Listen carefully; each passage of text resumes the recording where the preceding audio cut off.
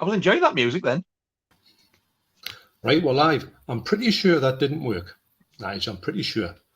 Ah. Be honest, I don't think yes, the countdown. I'll tell you what, this countdown clock, it's got me, bedazzled. Never mind. Next time. Are you ready to rip out, devour, and barbecue? Yes.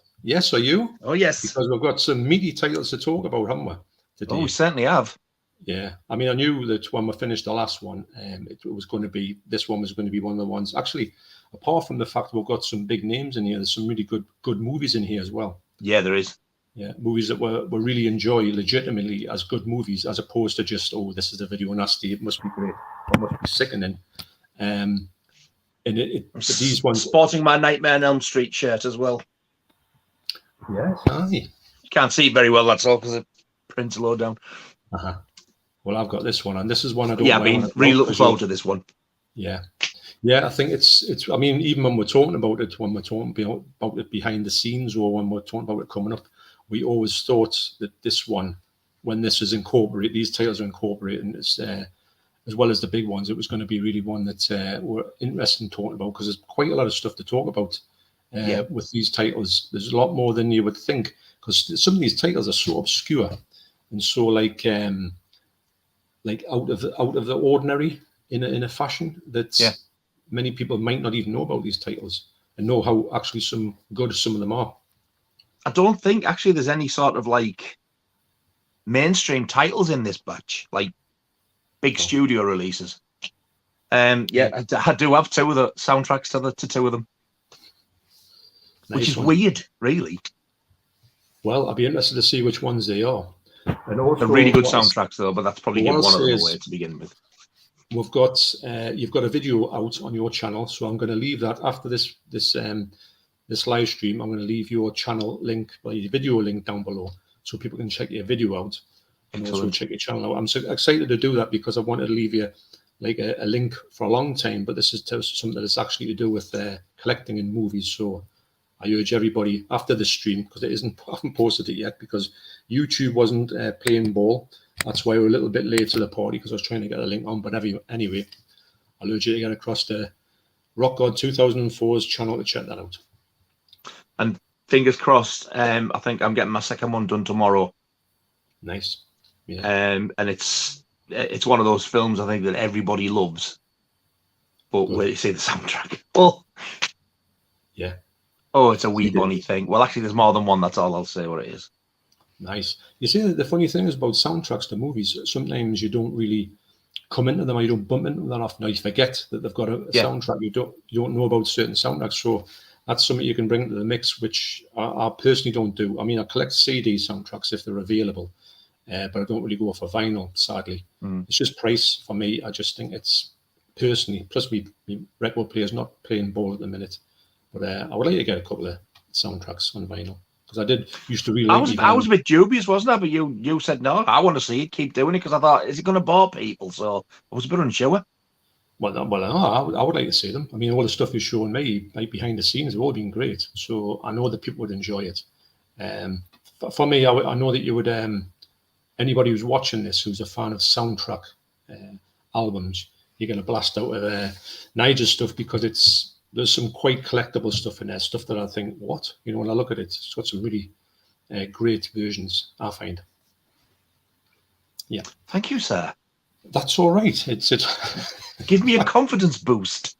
Well, yes. Well, it's the thing that's. I mean, I often think that if you're a collector, or you're an enthusiast of things, and you like it, somewhere down the line, someone else has got to like that. Yeah. And it's not as if, say, I don't really collect vinyl, but I like to see them. It's not as if I'm going to say, oh, there's a vinyl on there, I'll switch that one off. So I imagine a lot of people's curiosity would be for, maybe they would even like to try and get into collecting the vinyl.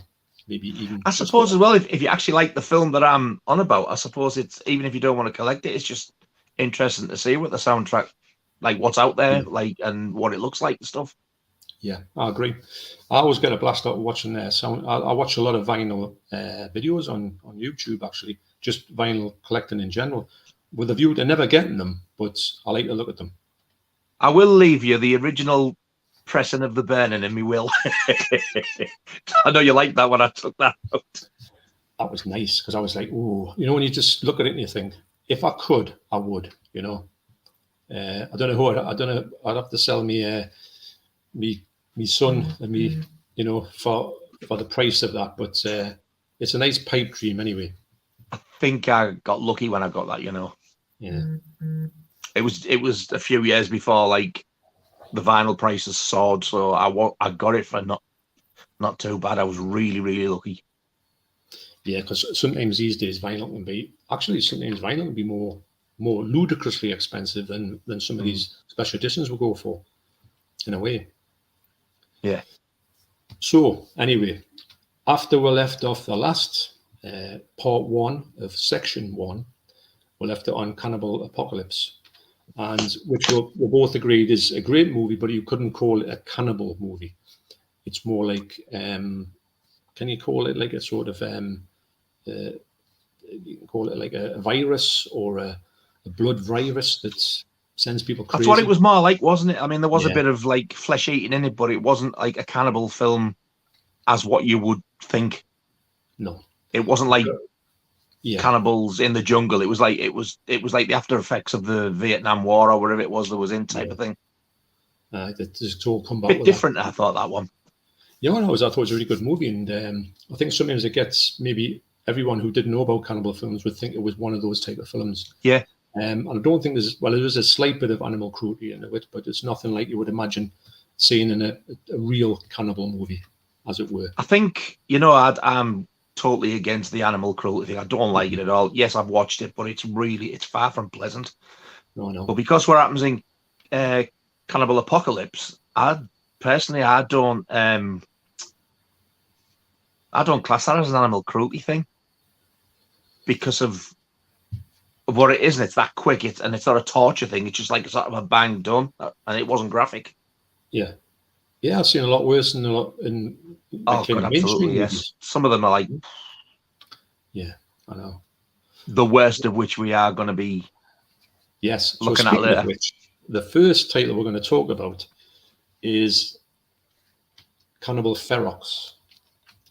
I was just going to go. It's as you know, it's the worst, nasty of them all, and it's Sharknado.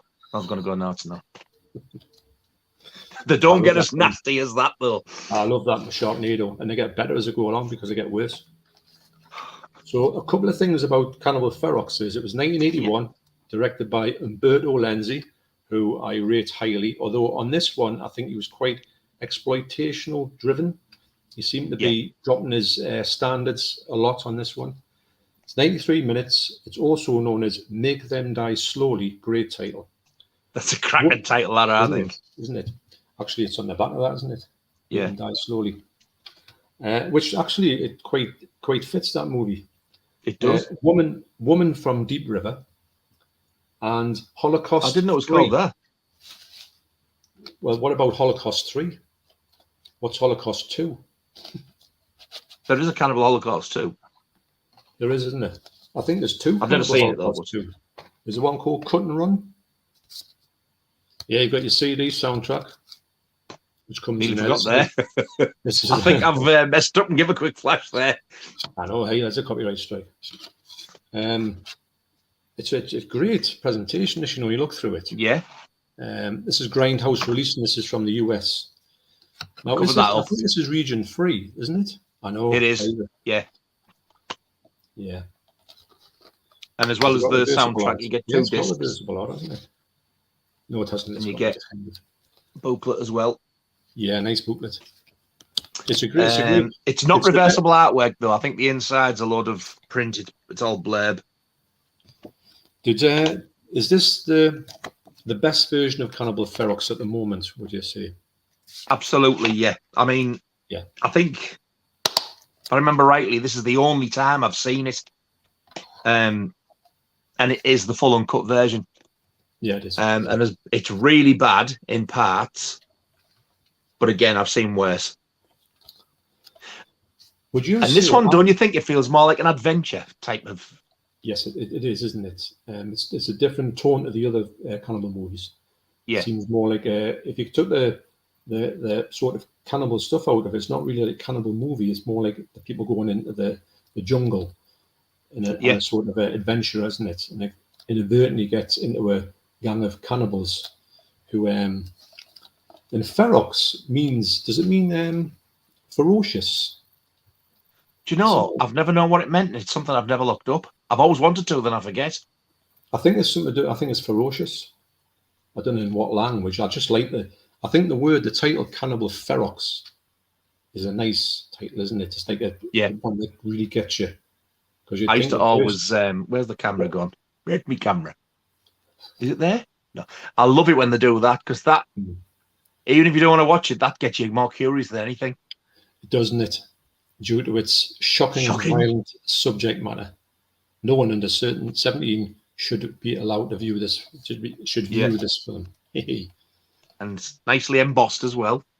Yes, it is. It's a great cover, that's a great set, if I'm honest. It is. And I'm surprised. I'm pretty sure you can actually still get this. I think you can. Did an English company release this? Was it that Shameless? Did they bring this out? Yeah, they did. It was cut though, obviously. I was gonna say, I think I'm assuming it's cut. It is. If you want to watch it totally uncut, that's the one to get. Yeah. And I think that, would you say that this one was more exploitational than the other one, which is Cannibal Holocaust? Would you think this is more of an exploitation movie? Yeah. Yeah, I would say. Even though... There's definitely more... there's more things bad happen to the westernized women, I think. Yeah. And I think all the bad stuff that happens in the other ones tends to be like sort of to the tribes. Yeah, yeah. But this one, it's like the two women who go in there, you think, oh, bit naughty. Yeah, the humans get it in this one as opposed, well, the animals do as well, but it's more the animals in the other one, isn't it? It's kind of reversed around, isn't it? I think also with this one, I don't know what it is, but it's got this light-hearted sort of feel to it. Yeah, it's brought down obviously every time there's an animal scene in it, but I don't know what it is. As much as enjoy is not the right word, but I can't think of another one. I think this one, because of that, it's more. It makes you feel a bit better type of thing when you're watching it, whereas the next one, it affects you bad. Well, I think it's the tone of this movie is like a bit more. I'm using the wrong word, but upbeat. A bit more light-hearted, as it's more jovial. I know these are the wrong words you would think, but it is got a lot more like that. But it's the problem. Well, the other one isn't like that at all, and maybe that's why that one feels more oppressing. Yeah. Even the soundtrack to this, and I'm really not exaggerating, but especially the main theme, it wouldn't be out of place in Saturday Night Fever. That's a disco classic. It is. It's crazy. Yeah. To me, I think it's a great film. Yeah. Again, it's got one animal scene that stands out to me in particular. Yeah. And it's the pig in the pit. Yes. This doesn't give you the option to watch it totally animal cruelty free, but it does give you the option to watch it without that pig segment. Right. But if anybody gets this and wants to watch it uncut, they're gonna want to watch it with it anyway, just to say they've seen it. I mean, you do things like that, don't you? You'll watch it uncut, and then you'll try and watch the animal cruelty ones later on. Yeah, it's because I think that when you watch it, I haven't watched Cannibal Ferox for a while, so I will be watching that again. But last time I watched the other one, I watched it fully uncut with a view to never watching the fully uncut one again. Yeah, and it's funny because really, it's not as if you say, "Oh, this animal cruelty thing gets easier to watch." It doesn't really. It's always going to be as bad. No, it doesn't. Sometimes, if not worse, when you see it after a few years, maybe with a different mentality. When you're sort of more adult and you're more, in tune with things, and you're not young and you can get over. I think my stomach's got a bit stronger, but that's about it. But that doesn't make it any easier to watch. No, I don't think there's anywhere you can actually, make this, that easier at all, apart from cutting it out. But of course, as well, the main thing about video nasties is you always want to get them uncut. Exactly. And you need this one uncut, which we've got uncut, and we're grateful for it. but that's why you wouldn't really go near the Shameless one, because you know it's cut. And also, do you think it'll ever get an uncut release over here? No, I don't. I don't think. I think it's got too much of a reputation, as well as the fact is that I think there's just a bit too much in it. And if it was the odd scene, but then again, don't forget that Umberto Lenzi's movie Iron Master has got quite a small amount of it in, but it's still there and it's still cut. You know, they've still cut it. They did cut it out. Yes, you can see the scene in on YouTube. Believe it or not, it's the missing scene because it said. Where's my camera?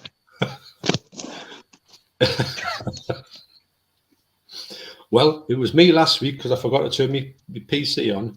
That I've got me switched on though. Well, I didn't foresee that happening. There, we're back now.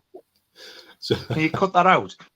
I cut it out. Yeah, I'll cut it out when we go and when we put the finished version out. I'll cut it out, and we're back. But I jumped off my skin. I just think that Cannibal Ferox for me is one that you can. It's funny because it's an easier watch, but then it's got the cannibal cruelty in, so it doesn't make it an easier watch. It's a hard one to sort of pigeonhole as such. But where would you say was the first time you actually watched Cannibal Ferox? How did you see it first? It was this when I bought this. Oh, really? I'd never seen it in the 80s, 90s, or anything. I didn't see any of the cannibal ones except for Cannibal Apocalypse. I think that was the only sort of cannibal film I'd seen back in the sort of 80s, early 90s, something like that. Yeah. All these I've had to sort of buy them when I thought I need to see them and then I'm going to start and collect them. Mm-hmm. But I've had these a few years now. Yeah, they've been out a while, haven't they? And it's funny enough, they've been out a while, but they haven't been topped yet, have they? They've literally been what? The best they haven't been topped, have they? They've been the best versions of these since they've come out. And nothing. They only came out the one there, and they didn't come out anywhere near the 4 minute of the country or anything like that. No, they didn't bring out just a disc only. It was this set or nothing. Yes, that's right. I think Grindhouse always do a good job though, don't they? Oh yeah, I think that mine have been a bit quiet recently because they were releasing quite a lot of stuff at that point, weren't they? And then they kind of just tailed off. I seen a message and it said, we regret to say that we will be doing no more releases. And thank you for your custom and stuff. And then all of a sudden, they released Death Game out of nowhere. Yeah. Which I'm still trying to track down. It's for saying it's a new release, you just can't get it. I know that's a shame. It's they're not very widely available. You've got to be. I think these ones were on Amazon.com. But Death Game isn't. You've got to order direct from Grindhouse. They don't ship internationally. That's your big problem. So you're stuck. Because you need that sort of go-between, don't you? I know the Code Red as well. Sometimes you kind of get from them. They won't ship abroad, so you've got to go through a third party, and it becomes that's where your expense comes from. If you could go direct to that person or that company, you'd be all right. But you just can't do it. They just won't. I don't know what they've got. They've got a bit of a. They've got a definite thing. I'll tell you, there's another company called, or another place where you can get stuff from. I can't remember what it's called. But no, John Hall gets his stuff from it. This company, which gets like a go-between company. It's good, actually. It's not Diabolique, is it? Yes, it is. Diabolique DVD. Yeah. Have you ever used them? Shipping's not cheap. Well. So I was going to order the Friday the 13th box from them, and then I thought when I seen Amazon got it, I was like, yeah, I'm getting it from there. No, fair enough. But if you're stuck, they're a good one to go to. Yeah. That's it. It's a shame that some of these ones are really expensive as well. And you think, well, I'll just wait for them to come out in the UK, but you can guarantee they're going to be cut. If you're all right with that, that's fair enough. If you don't really want the animal cruelty in any way, all the human stuff will be in there. But I don't think they're going to have the animal stuff is never going to be fully in here for me.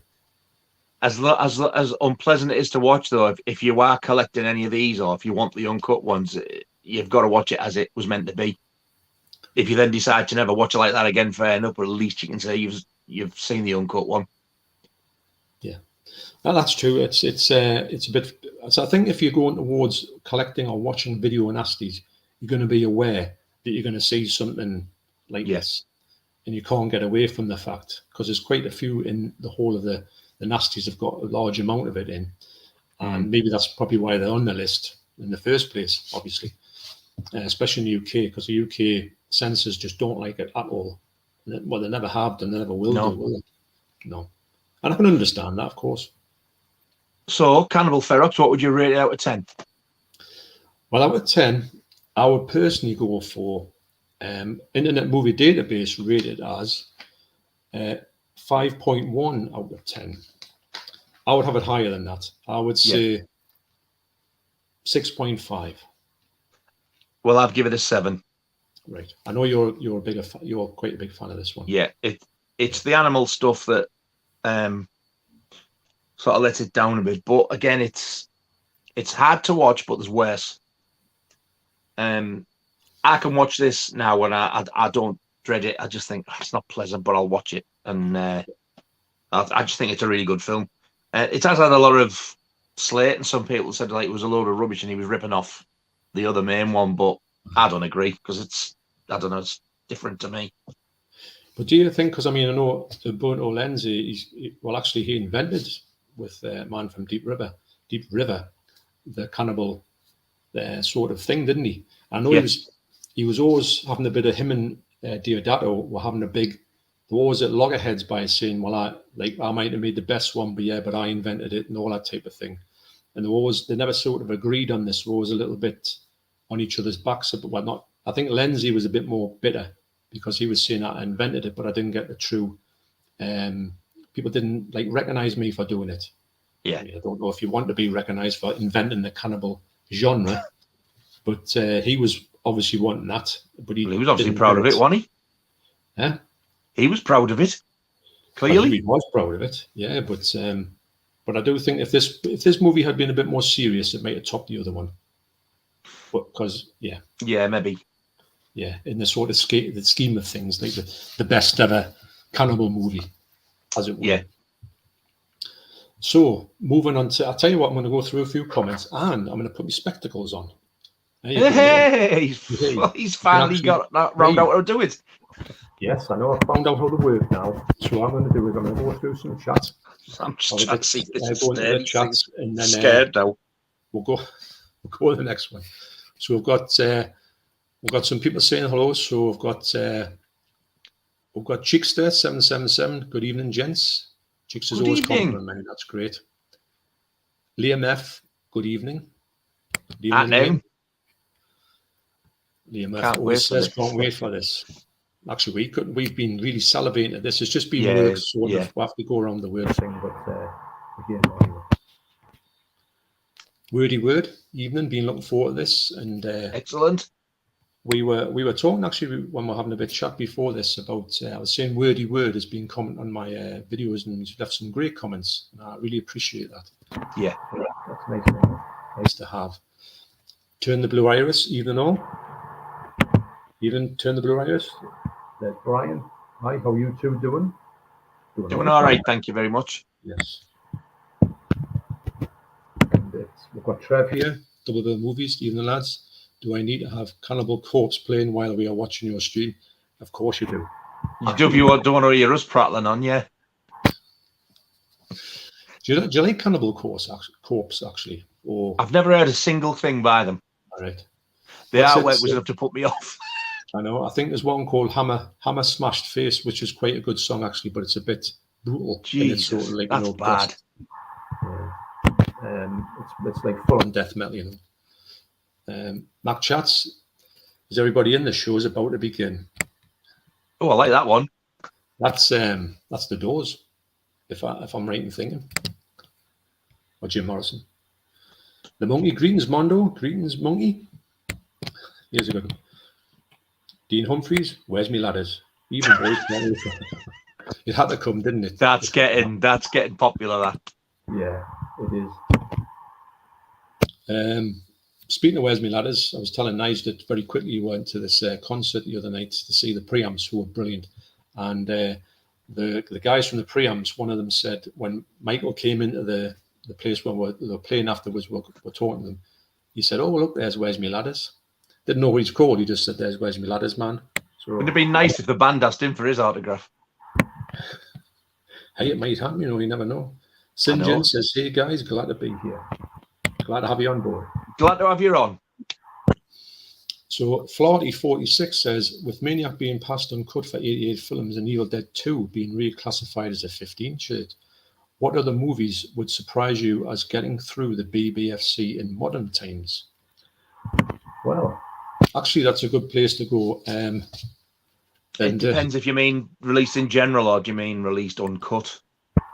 Well, I'll just put that one on. I've got my ladders ready. I'm looking for this one. I've got some ladders going on. Michael's a legend. Well, actually, funny enough, this might lead us on to the next one because the next one is the big issue that we're going to talk about in this one is the fact that it's going to get cut, it's going to get passed, it's going to get put out in the UK on 4K, if you can believe that. So the next one we're talking about is, of course, Cannibal Holocaust. Yeah. Yeah. So it does the granddaddy. Yes, it has like a tagline of like the mother of all cannibal movies, doesn't it? Yeah. Which is this is the nastiest of them all for me. Yeah. So, well, what I was hearing was originally, I don't know if you heard this as well, Nige, that this was going to be passed uncut. This movie, and I was thinking, I don't know how soundtrack again. Yeah. And I thought, can it? Well, anyway, when I had a look online, it said they're definitely going to cut out the first animal death, which I believe is the worst cannibal death, the worst animal death for me. And so the 88's 4K is not uncut. If anybody's interested in buying it, you might want to go for the 4K of this one because this one's getting released in America. Now, well, we were talking before to think. Now you've watched this recently, Nige, and you know how good this looks. Really good, doesn't it? On Blu-ray. Yeah. And you were thinking, can this look any better on 4K? Yeah. So we're having a bit of a debate about it, and you were saying that maybe it might be the sort of greenery and the colours in it when they're in the jungle. Yeah. That might be the thing that kind of brings this movie to life. And if 4K. It does, can you imagine what it's going to do to all the gore? Well, the blood. It's going to be absolutely. It's going to be even more brutal if it does. Yeah. I can see, because what we're talking about, the tone of Cannibal Ferox is quite light-hearted in a fashion. Cannibal Holocaust is anything but light-hearted. No, it's about as bleak as a movie gets, and it's quite relentless, and it's what it depicts. There's no let-up, is there? No, I don't even think there's one scene what raises a smile or makes you go like you would in the other one. It's just all. It's brutal. I'll tell you a scene that I really like. Well, it's actually to do with the woman on the pole, which when you first see it, you think, how on earth is she on that pole? Because she's supposed to be impaled on the... Yeah. Have you seen how they've done it? Yeah. Yeah. Very clever. It is. And I tell you what, if you don't know, you would never know. Because you're looking and you're thinking, this actually looks real. And it's... They actually, for anybody who hasn't seen this, they actually find her like that. You don't see... getting impaled, they just walk. They're walking through the jungle and like they go, whoa, and she's just there. But you're looking at it and thinking, how the hell have they done that? And it's a real person. It looks really, really good, and she doesn't move, does she either? It's not a dummy. It's a definite. No, it's not. Person. Yeah, that's the really, because you think, oh, look at do it with a dummy, but it's not a dummy, which makes it even more wow. And the bit not the bit I like, but the bit I quite find. It's not amusing, but when they're in the jungle and obviously they're filming that, and one of them is laughing, isn't he, at this? Yeah. The fella behind the camera goes, "Oh, stop laughing," because I can see you laughing. He goes, "All right, sorry," he's pretending to be old, because they go to the jungle to sort of to find this footage, don't they? To capture some footage of how these tribes are living, and I believe this was a real story as well. That this people did that, and they weren't finding enough stuff, so they created some war between some tribes to create some footage in real life. Oh. I think they got done for it. And so they bloody should. I think Diodato, who shot this movie, used that as his basis to start this movie off by the fact that this gang going to do this, the shooting and stuff, but it didn't work out too good. So they wanted to get more exploitational. So they sort of, well, you know how they sort of like bolstered up the footage by setting things about. And so and then obviously it's like, you could say it's one of the first found footage movies in a fashion. Well, that's what people say, don't they? When Blair Witch came out, they were saying like this was what inspired them, because this was apparently the first one, found footage.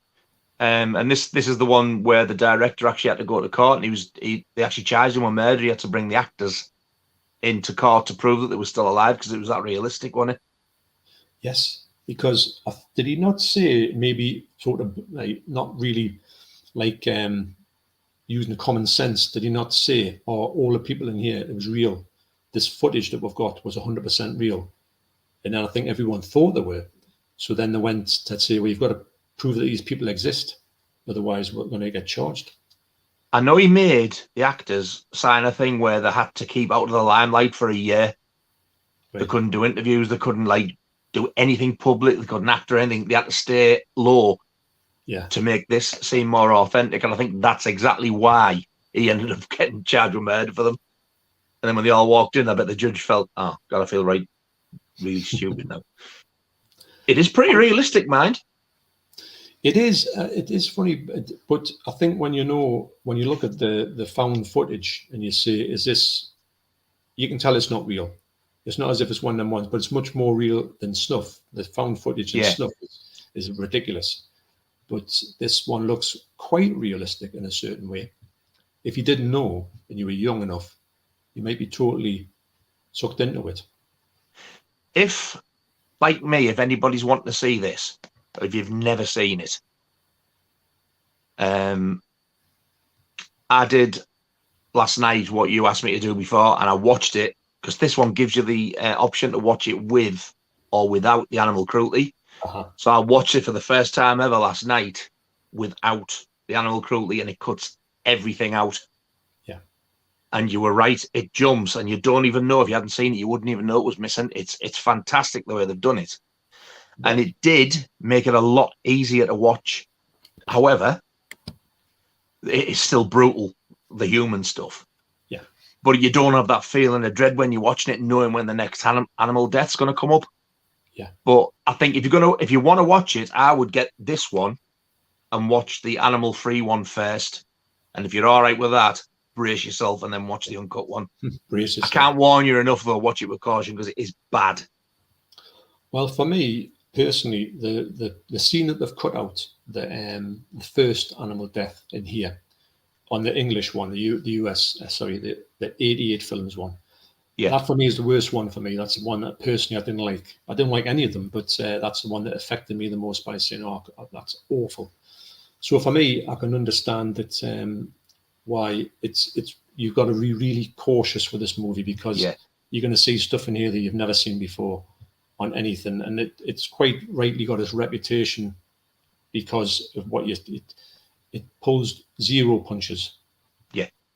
I think for me, the muskrat, which is the one you're on about, it's like a little meerkat type of creature thing. That for me is the second worst one. And I won't say what happens, but it's the way it screams. And you can physically see the life just run out of its face. Yeah. And for me, the second one, it's horrible. It's this big water turtle thing. Yeah. And that seems to be the longest animal scene as well. It's not nice. The other way around, but they're still awful, and the turtle one goes on for far too long. It's never ending. Once you've watched them two, I think it makes all the other ones look not too bad. Yeah, it's maybe. And I think if you can stomach this uncut, you can pretty much stomach any of the others. Yeah, I agree. I think it's and I'll tell you what the alternative titles are. I did tell you what they were. Forget that. I don't think you did. Oh no, I forgot to show someone else, didn't I? Oh, is this going to be mine? The first soundtrack is actually Cannibal Ferox. Oh, God. That's a great call. That you can tell is a pig's carcass. It is a gatefold sleeve, but I honestly don't know what's in it because I've never had it out the cellophane. All right, yeah. But I do have some proper PVC sleeves, so I will put it in one day because I'm dying to know what's in there myself. And you get an art print.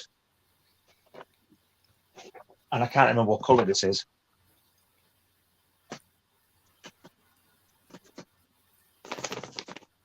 Oh, it's like a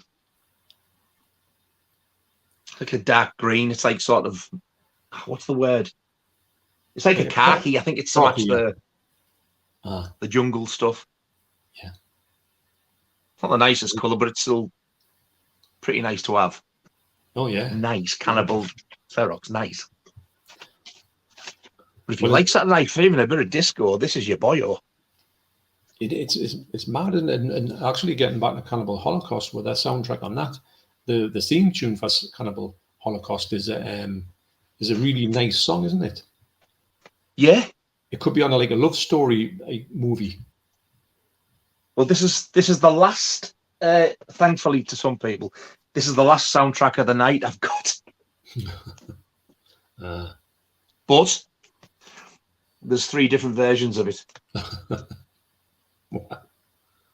There were they all came out, and there's, I can't remember which one it is, but there's one of them.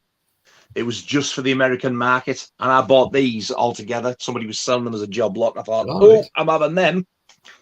Definitely. And again, I need to set these out the cellophane because I haven't got a clue what's on, because they're all gatefold. I think one of them might not be, but there's 2. Yeah. Yeah, 2 are gatefold, one isn't. I think this one is red vinyl. I think. No, it's not.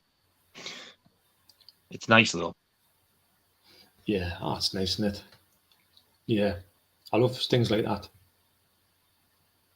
I can't remember what that's called. They're given these ridiculous names, you know, like Cannibal Flesh with blood splatter colour and stuff like that. Yeah. There's some really strange titles for them. Would you say that, like, say that's your one? Would you say if you bought another one, would it look exactly the same as that? And the print, or would the print be slightly different? Can they recreate the same print on every single disc when they print them off? Well, these 3 are all totally different because they've got different art on the sleeves and everything. Well, you know that colour that you've got on that one. Oh, if yeah. you bought the same one, would it look exactly the same, or would it no, be they're all different because it's like they put all the different coloured pellets together, and when they press it down, and it goes out, you can't get exactly the same. They're all slightly different. Yeah, that's the art print that you get in that one. So these soundtracks that come out now, they don't half like put the work into them. They really do look like do a good job on them. Mm-hmm. And this one was done by Death Waltz and One Way Static. I think that was like 2 companies together. The second one, this was Mondo and Grindhouse. I think this might be the red vinyl one, actually. So Grindhouse, is that to do with Grindhouse? I am wrong. I think this was Green Inferno Green, if I remember rightly. Yeah. Nice. That's probably my favourite colour variant. But I thought that was clever. You know, the Impaling we were just on about? Yeah. They've done that so that, like, when your record goes on it, she's there on the label. So, I thought that was actually a really good touch. Yeah. And the last one, if this isn't red vinyl, I'm going to get me caught. Going to get your ladders. Yeah. Where's me red vinyl? That's the sleeve to that one. That's a nice sleeve. Good artwork. The back's the same as one of them. This is definitely red vinyl. This one actually doesn't have an art print. It's got a poster. Oh. That's the vinyl of that one. Like a solid red, would you say? Yeah. Such a good soundtrack. They both are, this and Cannibal Ferox. Yeah. But this one's more sort of, you get some really, really nice music, like you said, but then you get some really ominous stuff as well. Very ominous. It's one of those ones where that's the film, though, don't you think, as well? Yeah. It's it brings. See, the theme tune is nice. You can listen to that separately, but the bits of the ominous things bring because most of it's played over the animal stuff, so it brings it back to your mind.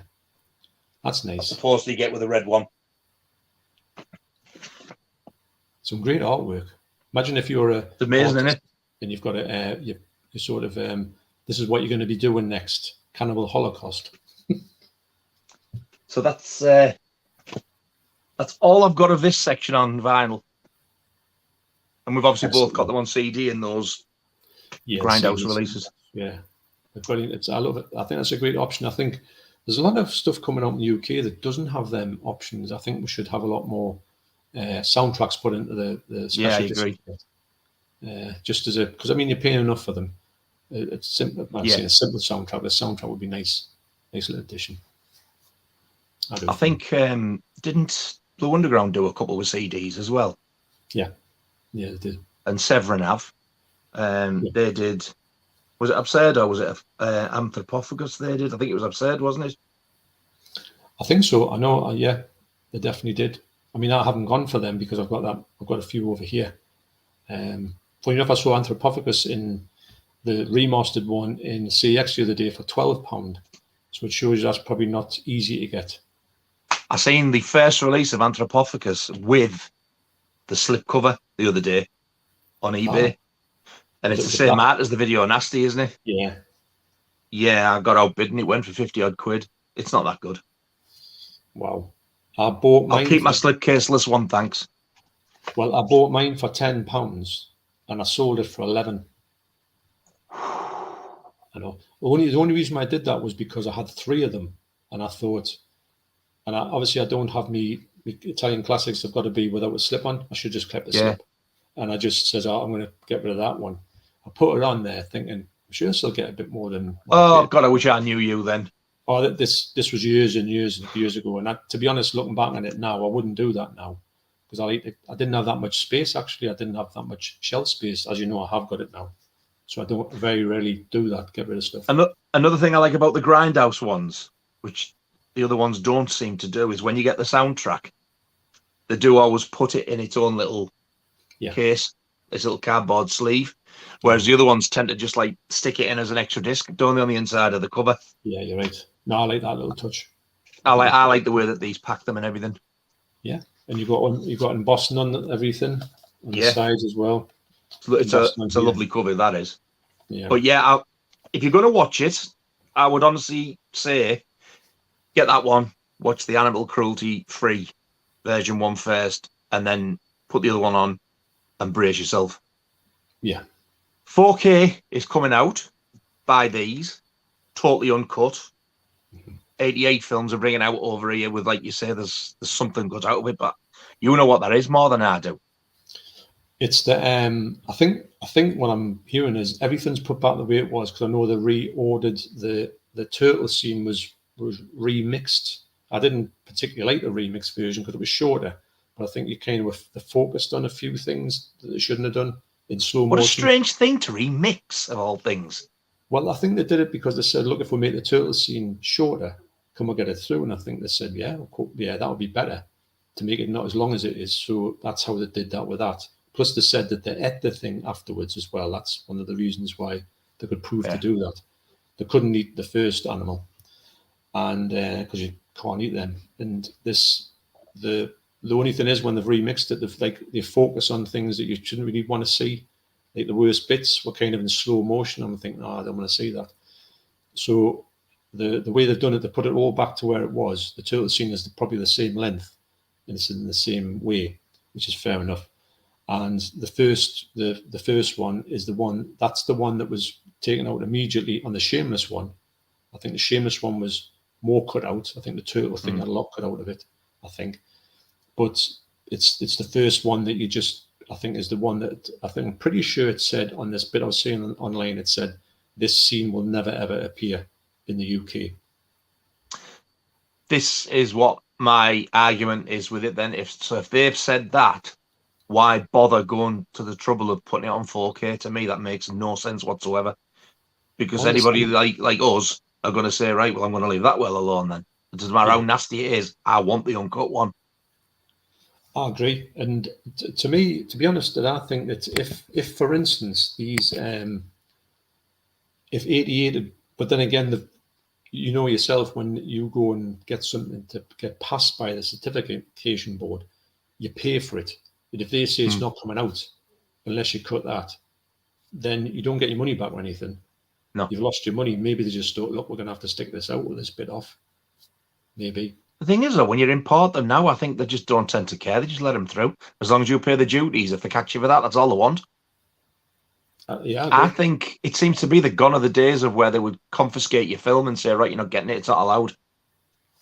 Well, according to the crack, way back when, the customs used to have this one here, number 1 on the list. If you were caught importing this personally yourself, you were facing a hefty price. What's it called? Fine. Yeah, where's me ladders? And you wouldn't get the film either. No, they would take it off you and you get a big fine for it. But there was a list of them, I think it was 10 of them, that you could not import to the UK. And if you were caught with an original one, you were for it. And this is in the 90s. When was that? When? I think this was maybe early 90s when they were getting a bit strict when they were trying to. I think things have changed since then now. That type of thing. Remember, they had a big, head button was taken out of all the superhero movies that were really strict, and they had a list. I think Sailor was number 2, and it was just a case of, well, you didn't do it, did you? And then nowadays it doesn't seem to be a problem, which seems a bit daft. If you can just say, oh well, I can't get it, I'll get it cut. It's cut here, so I can go and press a button and get the uncut one. The thing is, I think now Fairman's retired and we don't have Nasties out there parading. I think it's a lot easier now. Yeah, I agree. What have you give that one then? Well, to me, I really enjoy this film, and that sounds bad when I say that, but I can appreciate it for what it is. I think it is a bit of a masterpiece. I think they've got the tone right and everything. I do think that the animal stuff is horrendous, but in a way, it makes the movie more authentic. Because if you see completely 100% real animal cruelty, it makes you actually think if they did that, the actual footage you've got is real as well. I think that's how you were kind of thinking. Well, I was thinking back in the day. So I was 100% believing that this was basically all real. When I first saw it, I saw it in a copy way back when. It was probably one of the first. I see it was a VHS one that I got, from your mates who knew a mate. And the picture quality was awful. But I got one and I thought, I got in a double bill with Cannibal Ferox and Cannibal Holocaust. Oh, all in one go. Thinking, I can take anything. And when you put this on, I went, oh, wow, this is the bit. I wasn't expecting it, if I'm honest, to how graphic it was. Yeah. So I would give it a good, solid 8.5 out of 10. Really? Yeah, I would. Yeah. Well, I'll give it the same as Cannibal Ferox. I'll give it a 7. I think I've already seen it, so it's done. But had they not originally put the animal scenes in, I probably would have given it an 8. But the fact I've seen the animal scenes, it kind of brings it down a bit. And even though I've watched it without the animal scenes, it doesn't matter. The fact of the matter is the part of the film. But even so, I think for 2 cannibal films, I think 7's still quite high anyway. And to be honest, Cannibal Holocaust is a really good-looking, well-made movie. It's not like I don't find it an exploitation movie like Ferox is. I think it's more. The only thing it really exploits is the animals, though. Yeah, I think it's more. It is. You could say it lets itself down with the animal stuff. Yeah, in a way, it kind of detracts from how good a movie it is. If people just see the animal stuff and be put off with it, I can understand that. But yeah, so I'll go through a few more comments. You'll go through a few more ladders. It's just Where's my questions? There's ladders. There's ladders all over the place. But to answer that question quickly, movies that would surprise me getting through, if you meant uncut, New York Ripper, definitely. Yeah, but do you think it's got a bit of a chance? Because remember, I do think that Henry Portrait of a Serial Killer isn't that much behind New York Ripper. Do you think? Well, actually, I thought Henry Portrait of a Serial Killer was garbage. It's all right. I don't know why it got a 4K.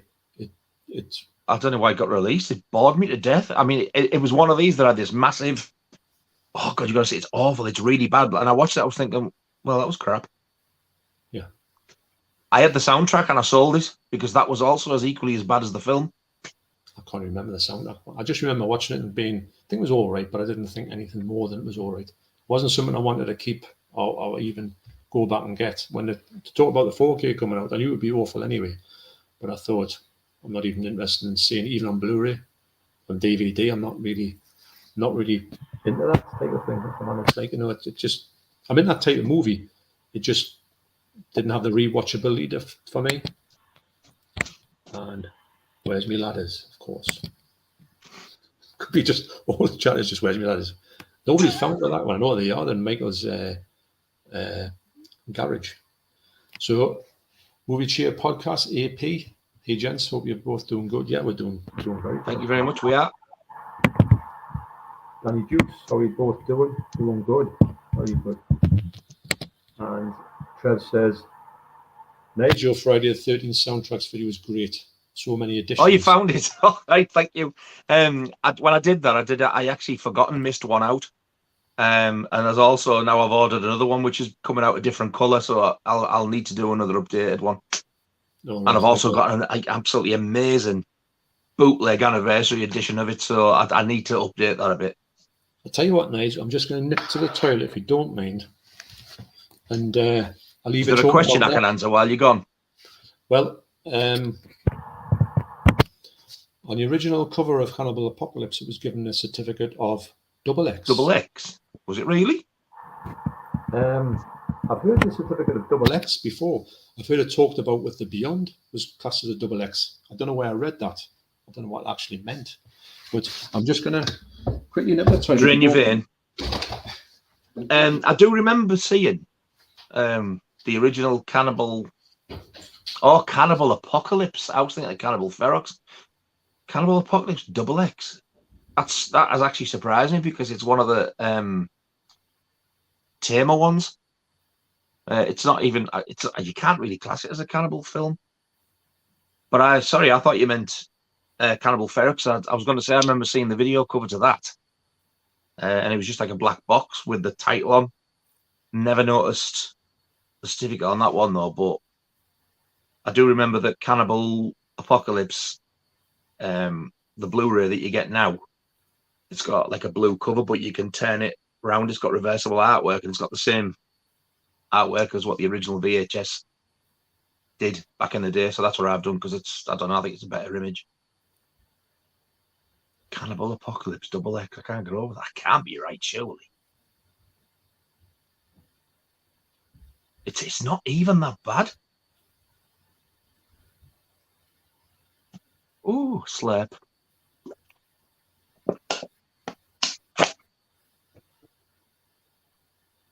Probably can't see it there, but I've got a Nightmare on Elm Street t-shirt on.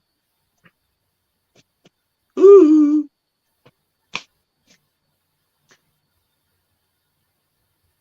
Now, what you doing? Have you gone for a poo?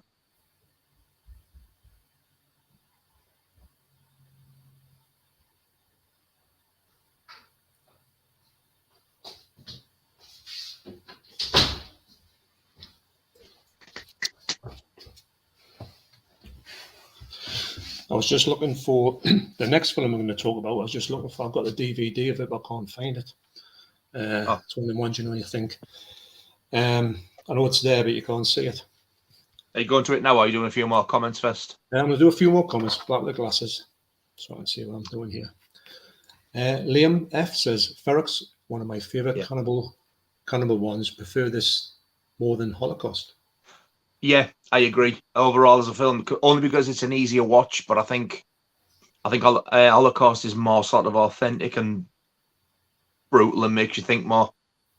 It's kind of you've got two different type of ends of the spectrum, haven't you? You've got the ultra serious one and the kind of not so serious one. Really, that's why I don't get why them two are always tied with the same brush. When although they've got the animal stuff in, like they're actually very different to each other. In tone, they are, aren't they? They're very different. Hey? In tone, they're very different tone. Absolutely, yeah.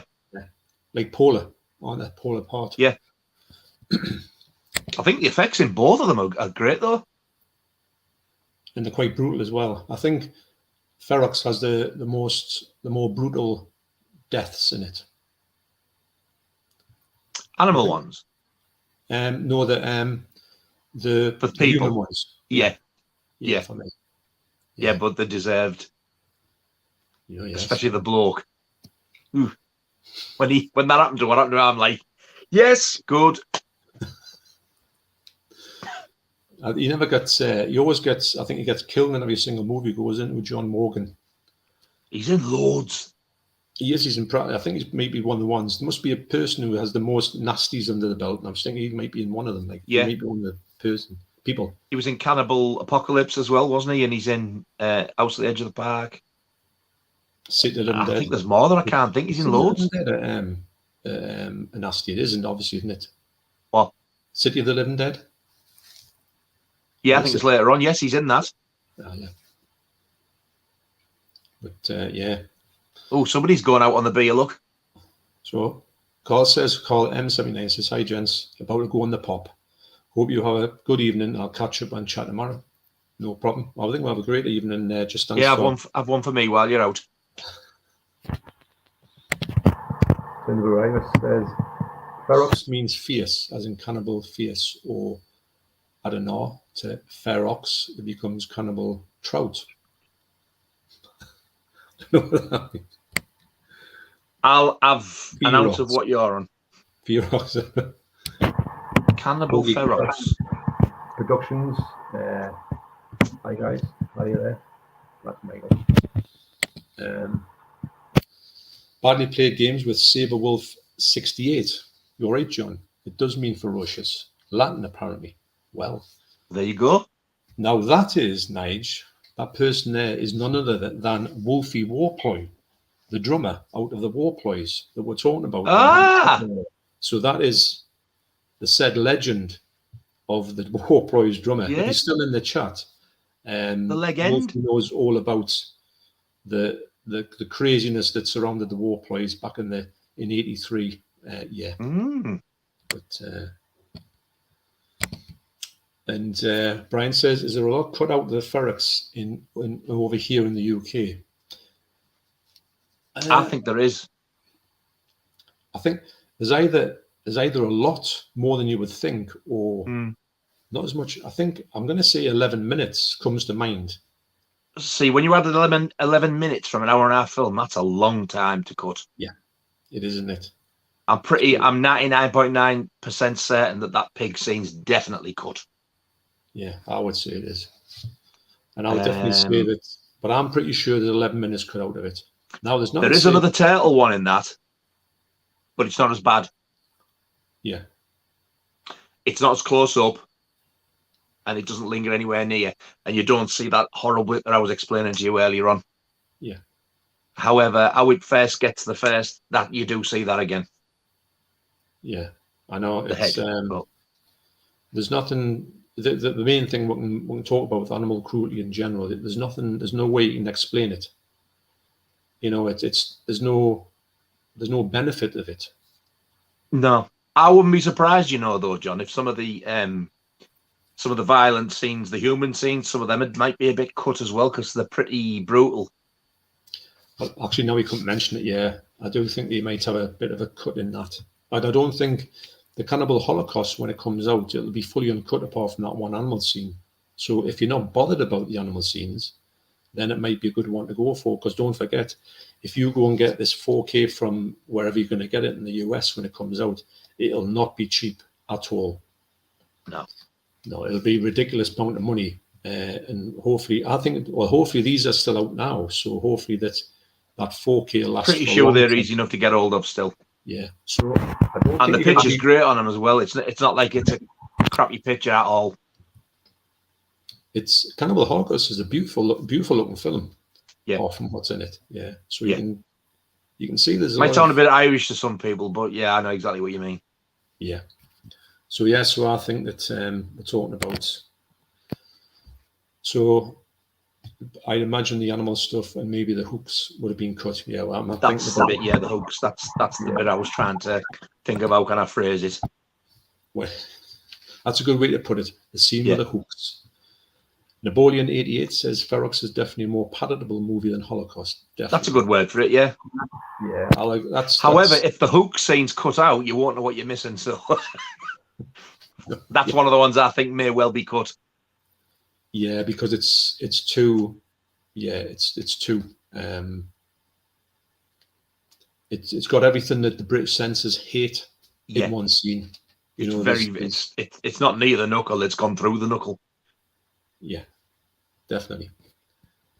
Liam F says, scene with the anaconda, I think it is, and muskrat is an awful scene to watch. Yes, that's the one for me. That's the one that I didn't even know what the That's in animal was. Ferox. Yeah, to start off with, I didn't know. Yeah, that's not nice.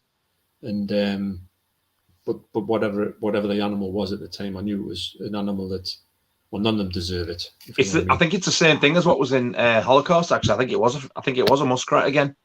Right. The thing is, I don't know. As bad as it was, I still think it's not quite as bad when it's an animal and an animal. There's a lot of animals fighting in these movies. I don't think there's too much that does happen. But I mean, Holocaust. You can tell they've caught them and tied them up. I don't agree with that. No.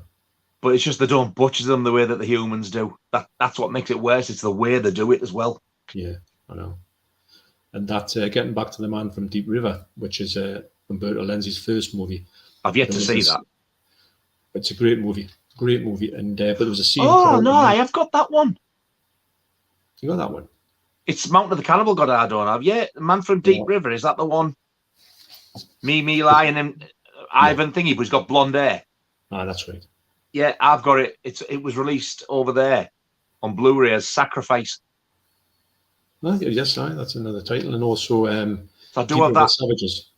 That's a good film, though. Yeah, no, it is a good film. Much better, you would think. Tom says, "Hi guys, you have a great night, a fantastic stream. What's wrong with your camera, John? Pictures about to focus. Oh, is that right? I hope. Do you think it might be because it's not very light in there. It was all right earlier on. It's not totally bad.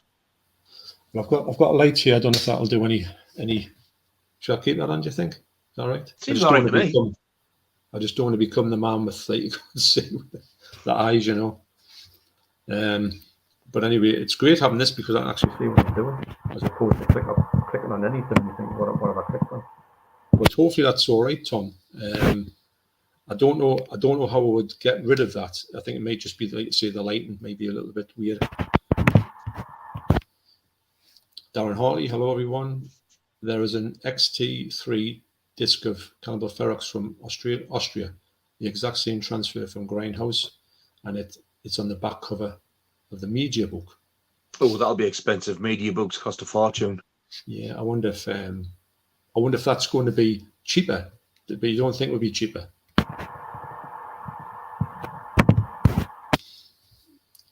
UK Shameless version of Ferox has just over 2 minutes cut, mostly animal stuff. Oh, it's improved then. So I'm thinking, I'm sure I heard 11 minutes, but maybe that was the original version, had 11 minutes cut out. So Napoleon. The thing is, though, some of them, as bad as they are, they're quick, and 2 minutes is still a canny. It's like a canny bit to cut out of a film, isn't it? It's a canny chunk. Well, it is, because the film would be short, wouldn't it? You know, and you think, well, you would know you're missing something if you see a movie that's short. So you would know that you're missing, like, development, maybe. Really Weird says, I've seen the full and cut versions of Ferox and Holocaust on YouTube. Ah, now you've said that, actually, yes, that was the first time I saw Holocaust. It was on YouTube, and it's still there. I've seen it on there before I had the Blu-ray. It's strange. And that's when I was like... Yeah. But, you know, if we showed this on this stream, you know, clips of it, animal cruelty on it, I'm sure these days you would get, like, you know, the book thrown at you. Yeah. Personally. It seems a bit weird that... It's been there for years, though, and I'm thinking, is it one of those that's just slipped under the radar? I mean, it's good that if you wanted to, you could try that one. Well, that's the thing. If you're thinking of getting these ones and you want to try it, look for it on YouTube. If you can stomach it and you think it's good enough, by all means. I know Anthropophagus and Absurd are both on YouTube. So what's the quality like on them? Do you know the bad? It's not great. Yeah. I think, if I remember rightly, of the two, I think Anthropophagus was the best one. But the one that I saw, I don't know what it was, the first opening scene was in, I don't know if it was German or what. And they were like, you're in a boat or something. But then after that, that's right. It changed to English. It was weird. It's like that in the actual disc as well. It's like a German version, like German language for whatever reason. Oh. So Ash says, Popcorn and Horror Ash. Evening, gents. Evening.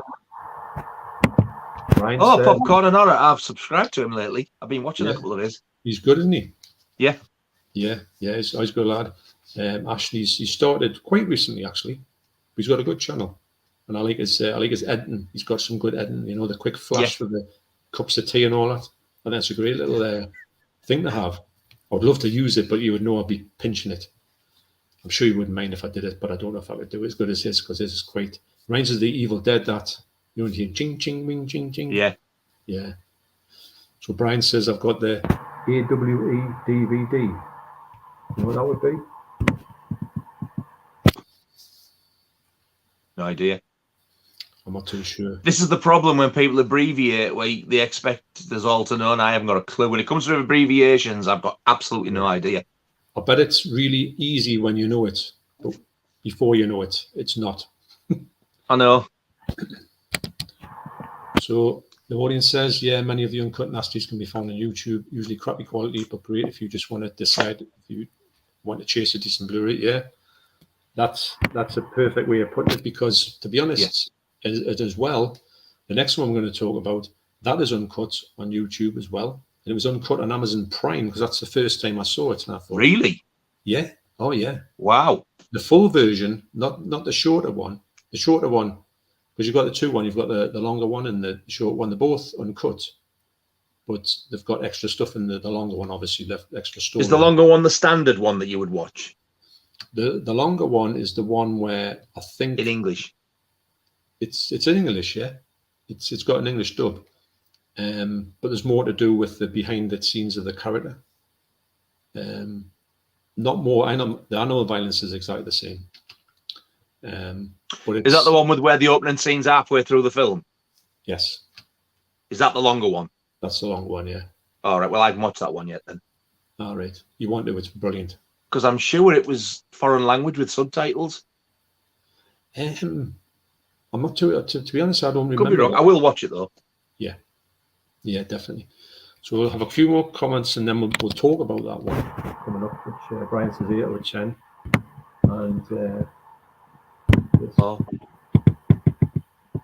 it might. Well, it's got to be a score out of one of the films we've said. I mean, we've only done two, so it's got to be either Ferox or Holocaust.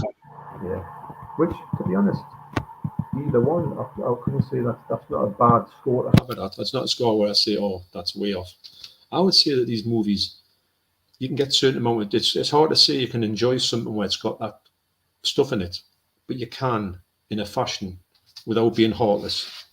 Yeah. So we've got Pete from Playtendo Guy.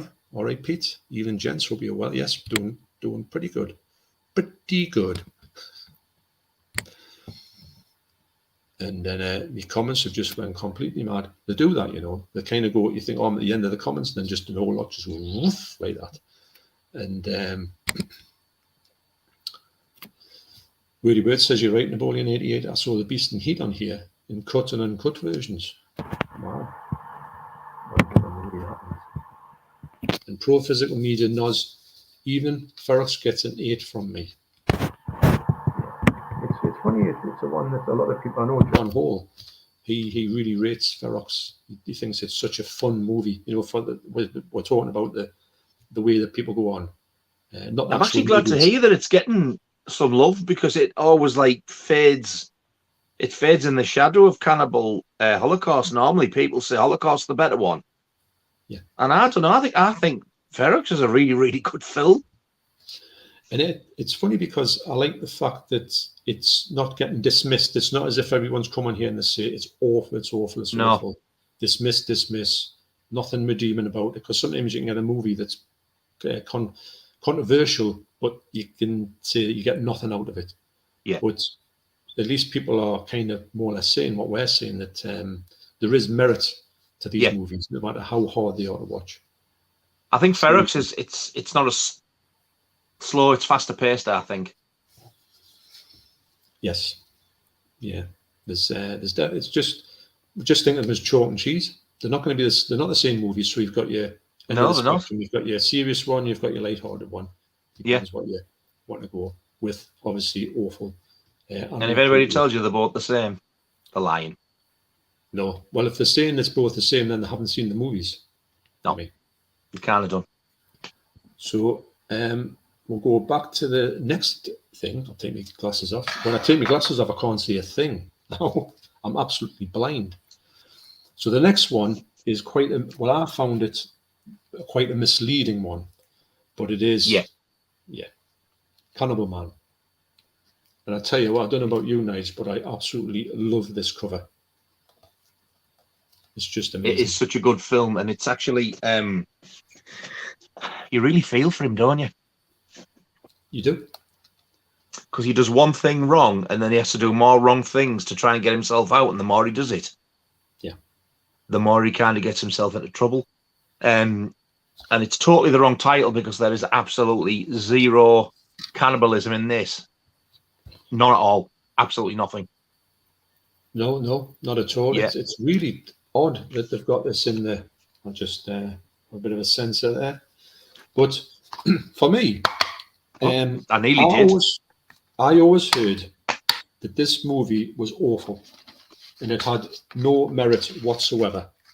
So I went into it thinking it was going to be awful. And I tell you what, for me, I thought it was one of the best movies I've seen in a long time. I love it. I think you're a bigger fan of it, but I do think it's such a good film.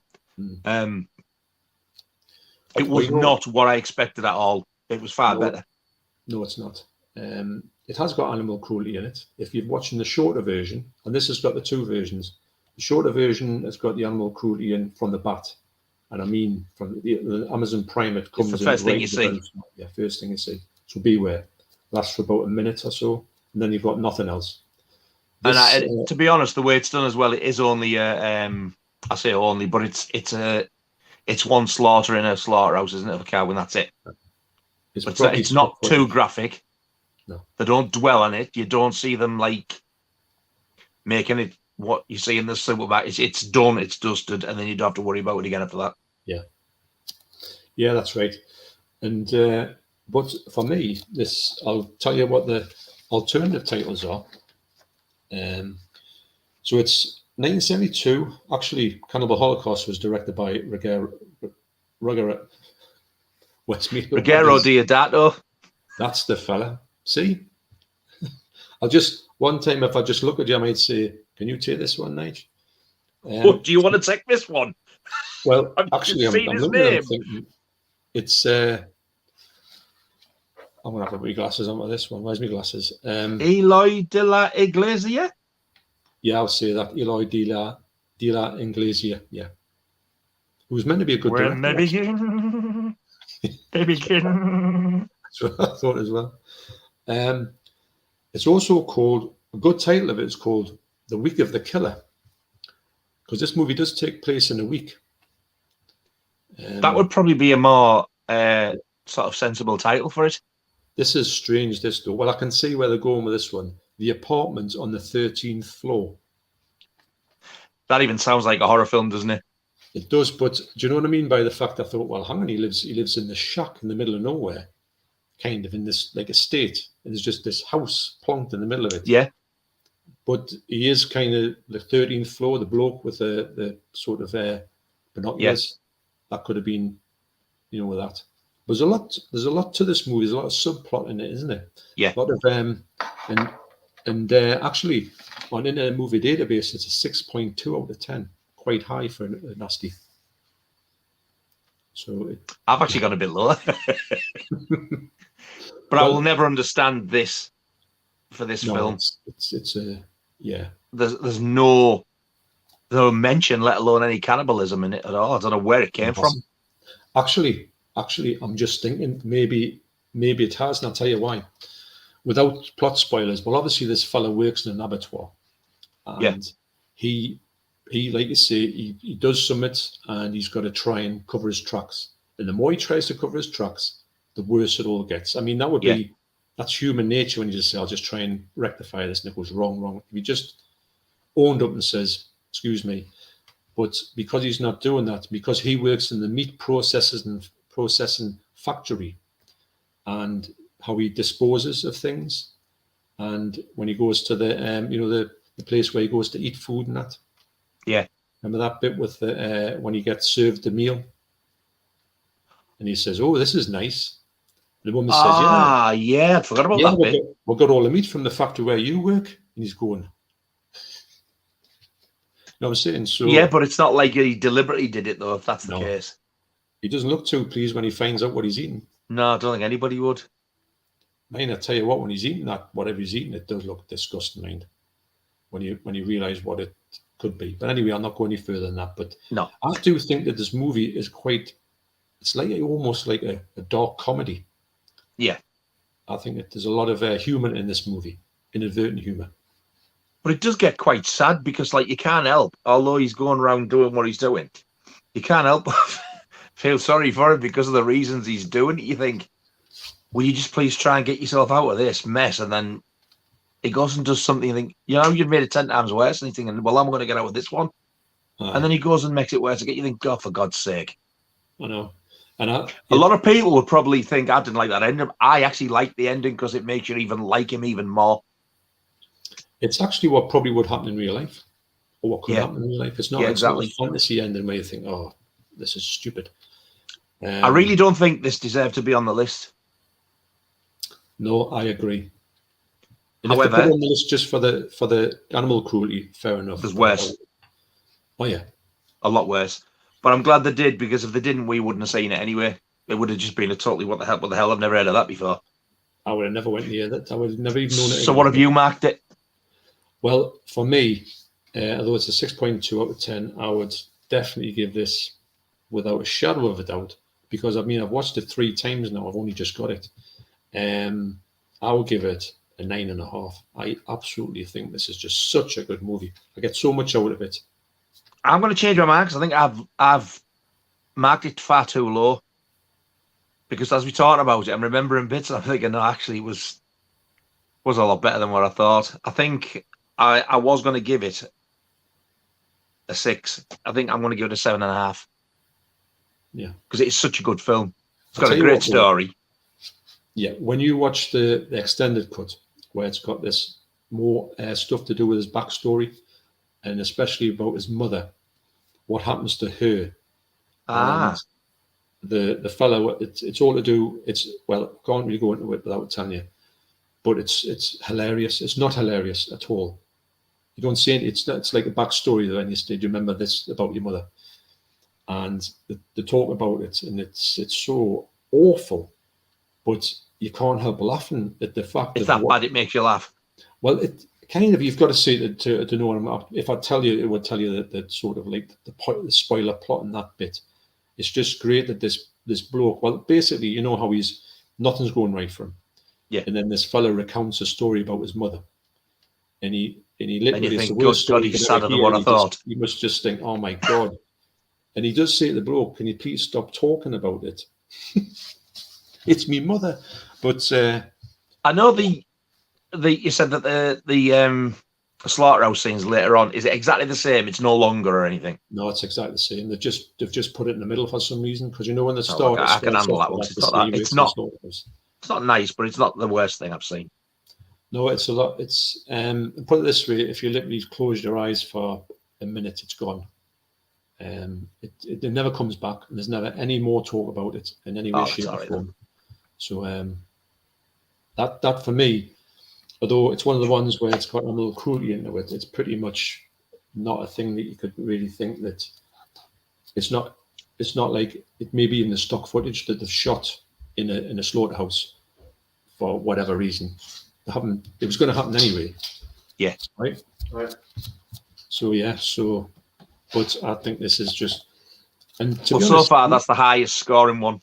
Do you think that this could come out in the UK uncut easily? Although it's cut, there's still a lot of the animal cruelty left. But the fact that they're actually releasing Cannibal Holocaust, then there's no reason why this one can't come out uncut. Because if you can see most of Cannibal Holocaust, especially the turtle scene, uncut, then this is a no-brainer to get out. Nah, that's the only thing I can understand why it's being banned. And if that's the case, they should just release it. Because I think that basically 88 could do a great job of this. Plus, are they? And I don't know if the bedfellas with Severin. Are they the ones that sort of go with Severin?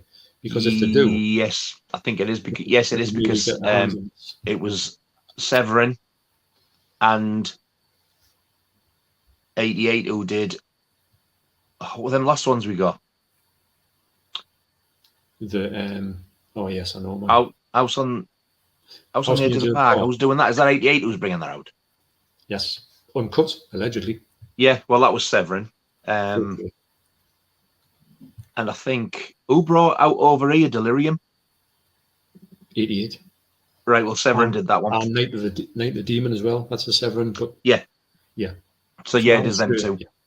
So that could be one. And if you see that, honestly, do go for it. You'll be if you like the type of stuff that we've been on about, you'll definitely like that because it is a really good film. And as well, there's the whole subplot with the bloke who lives on the apartment 13th floor. So they've got all that going on as well, which I thought, wow, that's something you would never think there would be in this movie. And the deleted scenes with him and his yes. Yeah. So it's got a lot of levels that you think. To me, it's not a throwaway nasty that you think, oh, there's nothing to it. It's got a lot of things going on it. Unlike the next one. Yeah. So I'll go through a few more comments then. Tom says, I don't own any nasties, but tempted to try a few. Which would you say are your top 5? Now, in this one, Nigel, I would say, what would you say are your top 5 that wouldn't be too extreme? Ones that are not like Cannibal Holocaust. Right. You could say, try that, and it could be like, wow, we put you off for life. My favorite 5 out of the section 1, shall I say? Because they're the ones that were outright banned and you can be prosecuted for. Sorry, I would say probably The Burning. Yes.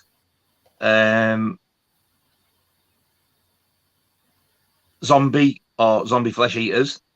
Yeah. I'm reading up them now. Last House on the Left. Yeah.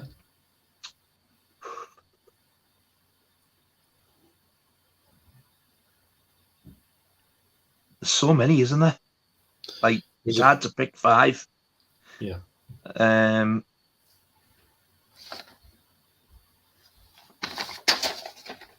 Possibly House on the Edge of the Park. Yeah. And either, I'm going to have to say either, I Spit on Your Grave, fully uncut, or Expose, which is The House on Straw Hill, which still doesn't have a UK release. Yeah, you're right there. I would put in there as well, I would put in Blood Feast for comedy. Oh, God, I didn't see that one. God, that is funny. Cannibal Apocalypse, I would say that's a good romp, and Cannibal Man, this one, I would always say to anybody, please try and get this one. You can't get it, you can't watch it on Amazon Prime Uncut, or even maybe on YouTube. So Tom, maybe you want to just put Video Nasties into YouTube. You may come up with a plethora of them, and you can try before you buy. Maybe it might not be your thing, and you might think, wow, I can understand somebody saying, just not for me. I just don't like them. Fair enough. So what's your other 2? The other 2 would have to be, I would say, the Driller Killer. I thought it was an awful film when I first saw it. Same. But on rewatch, I thought it was a really good movie. I've watched that movie I never get credit for. And every time I watch it gets better. Yeah, got to go that's close. It's not the possibly in the top 10, that one, yeah. Yeah, it's very much not what you think it is. No.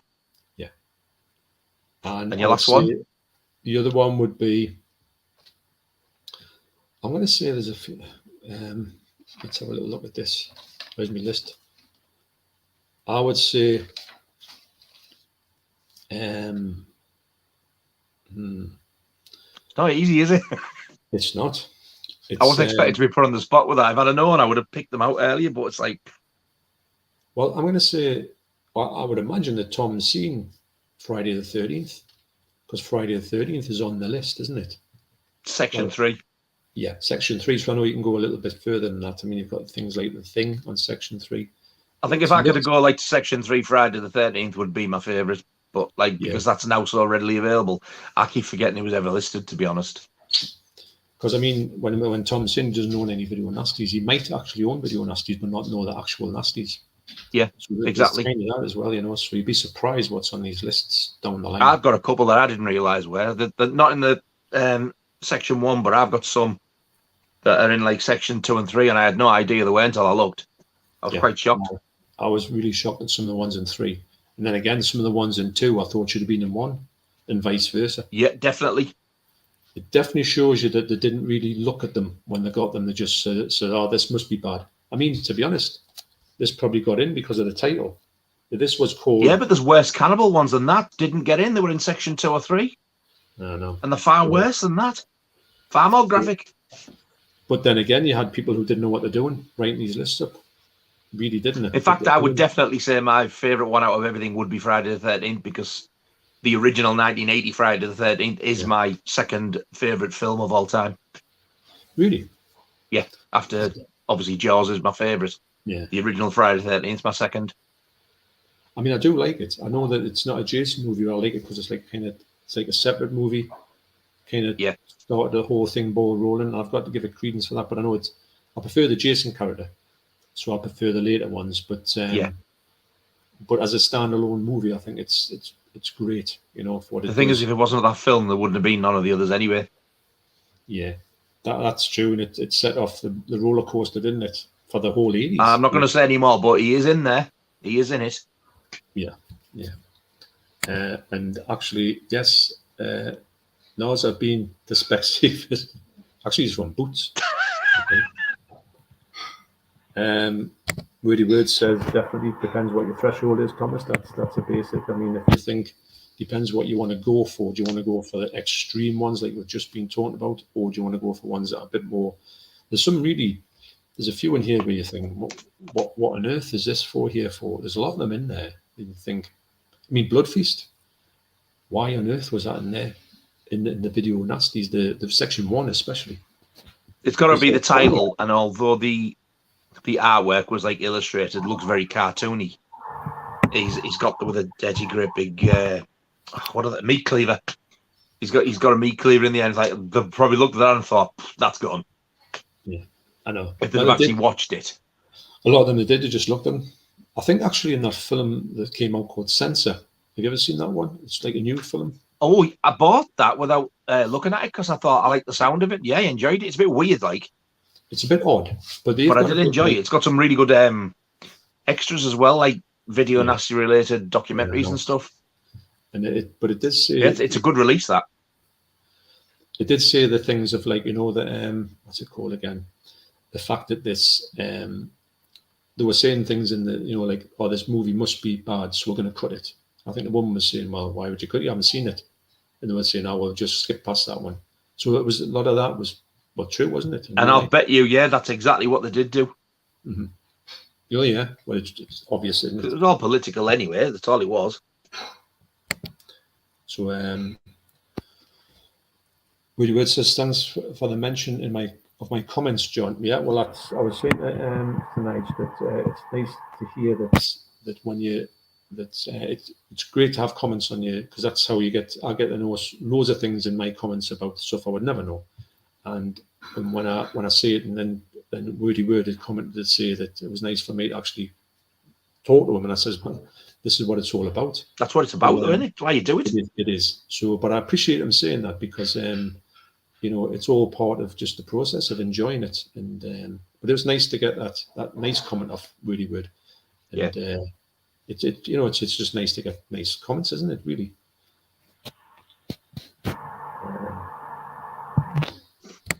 So, John Paul Mitchell says, "Good day, gents. What would you say out of all the video nasties you've seen is the absolute best favourite of yours?" For me, if it's section 1, it's The Burning. If you're going across all sections 1, 2, and 3, Friday the 13th. Well, I would say my favourite is Zombie Flesh Eaters, and because is that section 1 or all of them together? Just everything is Zombie, because it's my favourite horror movie of all time, so it's obviously got to be the top one. And best one would be, I don't know. Well, obviously I think the best one is my favourite one, but a really good one is The Burning. It's much better than that. You know, when you watch it and you rewatch and you think, this is a really good movie, as opposed to the thing is with the thing you got to think about the Burn though is it wasn't like a cheaply made thing. It's a proper studio film. It was the first film for the Weinsteins. Ivy Weinstein actually produced it or something, or he had something to do with it in the writing as well. Wrote it, I think he wrote it. Yeah, and it's the very first film on Miramax. Yeah. Which a lot of people don't realize. So when you're watching it, it is like watching like one of the bigger budget Friday the 13th films, really. Oh, yeah, you can tell there's a lot of stuff. But it's one of Tom Savini's best moments as well, isn't it? It's brutal. Yeah. No, it's absolutely brilliant. You can't. It gets better every time you watch it. Actually, Darren Hartley said the UK cut is cut by 0.5 seconds, and no other cut. I think that might be. I wonder if that's the Muskrats. I think that might be the. I'm sure it was 1 minute 24 that I read. I think 15 seconds might be a bit, unless that's a different movie. But it shows you actually how much is getting let through these days, which would have never saw the light of day back before. Nuff says UK won't release an uncut. This uncut, the animal cruelty is too much. Calmer Holocaust. Fiddle with the last bit of the title as YouTube dislike the word. Yeah. Right. I know what you're saying, Nos. I know what you're saying. Well, I'm saying YouTube, the robots don't like the word. Because we can say things in context here, but when they're looking through the chat, they might say that word is a terrible word. So we might put this video on or whatever. I think they probably associate that word though with the World War II definition of it, don't they? Well, yeah, it's just a funny word. It's one of those ones where it's not nice. I know what you're saying. Tinbury says, Campbell Holocaust, the scene where Robert Kerman has to bite into human flesh as a guest with the trial is played for laughs. He doesn't I watched that bit last night. I was like, oh. He doesn't look too keen on it, does he? Hey? He doesn't look too keen on it. No, but the fact he's actually chewing it as well, I'm like, no, you're a better man than me. No, I'll tell you what, you'd be surprised at what on Mountain of the Cannibal God, what Ursula Andress does in that movie. It's a big star. Watch it and you'll be thinking, wow. She does go the extra yard. Wow. We've got Darren says, Cannibal Holocaust in the UK is missing only 0.5 seconds, no other animal deaths are censored. Cotamundi was the only sticking point, which is the muskrat. I think Cotamundi and muskrats, but I think they're similar but different animals. I can never remember that name. As soon as always described as a muskrat, so that's what you hear. It's a great name that for an animal as well, but and you never hear of them now, do you? No one talks about them anymore. Do you think Flaherty 46? Do you think the second site will grab the rights to Day of the Dead? I really hope they do. Oh God, I hope so. That would be amazing if they could. Oh God, would I like that? Come in. The Debs is locked in the kitchen. Can you get out? Just kick the door down like the Oh, hey, I tell you, look at that. Can't take any. How embarrassing indeed. The stream was going so good until he got locked in the kitchen. I've gone and spoiled it now. You have to walk on and show your face now. I come here and say, apologise. No, she's not happening. I would love to do a video with this. It'd be great, wouldn't it? That would be great on 4K Dawn of the Day of the Dead. Yeah. Every day of the week. Actually, Jen Blu-ray says, interesting, but wonder if the Grindhouse 4K will also have the animal cruelty-free version like the Blu-ray. I really hope they do. And I've wondered the exact same thing myself. So have I. Yeah, I have, because it was a good way of doing it. And like you said, when I was saying to you, you will not know the cuts were there. And no, it was really, really good. Amazing how they've done the cuts. The music and everything flows. Yeah. It's bizarre, isn't it? How they're good. Because usually you say a cut, don't you? But not in them ones. No, it's smooth, does it? Soundtrack Crusader Uncut is my favourite. Love it. Sup, Mondo, good vibes. Yeah, well, I think it's got to be.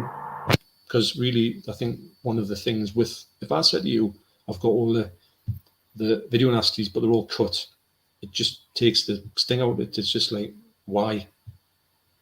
I mean, sometimes you may have to get them cut, but you would prefer not to if you could. If there's one in the world, you would go for it. Darren Hardy says, did you see the Easter egg of the Road to Hell on the Grindhouse releasing Blu-ray of Cannibal Holocaust? You know that? Yeah. I knew I'd seen it somewhere. Now, when I was watching that yesterday, I went to the deleted scenes, but it was only on disc 1. And the Road to Hell was there. Because then I watched it, I thought, I'm sure I've seen like just the reel on its own, as though like we were watching it on the telly type of thing. Yeah. It's an Easter egg, that's why I didn't see it. Yeah, but I have seen it a long time ago. So, because I've seen it a long time ago, but the Road to Hell clip, that's real footage, is it? I believe. I think it is. Yeah, because you see people getting shot and stuff. It's executions and stuff, yeah. Executions, and I think they're showing it as part of the stuff that was on the TV. We see the full version. Yeah, that's right. And I think was that I might be just completely wrong, but the people who actually got in trouble for making these documentaries that were like exploitation documentaries, the real life ones, and try to get people against each other. I'm sure that was some of the stuff that they filmed originally and become quite famous for, and then they went on to try and make it a bit more exploitation, but they got found out because they were putting people against each other. I think that's a story, but I could be wrong. Yeah, might be. I have been wrong before. If it isn't, you've made a good story up. I tell you what, if it isn't, I'm gonna copyright that and make it into a film. Yeah, Mondo Cannibal. Actually, it's probably a film called that. Soundtrack Crusader says, I like Ferox. It is a cool movie, actually. Yeah. It is. Napoleon says, I agree that Olo is the nastiest and usually most unpleasant of the band movies debacle. That turtle scene. Yeah. I totally agree. Definitely. Very cool soundtracks, Rock God. I like. Thank you. And don't forget that when I leave the link down to Rock God's channel down below, the video, you're going to see a lot more of that. And there is, I'll not give you a spoiler, but there is a really good soundtrack on that video. If you like that, wait till this, because I'm not going to go. And you told us about the soundtrack, but you know when you start to pull out the stuff inside, I went, wow. And I love what you said about a certain bit of it, what you wouldn't do with that thing. Yeah. You know what I'm saying? Yes. That was great. But you're in for a treat. So that one on catch up, this will be. I'll go and do it after this stream for your channel. That video to be on there. Yeah. And you're going to be. I'm hoping to get one done tomorrow as well. And if I do, look out for the soundtrack towards the end, because it's blew me away when I got it. I'm not going to spoil it for you, but you have told me what it is, and I'm like, where do I sign up for that one? Mac Chats, I always find Ferox more palatable. Also, Ferox means wild, ferocious, cruel. Yeah. Great name, though, is Ferox. Yeah. I'd never heard of it before until it came out on that. I've never heard of it since. It's the only time I've ever heard it. No, it's not. It's not as if someone says, I tell you what, I was out in this wind, it was Ferox. Yeah. Aye. Hey, that Ferox is out. That Ferox wins. He said Ferox out the Sex Pistols died.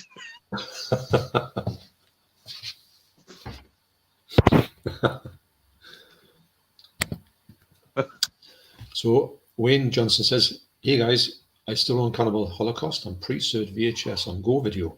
Is it? It's cut to hell. Turtle scene gone. Girl on stake. Almost every other nasty scene is missing. Now I thought there was bits cut out of it, but I didn't think it was that cut. Speaking of which, very quickly, you've reminded me on about something. On this, which if you haven't got it, you've got to get it. Yeah. This is the definitive guide of what we're talking about here. DVD from Nucleus Films. They have some postcards in here. And one of the postcards is exactly what we're talking about there. Yeah, that's the artwork. I love that artwork. Isn't it brilliant? And imagine that on the shelf. You just knew when they looked at it, it says, right, that's coming off. And I think if you're interested in getting these, even though it's only a DVD, I can't recommend that documentary enough. 3 discs, and I must have watched it 6 or 7 times, and I never get sick of it. No, I can watch it on a loop, mate. And then you get the trailers, which are brilliant to watch. Every trailer. Yeah, the section 1 and section 2 are on there. Yeah. Have you got the second one, which is about the section 3? Yeah. That's equally as good. I ordered mine directly from Nucleus. Now it was signed by the director and one of the people who talk in it. Really? So they're numbered, aren't they? Yeah. 6,666. Yeah. But they're out of print now, but there's still going to be loads. I think if you're going to get them, I would get them now, because I think in a few years you never know, because they're that good. They're amazing. They are. And they're like a sort of Nasties Bible / encyclopedia, aren't they? They are. And literally everything. They're absolutely brilliant. Is on there. Yeah. You got them, and you've got everything you want to know. But still watch the streams, though. Don't just watch them. Oh, yeah. Watch us as well. Don't go out and buy them until we've finished doing all this. Then you can go watch them. That's right. In about 6 months' time, when we've actually got through them all, it's going to take a few ones getting through here. And we've got soundtrack to say this. Yeah. The scene in the first. Yeah, it is, isn't it? The hook scene. Yeah. Joseph Borg, Joe. Good evening, John, from Maltese Joe in London. I speak to Maltese Joe, quite a lot actually on messages and that. We'll have good chats on there. It's a good kid, and we're talking about a lot of stuff that goes on in London. You know what you can get and stuff in London. And Adam Pearson here says, "I've just joined the conversation. Is it just the Mudcraft scene that's cut?" Yes, I believe so. Is that from the 88 one that's coming out? Yeah. So have they totally put the full turtle scene in? Well, I'm only reading between the lines and not actually said the words to that, but the fact that they said it's the longest version you'll ever see, and the only thing missing out of it is the muskrat scene. But then again, it says, I'm sure it says 1 minute. I could be wrong on that. That means that they might have cut some of the turtle out as well. I don't know. I just think for them to bring that version out on a 4K, it's a big mistake. I think it'll definitely flounder because there's no reason, particularly for us, to go for it. If it had been uncut, you would have got it straight away. Especially since Grindhouse are releasing the 4K as well. I know. The only thing I would say about it is it's got a lovely slipcover.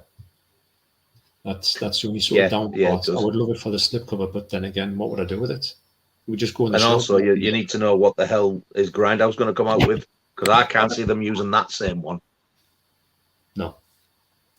No, I think it's going to be interesting, mind. And they reckon it's going to be out by the end of the year. Yeah, I can believe it. Soundtrack Crusader says I've the German media books of Cannibal Holocaust and Ferox Uncut. Very cool to own. I didn't know there was a media book of them. I have seen. I did have a French DVD actually. It's one that had like sort of reels on the box. It looked like the reels on the disc. Oh yeah. Also says, hope the new 4K release will do Cannibal Holocaust justice. Wait to see, I suppose. I think, to be honest, 88 do a pretty good thing on it, so I can't imagine it looking like trash. It'd just be its cut. Just its cut. Exactly. That's the big bone of contention, really. Yeah. Aaron Pearson says, guessing all Grindhouse features will be on it. Also, Deodato doc from House on the Edge of the Park doc and the film itself, where Callum Liddell revisits locations. Pretty much, yeah. I think it would probably be all that. I can't see how they would leave. They can't just. I don't think they create their own stuff for it.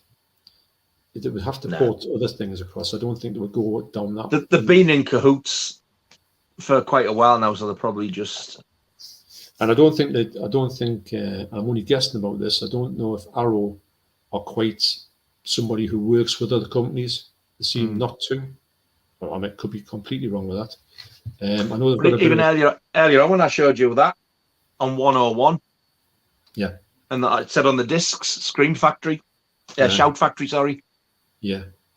So even they work with other people. But that's not come out yet, has it? That's a kind of what? That one you've just showed, Deathstalker. It's not actually out in the shops yet, is it? Or is it? Yeah. All right, sorry. I thought it just. Yeah, I got that. I think I got there on the Friday and it was out on the Monday. It's out. Right. It's out now, yeah. But there's no slip, so don't worry and look, because it just didn't come with one. Yeah. It's quite a few of them not coming with slips now, actually, 101, but if it isn't, it isn't. 101 aren't the greatest for slips, to be honest. I think it might be due with money. I don't think they've got that much money. I think they're still finding the feet a lot better than they used to be, but still kind of low on the pecking order. Wordy Word says that it's a Grindhouse 3 disc Cannibal Holocaust region free. Yes, it is. Yeah, I thought it was. Let's see if it's actually got. Has it got on the disc itself? Yeah, it has there. You can see. Yeah. Region free. ABC, yeah. Yeah. So, which is good. I knew it was because I had that before I had a multi-region player, and it fired straight up, so I knew it was. Me too, actually, if I'm honest. Now says, as a Nasty Cannibal movie, it gets a full 10 from me. That'll probably be a Holocaust. Yeah, it does when you compare it to some of the like Cannibal Terror and stuff like that. It's definitely a 10 compared to that. It's so funny, that movie. So funny. Yeah, a 10 for me. Love it. Tom says, is the US version of Cannibal Holocaust, is the BR Blu-ray version region free? Yes. Is that supposed to be in the US version? Yeah. Is the Blu-ray version region free? Yes. Yeah, they're all region free. This is region free. Definitely. Pretty sure. Yeah, it is actually. That one is, and Cannibal Man, Cannibal Ferox, and Cannibal Holocaust all are region free. Right. Well, actually, that says there. I'm going to say there. It says region A. But that doesn't mean to say that they are. No. Because some of them are like that, aren't they? You get them on there and you say, oh. Yeah, I've got a few that just say region A. And, well, you've got me thinking now. Is it just a region A? I don't think, I'm not sure. I've watched it on me, but then again, I haven't watched it for a while, so. Yeah, it's got the A there, but I always thought it was region free. Can't remember whether I got this one before before I got the player or not. So, right. I'll tell you what I can do though is I can put it onto region B locked and then try it and see if it'll play. Yeah. Well, and I can sort of, if I'll put a comment at the bottom when I've done it. Yeah. Well, my 4K player is obviously region B locked. Me multi-region is always set on region A because I don't need to put it on anything else. So I watch everything region A in there. So I would sort of find out if it didn't play on my 4K player. Although I'm pretty sure it did, you know. Adam Pearson, I love your reviews. Thanks a lot, Adam. That's good to hear. It's good to hear that people like watching this stuff. You know. Adam also says Greyhound's version is region free. I would imagine that's Cannibal Holocaust.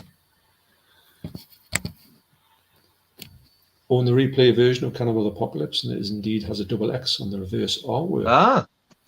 Well, there you go. There you go. Yeah.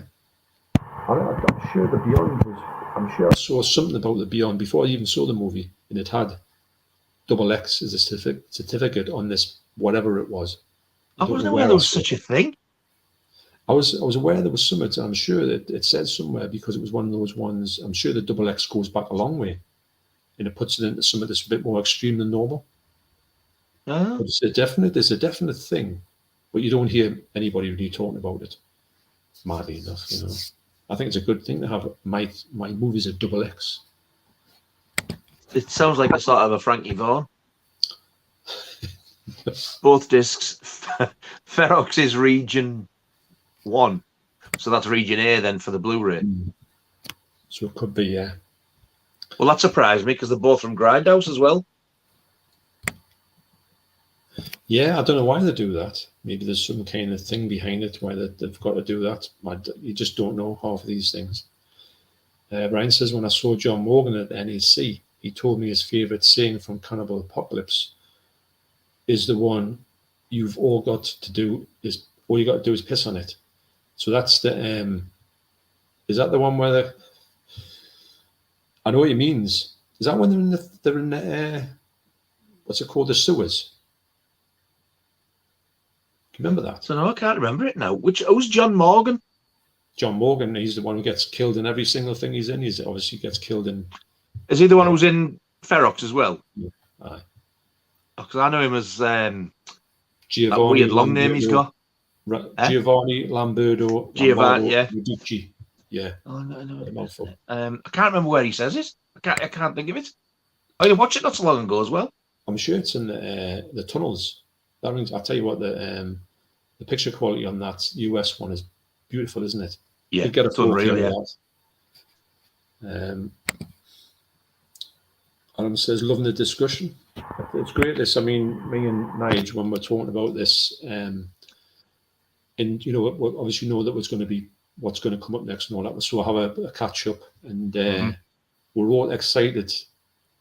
Even when we get them, we say, right, this is going to be good, then we know what's coming up next. It's just a brilliant, for me, it's brilliant as well. The main part of it is sharing a stream with Nige, knowing that Nige knows his stuff as well. And he's got, you can bring all these extra things to the mix as well. So it's good to have somebody who knows exactly, is on the same wavelength as you. And I think that gets a good discussion going.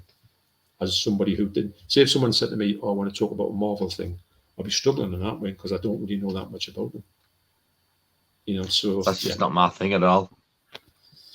It's all right. I like it, but I don't know. Sacrifices, man. Yeah, that's the one. Yeah. Yeah. You say it's funny how we've done that. I'm sure that what's his name is region 3. Pieces.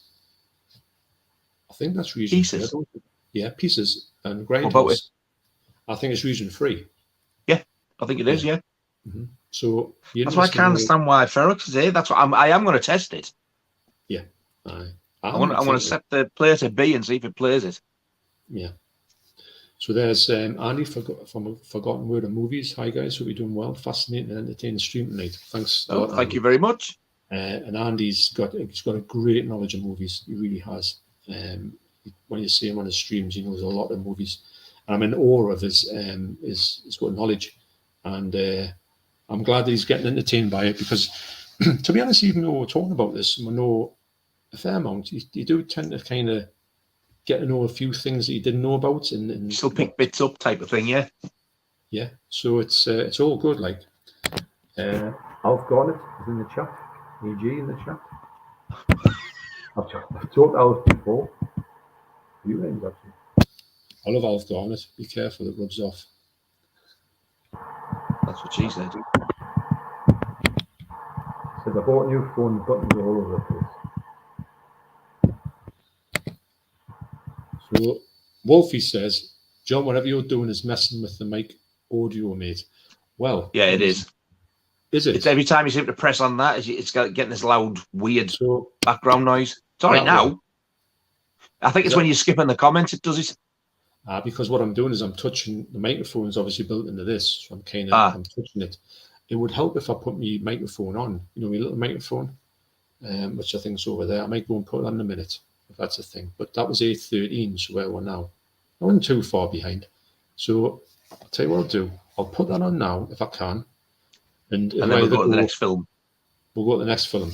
So I'll get the microphone if I can find it. I can never get off this chair,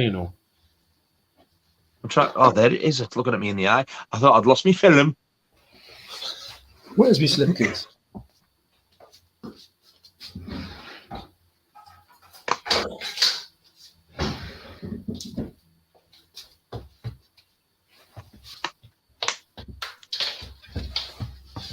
Right.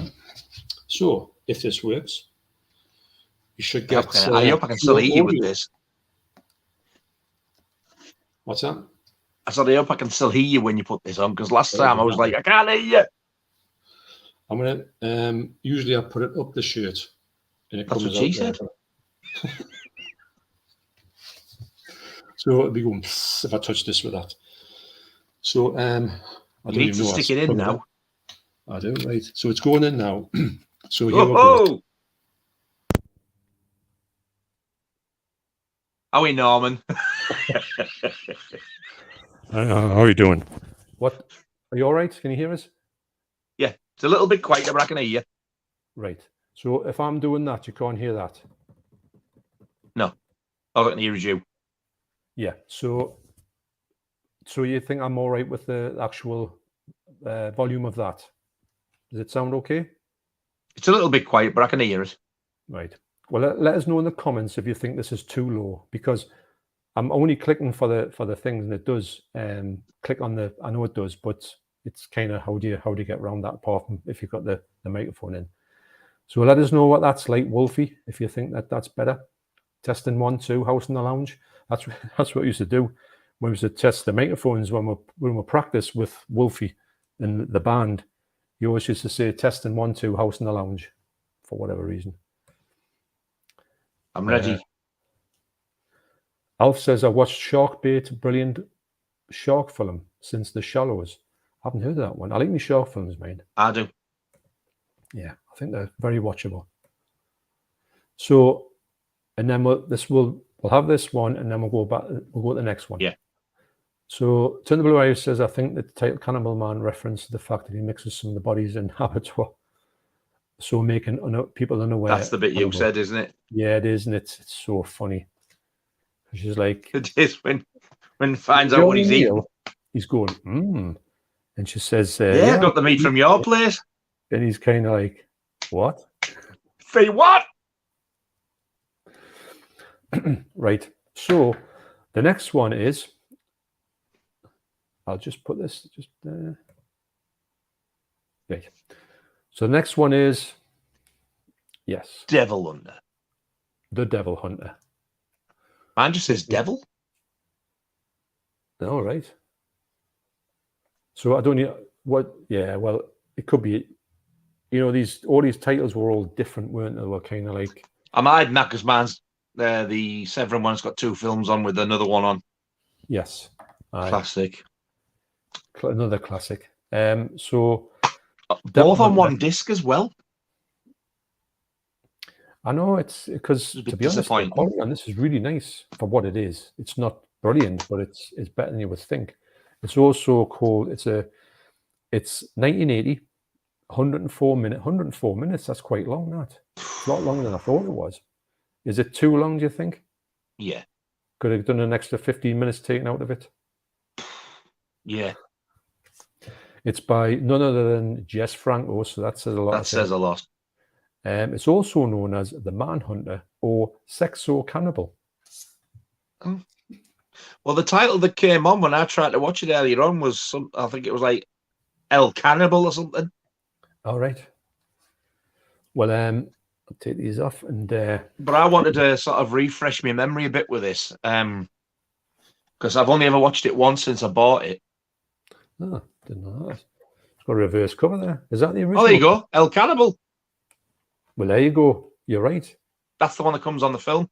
Mm-hmm. So I thought I'll stick this on before we come on, and I didn't have time to watch the full film. Yeah. Yes, it is as bad as I remembered. And when I say bad, I don't mean like gory, scary bad. I mean, it is absolute, utter cack. Now, I wanted the one you've got with the slip cover. Honestly, I just walked past them. I was telling you that this one and Cannibal Terror was just on the shelves. And I went, hang on a minute, they're 2 band Video Nasties. And it does say on the front, it's got a sticker, which isn't a sticker. No, it's like part of the print. Yeah, Video Nasty. So, yeah. So what's the print like on yours? Because the print on this is all right. Is the print on that? I was watching bits of it, and I was actually surprised. I shouted to Laura. I said to her, I tell you what, for saying this is like a cheap made piece of crap. I said, it's got a cracking picture on it. Yeah, and funny enough, when you see it just shows you how much these movies, what you can fit on a Blu-ray. I'm trying to see, it just says extensively regraded in the UK HD transfer. That sounds a bit different. You get 2K, 4K restoration, but this is a regraded extensively. And that is one of the most misleading things. Yeah. Because it's just... I'm not going to spoil the plot, but there was one bit in it that I saw, and this bloke's going through like I don't know if it's a forest or a jungle or whatever, and he must have something dripping. He looks up like that, and there's like a body, and like the eyes are open and the mouth it's dripping blood, and the blood looks like paint, what you would use in primary school. And when he's looking up, it hits him and it's dripping on his face. And so he just goes, ah, ah. And he stands there. He doesn't move. He just lets the blood carry on dripping in his face because that's what you do. Idiot. No, you wouldn't run out the way screaming. No, not at all. You just let the paint drip. And like the acting in it is abysmal. Oh, yeah. It is. It's one of them so bad it's good. I'm going to say good. It is. It kind of is because I was actually laughing. It was that bad. Yeah. I mean, there's like a main baddie in it. I think the basic gist is the kidnap this blonde lass and for a ransom. Mm-hmm. And the main head, he's got like a very posh English accent. He has, yeah. You're right. Says, you don't bring the girl. I'm like, how can you take this bloke serious? But I didn't get to see. I will watch it. I need to watch it all the way through. Yeah. So I'm going to mark this on what I saw today because from what I saw today, it matched with exactly how I remembered it. And I'm going to give it a 3. Well, in the movie database has it as a 3.5. I'm going to say I can see how you could give it a 3, but I'm saying because I had that much fun with it, because it was that stupid, I'm going to give it about a 5.5, just for the fact it was really very generous. Laughable. But as a movie, it's awful. It's got nothing going for it, but it's got that humor aspect that when you watch it, you're enjoying it because you can't take your eyes off it because it's a bit of an abomination, actually. Great. This should have either not got on the list at all, or if anything, it should be on the 3. Yeah. How it was in the 39 outright banned ones, I will never know. I don't know at all. I don't see anything in it that I think, oh, well, I understand why. It's just a bit quite baffling, actually. But as well, the what was I going to say? Well, it's a Jess Franco movie, so it's got that going for it. I should say not going for it because he's not renowned for his best movies, the best movies out there. No, Bloody Moon was good. But yeah, it was actually, wasn't it? Mm-hmm. But how hard was Devil Hunter to get on VHS? It's one of the rarest ones. And I don't ever recall seeing it, or if I do, you'd look at the cover and you wouldn't think it was supposed to be a horror. It looked more like an adventure thing. I think it's the same picture as your reversed artwork that was on the video cover. Yeah, it was, wasn't it? That was it. Yeah, no, I saw that and I thought, not even interested. Yeah, nothing. And the first time I ever saw it was on this release because I couldn't see it because of that. But yeah, this one, when I got this was my first time I'd seen it. But I think I forgot what I was going to say now. See now, tell you. It's gone. I think I don't think though it should have ever been banned. It's like I think that's what I was going to say. I think why it was so hard to get hold of is because of it being so obscure. Yeah, I don't think many were made. Yeah, it was never going to be everybody's cup of tea, and it was never going to be like top of the rental charts and like a massive success. So they probably just thought, we'll release so many and see how it goes. Yeah, and if it's like really popular, we'll get some more done. And I don't think they ever did. So that's probably why it's one of the hardest. I think isn't it about second after Beast and Eat? Beast and Eat. Yeah, it's one of those ones. It's up there with it. Ridiculous money. And so for me, it's a one that do see it, don't not see it, but beware that it's going to be a laughably bad movie that doesn't really go anywhere in a fashion. Yeah. Because don't forget, because we were talking about why is it called the Devil Hunter or Devil Hunter? Because really, I have no idea. But this character here, who doesn't look like that in the movie, I think he they don't. No, I don't think they don't. If I can get a picture of him, which I doubt. I've got him. There he is. Yes, with his ping pong balls for eyes. Yeah. Yeah. Aye. And there are ping pong balls as well. So now he is laughable, and he certainly hasn't got the physique as the guy on the front cover either. No, he's not, and he certainly hasn't got as much clothes on as the guy in the front. It's a totally different bloke. He looks nothing like that. I'll tell you what, with them ping pong balls there, but he wasn't half banging into a lot of things. Unless they're quite good to look through, we'll have to try it one day. Oh, put that there. Imagine if you did that to just try it out and you ended up in A&E with these things. What are you doing with them? While I was Can you imagine being rushed into A&E with ping pong balls and brown plasticine? They're actually put on with plasticine now. You can see it a mile off. You can even see the fingerprints where they've tried to shape it. Yeah, it's that ridiculous. But to be honest, on the entire list, there's not a single film that I would say do not watch it, because if you're as interested as like what me and you are, I think you've got to see them all, or as many as you can. Yeah, I've never gonna. I don't think there's any ones I'm going to say. Look, don't watch any of these, because you're going to have some kind of fun with some of these, with all of these movies, in some shape or fashion, and just be aware that they're not the best movies ever made, but they could be some of the most entertaining movies you've ever come across.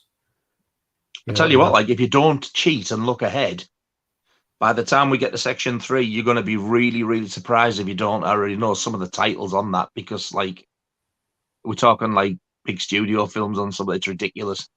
Yeah. But that's how bad it was in the UK in the 80s. It was just ridiculous. To be honest, these days, if you said to someone this was on there, they might not believe you. They might say, "Oh, you haven't a laugh." No, they don't. Yeah. And I don't understand that. So Nas says, not seen Cannibal Man. I have the Redemption label VHS release. Need to give it a watch. Yeah, go for it, honestly. I wonder if that's cut. I don't know if it... I was just thinking the same. If that's cut, I'm assuming it's going to be the opening scene and that'll be it. There wasn't really anything else great deal in it, was there? No, not really. The gore was good, but it wasn't like, oh my God, that's got to be banned. No. And like I say, the layers of the story, especially with the fact of where he is and how he, he sort of goes with this gets this friend, stares at them through binoculars and all that. It's just a really, I think it's kind of just such a layered movie. So Wayne says, sorry guys, I think Cannibal Man is awful. Not seen it for 30 years since my mate borrowed me this VHS, even though he warned me a lot. It was only banned because of Slaughterhouse opening and title. Yeah, I think you're correct with that. I think, but I think if you rewatch it now, you might look at it differently, because it has actually got a really good story. Try and look at it a little bit like, because I've got a flavour of comedy. Just it's sort of what, zombie of error, like comedy of errors. Like it was. I mean, I think he was supposed to take it serious, but I think it's some of his facial expressions and the way he acts. It's like it was done a bit tongue in cheek, and if it wasn't, that's how it's coming across. Yeah. But I definitely think you should give it another go, because I've watched films that I thought were absolute garbage, and then years later I've watched them again and I thought, oh, I didn't half enjoy that. Yeah, I'm the same. Some movies like Driller Killer, I thought was awful. Really exactly. Awful. 30 years is a long time to not watch a film again. Yeah. If you thought it was crap, at least I would give it another go. So Brian says 7 out of 10. And Naz says, don't be sorry, Wayne. We're all allowed to disagree. Yeah. Yep, exactly. Totally. Well, if we all said, hey... Could everybody do us a favour? If you're going to give us your marks for the films, can you sort of let us know what film you're marking? Because we're getting that... whether it be banned or we don't know which film you mean. So even if you just put the initials of the film. We're not too far behind, but I know what you're saying. Yeah, because we're thinking, is that for that one or not that one? Yeah. I think this is for Cannibal Man. I mean, we've done 4 now. So when you say it could be any of them 4, because we don't know how far we are. So if you just if it's Devil Hunter, put DH, because we know what they are. They are abbreviations I can understand, because it's something we're dealing with. And if it's Cannibal Holocaust, CH, that'll do if you can't bother typing it all out. At least we'll know which film you're giving the mark for then. Steve Max says, came up from work to a nicer surprise, 300 subscribers on my channel. It's been slow, but I finally made it. Great, Steve. It's always great to hit a milestone, and well deserved. And it's just nice to have a nice jump in your subscriber count, because it's a nice number to get, your subscribers and your views as well. I think views is very important. When you see your views going up and up, I think that's, and you get used to getting more views for it. It is, it makes you sort of spur you on to do more, With me, the only things I can really relate to is these live streams. And when you've told me how many views, I'm like, wow. Because I mean, I've had my channel since 2007, and I don't think I've even got 100. But that doesn't really bother me. I'm not going to beg people to subscribe. But then again, I've only just started doing this type of stuff. All my other ones are like I'm playing bass or I'm just prattling about being an idiot, whatever. So, but I will be leaving them up there. Oh yeah, keep everything up. I mean, never take anything. Oh, I did do the Friday the 13th vinyl. Sorry, that guy earlier on reminded me because I forgot I'd done that. Right. I actually really enjoyed doing that as well. Yeah, I think you're gonna. But I don't show my face in that. Now you've got the fact that you've done it. I think your first one to do a presentation, your first video is always the hardest one. Really is, because you don't know can I do it. And then when you do it, everything else is plain sailing. Same with the live stream. When you first were talking about live stream, you're getting very nervous. I mean, I was as well on my first live stream. And then you do it and you think it's all right. You know, it's quite doable. I think it's I think the only reason that I've lost track again. I swear to God. Oh, the only reason that I didn't name the film that I've done for my first one is because, like, it's what I've got is predominantly horror. Mm-hmm. But that's not a horror film. So I thought if I'm going to put that, it's going to be a lot of people I'm going to want to see. That's why I've said, what can it be? In the future, I will be naming them all. Right. That's the only. It's only that first one where I didn't name it. Yeah, I mean, everything's. It's a huge learning curve with YouTube to what works, what doesn't work, or what you want to do, or what you think you might want to do in the future. Everyone's learning. Nobody's thinking, I've got this nailed, because nobody has. And I think when you think that, it's important to think that you're trying to sort of navigate it rather than just saying everything you do is brilliant, because it probably isn't. And you've got to say, and try new things, try different things, basically whatever you want to do, try. It shouldn't be a thing to say, oh, well, I can't do that. You can do anything you want. That's the best thing about YouTube. It's up to yourself. It's your channel. And I think it's the fact I've had some really nice comments, which I think some of them are actually your subscribers, and I think I've had a few subscribers as well, which I'm very, very grateful to the people who have. But people who I know, I thought were going to like sort of take the mickey a bit, have actually said to me like, "No, I think you did really well." And it was like, you actually was really interested. So I thought, oh, so I think now I've got that first one out of the way, I'll probably be all right now. Yeah, you will be. It's a case of just like I said, just progression, just doing it, and then you know, when I look back at my first ones, I think, my God, but you didn't know what to do. No one knows what to do until you do it, and then exactly a bit like second nature, if I'm honest. But it's getting your foot in the door and just thinking, jumping into the unknown. But it's a great community, and I think that you're gonna, especially the stuff you've got. I know what's coming up on your stuff, and I'm thinking, whoa, you're in for a treat. I'm not just saying that because you're here. I know that it's going to be, you're going to enjoy it, because there's a lot of people. Some stuff you don't know about as well. Not that I haven't just told you. So I don't think at the time, because like when I was thinking about tomorrow's, I've thought of another one, because I've thought, oh, I'm going to do that one, and it is a big film. Well, them ones tomorrow, them ones that you've talked about today, the Cannibal Holocaust, Cannibal Ferox, I'd never seen them. I mean, I knew you kind of had them, but I didn't know I hadn't seen them physically. So it's always great to see stuff like that. You know, you can talk. I'm actually intrigued to get those put into proper gatefold plastic sleeves, so I can actually see what's in the gatefold. So I've always had them like that. I've always left them like that. I've played them. Played them a few times. The slits there, obviously, you saw me take the records out. But I've never ripped the cellophane off and opened them, which I normally do. But I'm intrigued to see them now. I've actually dragged them out again. There's got to be something good, because the other covers are good. So that's got to be a little bit special inside, you would think. Whether I can show them on here or not, I don't know. Well, there is also that, isn't it? Darren says Roberto Lenzi's Eaten Alive is uncut on YouTube. That's interesting, because I wanted to see that, but I wasn't. I've got that. I remember watching it and didn't like it. I didn't like it. I thought it was a little bit too nasty, a little bit too bleak. Again, it's animals. Yeah, and of course animals as well.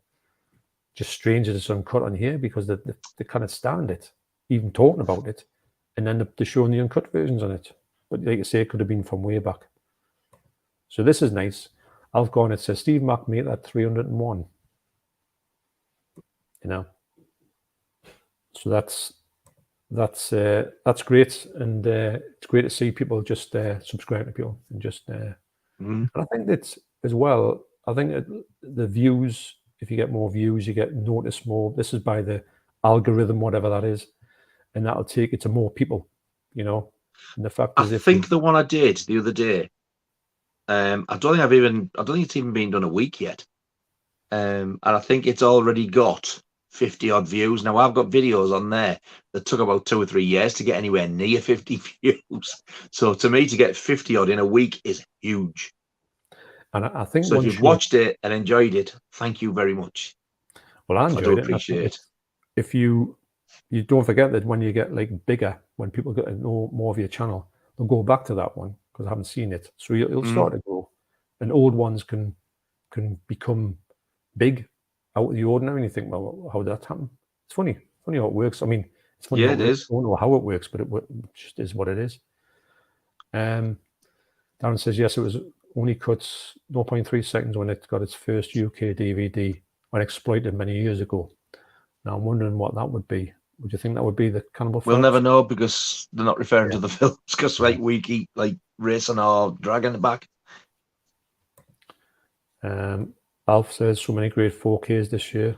There is, God, isn't there? Yeah, and I had a look the other day on Amazon. I panicked. I've got about 10 on pre-order. Yeah, I know. I'm thinking myself, but I'm grateful they're all coming out with 4K. And then we've got the best one, the definite one. I was talking about this before. Yeah, you might pay a bit more for these special editions, but that's it. You're done. Yeah. You pay one off, and you basically, if you wanted to, you can get rid of the rest of them, and just go. I don't know if you know about this one, but are you getting Poltergeist? I will be. Have you seen the Zavvi exclusive? I don't like Zavvi, if I've got to admit. So I don't. But when you get a release like what they've got, I bite the bullet and get it.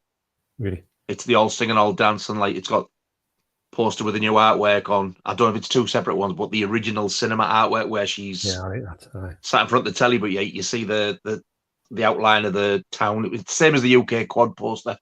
Well, it's iconic. And there's other stuff in it I can't remember. It's really nice, and it's such a good film. Yeah. If you're going to get Poltergeist, you go on Zavvi and have a look. I hate them. Trust me, I do. Yeah. But they're the only ones who've got it, and it's you'll want it if you see it, I think. I might give it a go. I mean, I've got from them before, but I try not to if I can help it, Nod says agreed what you're looking forward to about 4K. So you're thinking Poltergeist. Poltergeist, Friday the 13th, Fright Night. Halloween 6, 7, and 8, which is like H2O and Redemption. Resurrection. Couldn't think of the name of that there. Because I'm looking at this other next one, which says Cannibal Man was on Redemption, released in 1983. Redemption is a Funhouse. I'm getting the Funhouse as well. Return of the Living Dead. Yeah. I'm looking forward to all of them. They're all Scream Factory. Yeah, Return of the Living Dead's big, high on my list as well. See if I can get these comments for a little bit sticky at the minute, but though. Tom says, cheers to those who answered my questions about Cannibal Holocaust being region free. Is this version shown? Is the version show the Grindhouse version? The one that do you mean is the version shown that we've got on here? Yeah, I would say, yeah. If you mean this one. Or do you mean the one that's, that's Grindhouse? Because he's saying, is the version show? I think it's mean, is the version shown the Grindhouse one? If you mean this, yes, it is. Yeah, it is, This is the Grindhouse one, and this is the one you get the soundtrack in and everything as well, and it's totally uncut. Well, I would say that's the definite one for me. And I've seen quite a few Cannibal Holocausts over the years, and they've all been decent.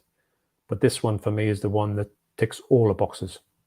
I think as well, because of that's the way it is, that's what's making me thinking, do I really want the 4K? It's not like it's one of my favourite films. Okay. And I'm thinking, will that one do me? Because it's fantastic as it is. But it depends what the dangle in front of you doing. You don't know if it's different artwork and you get extra bits, you're going to think, oh, I want that. We're going to have to wait and see, I think. I think I'm probably more, if the picture quality is a big upgrade in the colours and all that, I'll probably make me mind up. I think if it comes out more or less the same, but it's got a few extra bits and bobs, I might just leave it. If I'm getting it, though, it's definitely going to be the Grindhouse one. I'm not touching the 88, which is a shame. So we have a couple more questions, and we'll get to the next one. Yeah. So we've got a few people just talking to each other, and there's a comment here which I'll get back to because talking about a few things that we're going to come up to. Obviously not at the moment, but this was from Hapa State, so we're not too far behind the comments as well. Now this here is Peter James. Now Peter James is, I know him as Jamesy. He's a school friend from school. Right. So, and I bumped into him for the first time in a long time the other day when me and the devs went down to get a Chinese meal, and he was over the other side of the road, and he went, "Hello, John," and I went, "Oh, it's Jamesy." It was so weird. So he says, "Hi, John. Can you remember us watching The Burning in the physics lab?" Yes. At school You at the end of didn't. the 5th year. Yeah. Oh. I've thought about this quite a few times, and I'm so glad that James is on here, because sometimes you may think that you're kind of fibbing because you say that. I remember, and I've told this story a lot of times, you used to go across to the video shop that's over the road, still there, but it's like just a corner shop now, or a sweet shop. And they used to have a stash of these things, and we used to go out and get this stuff. Yep. And that was in the physics lab. I remember it well because you could see with the school from there, and the school's still there, St. Anselm's, although it's not called that anymore. And yeah, so the end of the 5th year. So it was the uncut version, wasn't it? Yes, it was. And Mr. Dice, who's still around, would have got bollocked had anyone realised. Yeah, of course, he just says, get yourself out and get anything you want. Because Mr. Dice, as Jamesy would know, Peter James would know, he's one of the most laid-back blokes you'll ever meet. And he just brought it in, he just couldn't care less. Just get what you want. So he, of course, went and got the burning, yes. So I'm so glad that Peter is here saying what happened. And I know that I'm sure Wolfie would have been involved with that as well. And so was it just the 2 years watching it, or was there a few years? No, it was the whole class, lasses and everything. Oh my God, lasses watching it. Yeah, you know, I bet they absolutely do some stuff like play games or out like that. Do what you want. You just, you finish your work, and you got like a free lesson at the end of the year, didn't you? You can do whatever you wanted. So he says, go to the video shop and get yourself a video. I'm sure you paid. Did he watch it with us? Yeah, just sat there and we watched the whole thing. It was so funny. But you would have definitely got the sack for that. Of course he would have. He still lives around the corner. He's still cool. What a brilliant film to pick as well. But he was one of these teachers who used to say, like, used to have like records of The Fall and all that, like cool bands like The Fall and all like sort of post-punk stuff. He was always into that. But saying, he's dead cool. He's the coolest teacher ever. Yeah, so yeah, there you go. You're here first. That is wow. So if you're here, still here, thanks for that.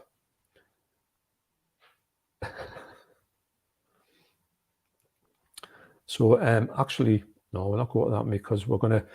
It's actually, there's a few people talking about ones that are coming up, but we're going to try and get one that's going to go into this one. And people talking about the fact that Callum Holocaust is cut about 15 seconds now. I thought about the 15 seconds mark because I'm sure that the Muskrat scene is a lot longer than 3 seconds. I don't know that much. Yeah, it is. And they couldn't have just cut bits of that out. They would have to cut the whole thing out. Mm-hmm. Yeah. So what we'll do is we'll go for the next one on this one, which is Don't Go in the Woods Alone. Yes. Is that what you got? That's the one, yeah. This starts to go for a little bit in CEX now. Is it really? Yeah, about 20 quid, 22 quid or something as I see it. I think you just fell for it again there. Alone isn't part of the title of the film. Yeah. I know, I don't know why, but they print it all over.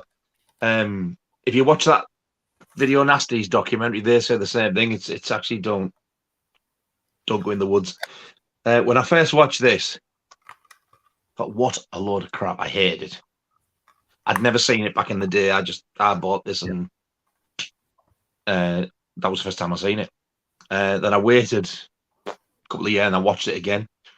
And I thought, wow, I enjoyed that so much better. And then I watched it a third time and I was like, it's so bad, it's good. It's one of them. Mm. It's the acting that's bad, but the actual main sort of killer thing where it's actually, if that was really, it would be actually really scary. I know. But the bloke who, like, oh God, do you remember? There's a bit in the woods where he attacks somebody thinking it's a kill, and it's his friend. I'm sorry. Do you remember the way he says that?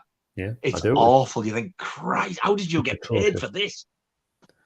But it's funny because, well, it says in here, actually, you're right. It says, Don't Go in the Woods, 1981, 82 minutes, nice and short. James Bryan is the director.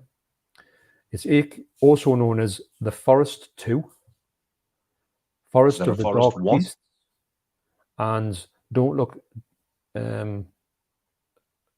Back. Oh, no, sorry, it's called Don't Look Back, Shadow of the Creeping Killer. That's the full title, wow. And also Don't Go in the Woods Alone. So it's an alternative title, but it's actually called Don't Go in the Woods. Yeah. I think Don't Go in the Woods is probably the best title for it. Yeah, and it's also... This, another thing, this is just... Yeah. Yeah. You see... That's another selling point. It's not that bad. I mean, it is its own cut, but it is still an 18, but even so... That's the original cover, isn't it? Yeah, this is. I've just returned it round. Yeah. That's the reverse art that you'll have in that one.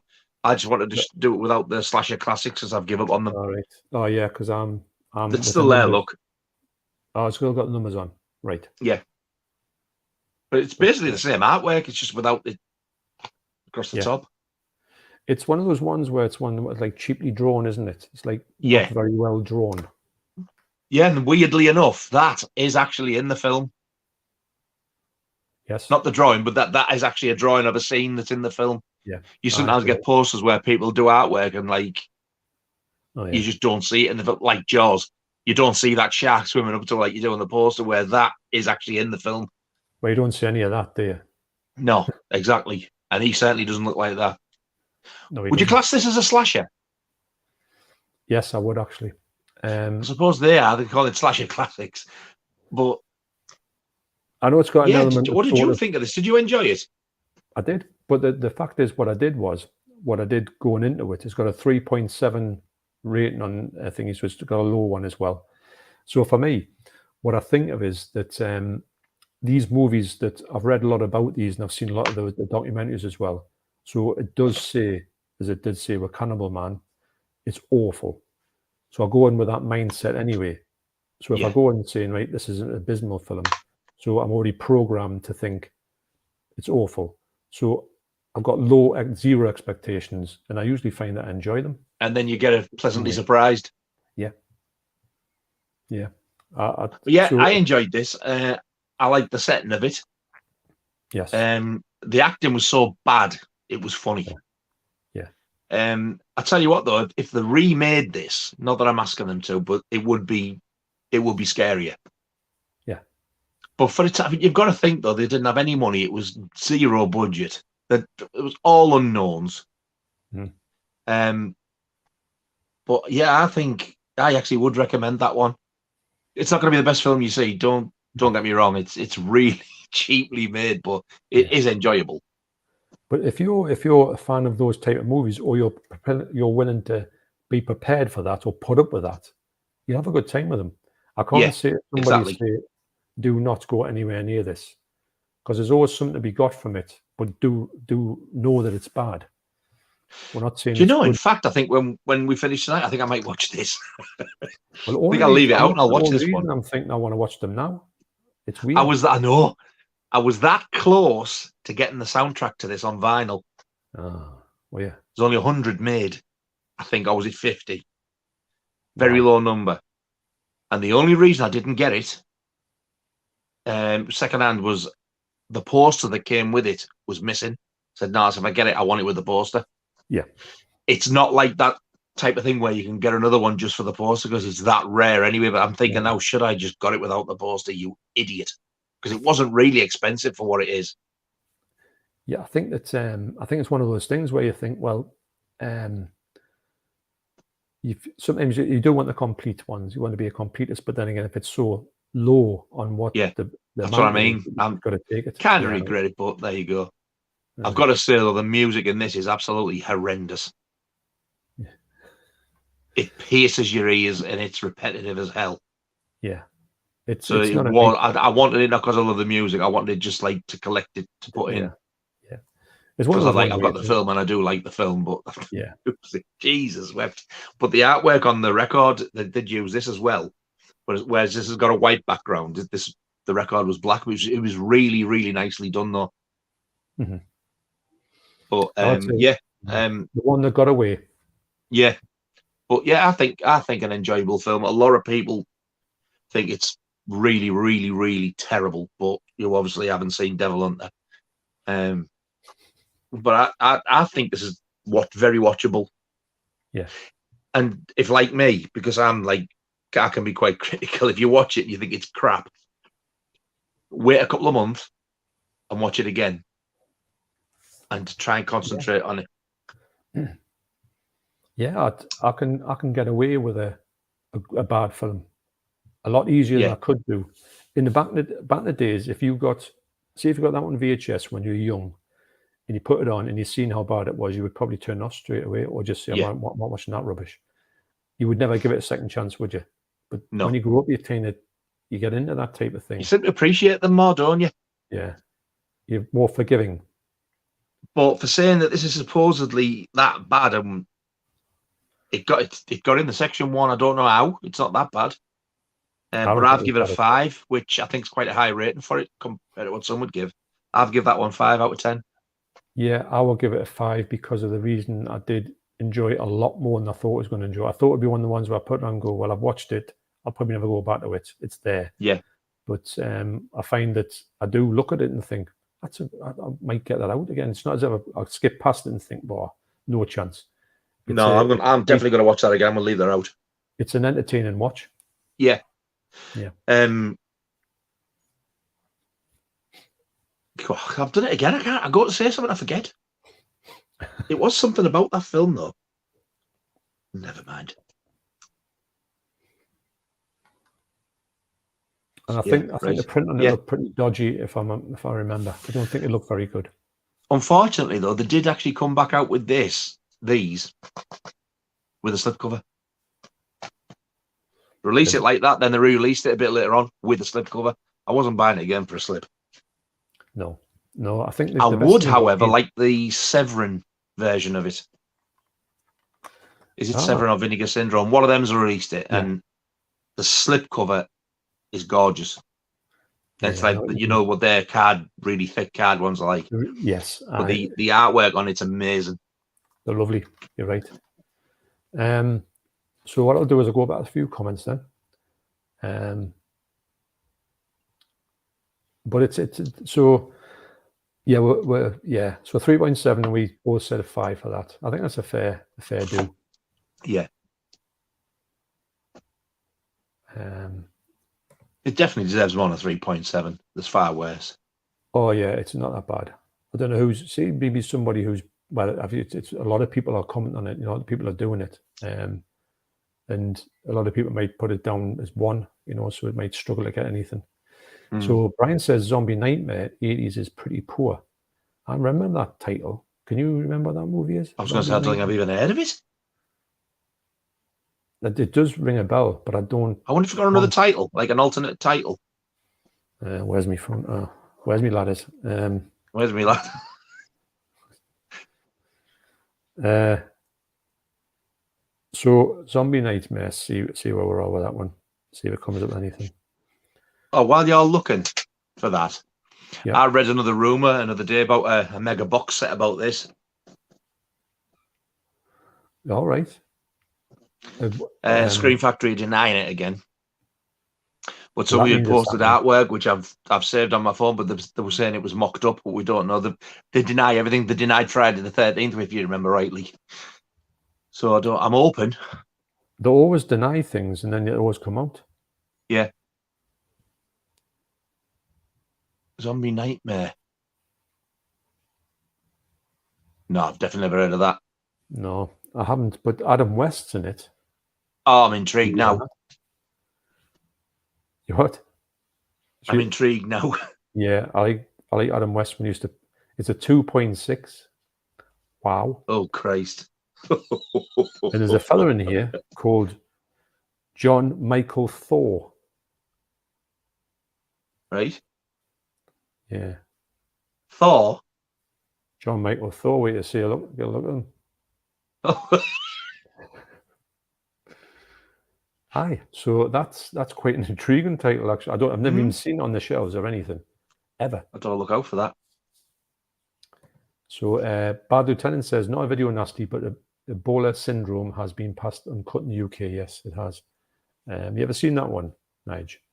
Never even heard of it. It's good. I don't know if it's a category 3 movie, you know, the sort of extreme Japanese, Chinese horror. This is more I don't like them. The know, Japanese and Chinese extreme, I don't like them. I think no to do with the gore, it's just the way they're set, I just lose interest straight away. I just find them stupid. I remember watching that. That's a pretty good movie. It's a bit more like, say, like, I could liken it to, in a slight way, to Cannibal Apocalypse vibe. Oh, is this? A bit. That's what springs to my mind. First of all, the fact that they've got this Ebola syndrome. It turns them all nuts, but it's very gory. So there's always are, though. Very gory, aren't they? Oh, yeah, there are. I mean, it didn't strike us as, like, have you ever seen the one called Bun Man? Which is really Bun nasty. Man? Bun Man. Yeah, it's a true story, actually. This bloke used to make buns. You know how they make the buns? He was also like somebody who used to kill kids. And true story. And oh my God, that's horrendous. And it's true. Yeah. Oh, aye. It's a true story, Bun Man. And but it really doesn't pull any punches, mind, in its film. It's not as bad as that. It's not in that type of vein, but it's also very gory, you know. I will be getting this one. Lovely slipcover, mind. Lovely. Very, very gory slipcover. In fact, I'll put it on here. This Bun Man thing? No, Ebola syndrome. Oh. Have you got it? No, but I will get it because I liked it that much. But I haven't seen it for years, mind. But I think I still will like it because it's one of the ones when it come out, I remember it straight away. It's 88. Oh, my first video I did as well. Oh, you'd have done it. Yeah. Is it uncut as well? Oh, yeah. I would imagine so. Yeah, pretty good. I found a steelbook of the one I did the other day, and I totally forgot I had it. I didn't put it in the video. I mean, you'd have to do a part 2. It's nice as well, but I'm not going to do another one just for it's only a steelbook, but this would have been nice to show. There's nothing worse when you do submit a video and you think, oh, I forgot one, because you say this is the complete whatever, and you go, it's not, you know. My biggest one I'm dreading doing, but I've been asked to do it, is Jaws. Oh, well, because I've got that much stuff. I am going to forget something. Well, I've just looked at something there and I thought, I forgot I had that.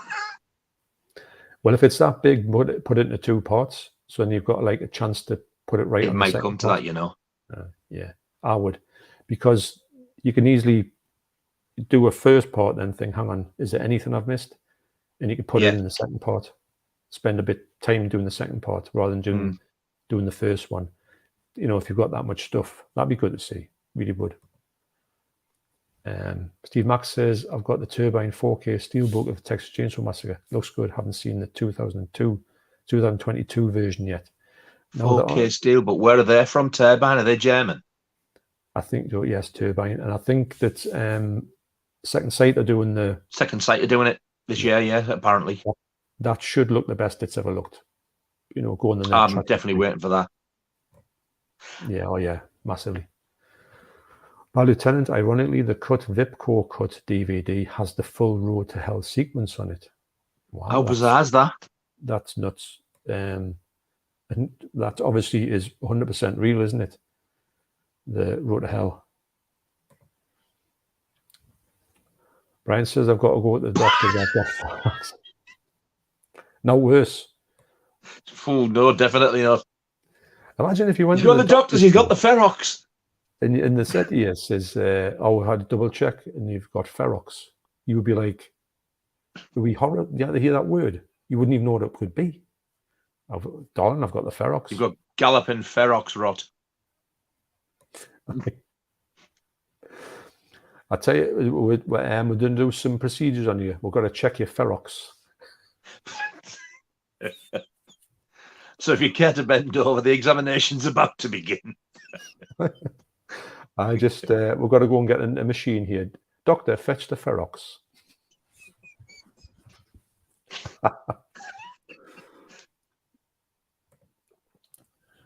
Dinnerberry says, Brian, I recommend amputation of the cranium for your ferox. Oh. And Barry10 says, Ban the Sadistics videos isn't a bad documentary. No, it's a great documentary. Yeah, isn't it? He also said House on coming out and cut soon, which would be House on the Edge of the Park. Edge of the Park. Interested to see that 4K as well. We're getting the 4K over here, which I don't know if it's coming out over there, which I think it should do because the 4K looks, the Blu-ray looks nice, doesn't it? Yeah. So I could imagine that looking pretty good. But I still don't think I've seen the replacement disc they sent, because I remember when it turned up, I opened it and thought, what the hell have they sent me this for? I knew nothing about it. Oh, yes, right. So I think I've just kept it in the box. I've got it. I just can't remember whether I've kept the replacement in the box that they sent it in or whether I swapped them over. I can't remember. And I did the same with Demons. I can't remember whether I've swapped one of the discs over with that. You can tell by the codes. The codes will tell you what's the swap one. It's got it's not got replacement, but it's got a little code on which. If you look at the very small serial number, it's got something like an R1 or something. It'll have something on different. Yeah. Brian says there was 4 Deathstalker films made. Yeah. There was 4 of them, right? I think because that one and 2's come out, I think people are thinking now, please release the other 2. I think if 1 and 2 do well, they may well. Yeah. I'm going to get them ones because I like that type of stuff. I can't wait to see these. I've had this now over a week, but I've had that much to watch. I still haven't got around to it, but I was talking to you earlier, wasn't I, about this? And I said, I absolutely love the Beastmaster, which I didn't expect to. And when I seen this and read about it, I thought, that sounds like a more sort of adult-orientated Beastmaster, so I'm having that. No, and I love that artwork. It's probably not representative of what's in the movie. No, I do like it.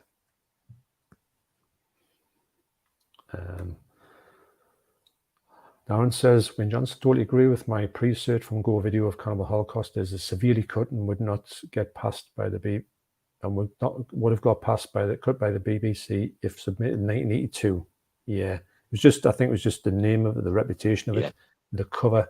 It was the poster boy as well as Driller Killer for this movies, and unfortunately that's what happened. There was just a big knee-jerk reaction to this whole thing. It was blown out way out of proportion, but of course it was. It was like a like mass hysteria, wasn't it? It was mental to like think that somebody got time in prison for distributing a film. And I think I watched a documentary where they said some people who had the shops, they actually went in as well. I think it was only for months, but they actually did prison time. And when you think, I could have gone to prison for possessing that, is absolutely insane. It is. And it's not as if, but I'm sure if you, I don't know if you could do it, but you said, look, take a look at this, watch it and see what on earth is that doing wrong. There's nothing in it that's in any way bad, is it? So, but if you had that at the time, if you walked out in public and people seen you with it, you might as well have walked out with a bag of heroin for people to see. I know. I don't think people realise how serious it was to have these. Yeah, I know. And it's funny because you can literally walk to HMV or CEX and pick them up, for pennies when they're in print. But these things where if you said I want to go and buy this one, you would be talking big bucks. Yeah. 20, 30, 50, 60 pound. You would have to pay it. There was just no other option. It's not as if these things were mass produced. You had to get them from a video shop. You couldn't buy them anywhere. You had to get them from them. No. You wouldn't sell you them unless they said 60 quid. Go on then. And 60 quid was 60 quid back then, mate, wasn't it? Yeah. So Richard Vousen says, hi guys, really enjoying the stream tonight, the chat tonight. Oh, excellent. Thank you. Richard. I'm having a good time, actually. Always do with these ones. Yeah. I have a ball doing these. I love them. Yeah, it's great to go, but it's like a sort of like reliving a bit of the past, isn't it? Yeah. Yeah. It's nice that, like, because we're like at the same age, that we know we both lived through it, and like we're not lying when we say like it really was a big thing to own them, and you could have gone to prison. Yeah. Oh yeah. Absolutely unreal. Yeah, it was. And you know, if you had them in the house, you were kind of wary. You know, if you see anybody outside, you think, do they know I've got a video nasty in here? It was like you were paranoid, weren't you? Yeah. You know, For God's sake, I've got this, but do not tell anybody. It was like, Jesus. Yeah. And if you were passing them in the street, it was like you were passing sort of narcotics around, because you were going, there you go, don't tell anyone, don't show anybody, hide it when you get in the house. And you didn't get off. And it was the same even with things like The Exorcist, that was never banned, but people think it was. Yeah. You got caught with it. You were like, what you got there? Oh, it's Tom and Jerry. You wouldn't dare tell anybody. It was mental. Yeah. And then as well, if you had The Exorcist and people knew you couldn't get it and you had it, they'd go, someone up with you. You would think you were some kind of serial killer, wouldn't they?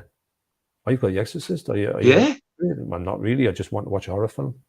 No, there must be. And then there was some cheeky sods had it, and it was like, still a copy of a copy of a copy of a copy. They wouldn't lend you it. They'd hire it. They wouldn't lend you it. They weren't daft. There could be a little bit of a bit of a money-making scheme if you say, well, I've got it. You've got to pay to watch it. People would pay as well. Yeah. If you were that way inclined. I wasn't like. I didn't like lending them out because you never got them back. Exactly. Yeah, that was another thing as well. And you learn from that, don't you? Because you would say, you never had a chance to get it again. If it's gone, it's gone. Somebody would lend it to a pal, and then that was it. Absolutely gone. So, Nos says, I need to jog on, chaps. I will watch the video back later. John and Nige. Thanks very much, Nos. Yes, thank you very much, mate. Hope you enjoy the rest of it when you watch it. That's it. Yeah. And are you ready for the next one? Yeah, and you can catch the next 7 hours on the last 7 hours you haven't missed on the stream. Catch up. I'm going to blame you. You won't skip forward fast enough. I'm trying to. I think we're only 8:50 now. We're an hour. That's not too bad. I've had a lot of worse. I've been worse by that type. Our editions of this one are going to be a bit different, although they're the same company. All right. So we'll move on to the next one, because we've been talking about it a little bit. And that is. And this is one of the ones that actually kicked it all off because of its artwork. The entire video nasty thing. It was this. Yeah. And it's Driller Killer. And is yours the slipcase? Steelbook. Steelbook. All right. Lovely. That's a nice steelbook. That is as bad as it gets. That's the only scene really that I can think of. Yeah. But this was one of them that was the artwork and the poster in the shop that got it banned. Right. I tell you what, I wish I could get my hand on one of them posters. I know. Can you imagine it? And it's, I tell you what though, this is a 4K remastered Blu-ray. This is? Yeah, 4K restoration. Oh my God, so it is. I didn't know. I thought it was only 2. I was really shocked when I saw it. But then again, this came out 2016. I know. I think it was probably, I didn't even think about 4Ks at the time. But when I actually put this on the last time when I was actually going to watch it, I'd done a video on what ones I could imagine Arrow would release on 4K. And I was looking through and I picked this one out and I'm going, I went, hang on, it's a 4K one. And then when I put it on again on my 4K player after not watching it for a little bit, I thought, this looks pretty good. Because you remember the VHS looked absolutely awful. It was terrible, yeah. Yeah, it's one of the worst things I've ever seen in my life.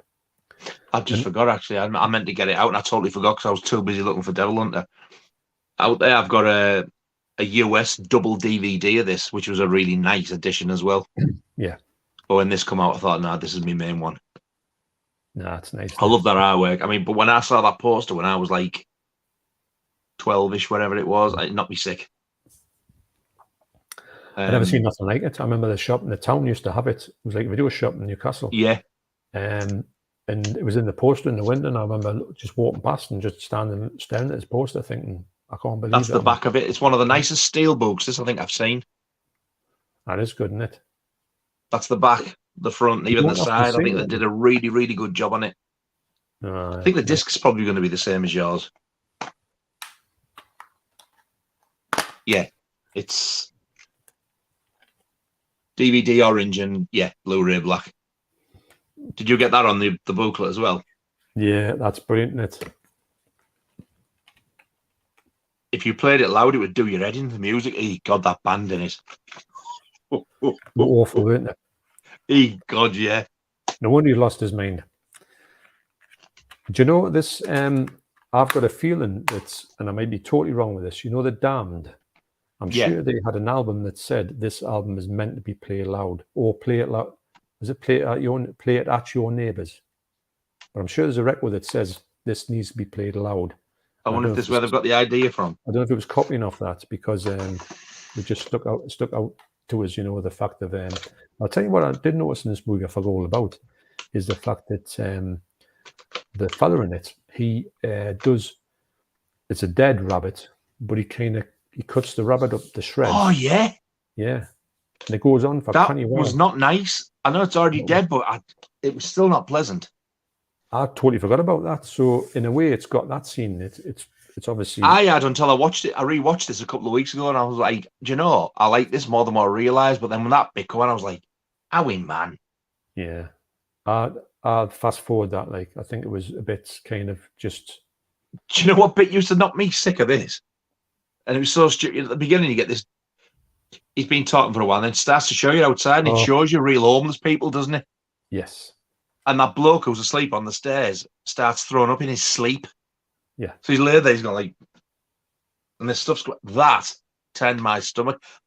It wouldn't bother me now, but at the time I was like, oh, don't do vomit. I totally forgot about that till I watched it the last time I watched it, and I was like, oh my God, that was like, because you're watching it, and you see he's asleep, and he just throws up, and you think, oh. He doesn't only throw up; he stays asleep while he's throwing up.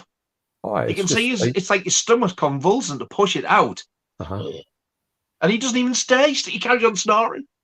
And it's an awful colour as well. Yeah. I think he's one of those. I know he's homeless, but he must be one of them who like very rarely eats and just drinks. Yeah. But it does have some really, really good scenes in this. I do think that the band in it were overplayed. And I don't think the main one of the band got the comeuppance that he deserved, because I was waiting for it to happen. Yeah. He needed it. But it's one of them where if you watch it and you don't like it, give it another go. Yes, definitely. Because don't dismiss it. Yeah, my first view, and I wasn't impressed that much. I was like, knock me sick a bit. And I bought the DVD and I watched it again. I thought, well, it was all right, yeah, but it was just like I want it because I want it. But then when I rewatched this, I was like, do you know, I actually really enjoyed it. I didn't appreciate it until I saw this version. I thought it was all right, and I didn't like it at all when I first saw it. I thought on DVD it was all right, but I couldn't tell any artistic merit of it because it was so awful a picture. But when you see it in a good picture quality, you do realize there's a bit of a story to it. You think, it's much more of a movie, because I think people, well, our thought was when I thought, oh, it's going to be wall to wall this, and it's not. Yeah.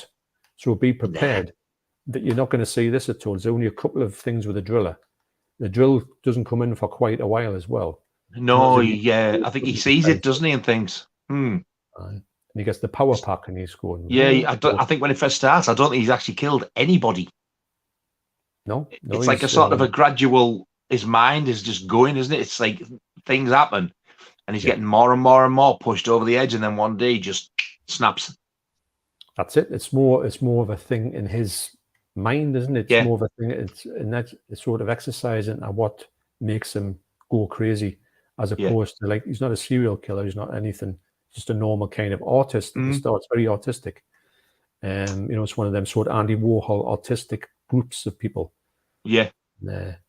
But I think some of the special effects, especially this scene, for saying they had again no money, and that's pretty damn good, the effects in it. That scene actually, it's not, because some of the scenes you see, like you see a still and it looks brilliant, and then you see the scene where that's awful or rubbish. But that one was quite well done. No, it's pretty graphic. You do see that close up, but it's not like it just clips and it's already in there. You actually see it go into his head, and I was like, That's impressive. I would love to know how to do that. And the way he screams as well, it makes it more realistic. So, yeah, I was very impressed with it. And there's quite a lot of extras on this as well. I think even if you just get the normal standard one, I think they did a good job with this. And you get 2 versions of it on there as well. You get a longer cut. So I have watched the longer cut. Didn't know that, do you? Yeah, it's the longer cut. I don't think it's longer by much, maybe about 5 minutes or so, but it's. How do I always miss these things? You tell me about them. I'm thinking, I didn't know this. Well, I didn't know it was a 4K release until I kind of picked it up. I didn't know that either, so you just said. Well, that'll explain why it looks so good. I do think that, would they do a 4K of it? They might do, because they're releasing some weird stuff on 4K. I was just going to say, now I've seen that. I mean, they've already done the scan, so I bet you they do. I bet they clean it up a bit more and do it.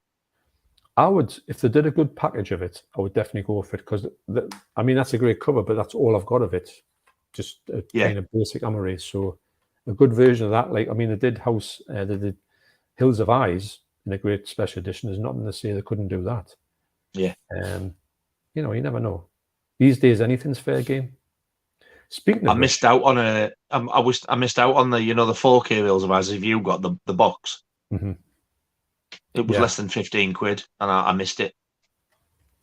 It's worth it. So I've got the Blu-ray, and I think that looks great. It's not like you say, it's not like the type that you could really upgrade. It's not that much difference. But if I could have got it for like 11, 12 quid, which is what it went for, I'd have paid that for it. Good, I missed it. The first half of the movie on 4K is a bit of an upgrade. The second half of the movie is a big upgrade. It gets dark in the hills. That's much better, mind. And I mean much better. Oh, right. How weird that half of it's better than the other half. I just think that all the days in the light seem very grainy. In the dark, there's literally no grain. And the bat levels are really nice on it. Much more than you would think. I think I'd get that on 4K if that was the slipcase. They've got to have that in, because if it doesn't have that, that'll do me. I love that. Yeah, I don't like the other alternative art they've got for this. I think it's pretty rubbish. Remember it? Yeah, it's pretty similar to what they've put on the discs, but I wasn't impressed. Yeah. I didn't realise at the time when I seen that, because that's the one that you see in the shops, isn't it? Like it's out facing you. I thought, well, that's crap. I'd rather have the drill, but I didn't know at the time that it was reversible artwork. So when I seen that, I thought, Jesus, the Steelbook has got that on, and the Blu-ray. I thought, I'm having the Steelbook. Yeah. But as it happens, it is like I said, it's one of the nicest Steelbooks I think I've got. Oh yeah, definitely really nice. That back artwork I think looks really good. Yeah, I like that. This nice little touch, isn't it? The fact they've got this drill bit on it. I wouldn't class that as a slasher, mind. No, I think it's more like it's psychological. Psychological, yeah. Just a psychological. What have you give this one? Well, on the Internet Movie Database, it's directed by Abel Ferrara as well. It was his first film. He's in it. Yeah. He's the driller killer. That's not a spoiler alert. 97 he's under a different name though as well, isn't he, in the film? Like his actor's name's not Abel Ferrara. No, you're right. Does it say on here? I doubt it. If it is, might do on yours. No, I can't. It doesn't say any of the cast on here. The name's coming to us, but it's not. I'll have to have a look at me thing. Yeah, it's like on the tip of your tongue type of thing. It's got no alternative title, weirdly enough, but I think that's because it's the driller killer. What you're going to have, what you're going to top that with? I was going to say, how can you better that? You can't, can you? It's brilliant, isn't it? It's got an amazing title. It's just so good. You think, well, I wish I'd thought of that. Yeah. So, what am I looking for? Driller killer. See what his name is in the movie. What his thing does. His name, the name's on the tip of my tongue. I can't think. It is. So mine, I know.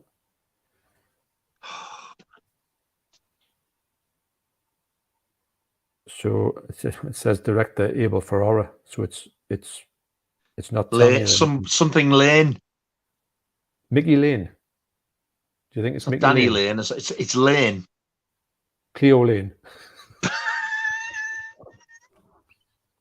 I've only done that because I know that you can do Cleo Lane for a bit. Yeah, when I've got my hair up, because when my hair used to grow when I was younger, it used to grow out, not down. So walk around on Cleo Lane. Shut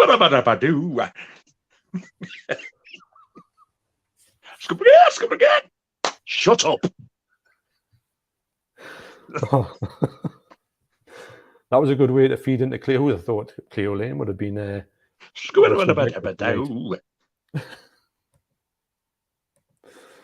All right. Okay, let's go back to some comments here. Can I have your mark first, please? Oh, my mark on this original. If you got me on my first watch, it's got a 5.1, which I think is a bit low actually for me on Internet Movie Database. I would have given it a 3 all day long. Now I'd give it a 3 or a 4. 7.5. I'll give it a 7. It's much so better. Yeah, that one's recommended. Definitely, if you've not seen it. But even though I'd seen it's very grimy, isn't it? It's like proper dirty 70s New York. Aye. It's a good for what it is. What type of movie it is? It's a really good movie of that type of gutter life. Yeah, seediness in New York. It's brilliant. Yeah. But I think a lot of people were thinking, hang on, where's all the gore? Where's all the drills? Because it's not about that, is it? It's not non-stop gore. It takes a while. Like for the first killing, and then he does run rampage a bit after that. You seem to get like about a 10 or 15, 20-minute slot where he's going mental with the drill. Aye. But it's all part of the story because you've got to watch it all and listen to the build-up of it and what's going on. Yeah. Oh, you're right. It's a very much a movie that's maybe it has a strange reputation, probably just because of what's on there. Yeah. But it's not that great a movie.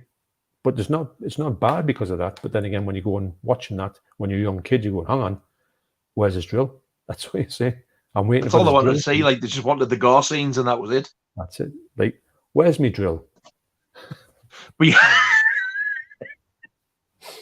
you can kind of understand him though as well. Like losing his rag all the time because you've got like a band downstairs making a racket.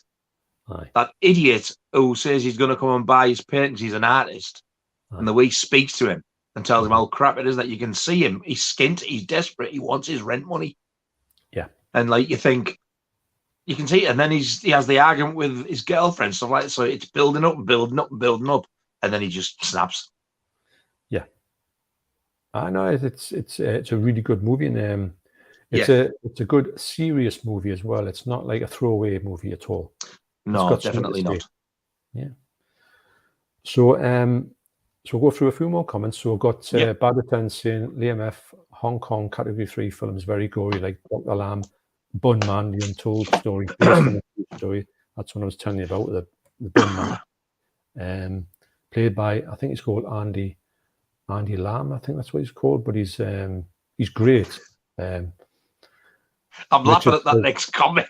I remember the Christmas Day as a kid, my family watching Mary Poppins in the front room, and I was upstairs watching Cannibal Holocaust. Perfect Christmas viewing as a youngster. Well, who could argue with that? Can you imagine eating your Christmas dinner watching that? No, he'd come downstairs, you went to Christmas dinner, and he'd be like, no thanks. I don't know. No, I don't. We've got turtle soup. I've saved you the giblets.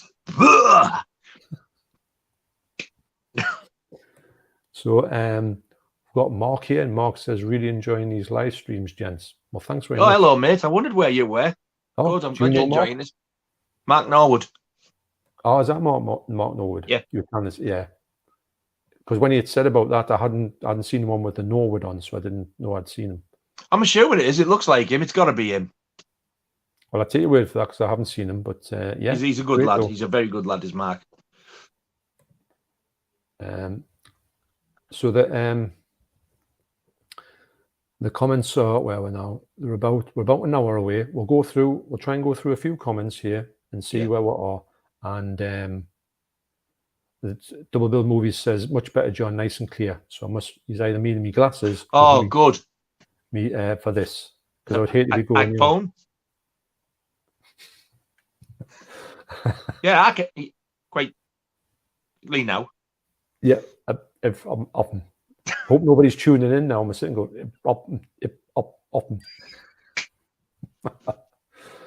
So Adam Pearson says, have you both seen Nobody Heard the Scream?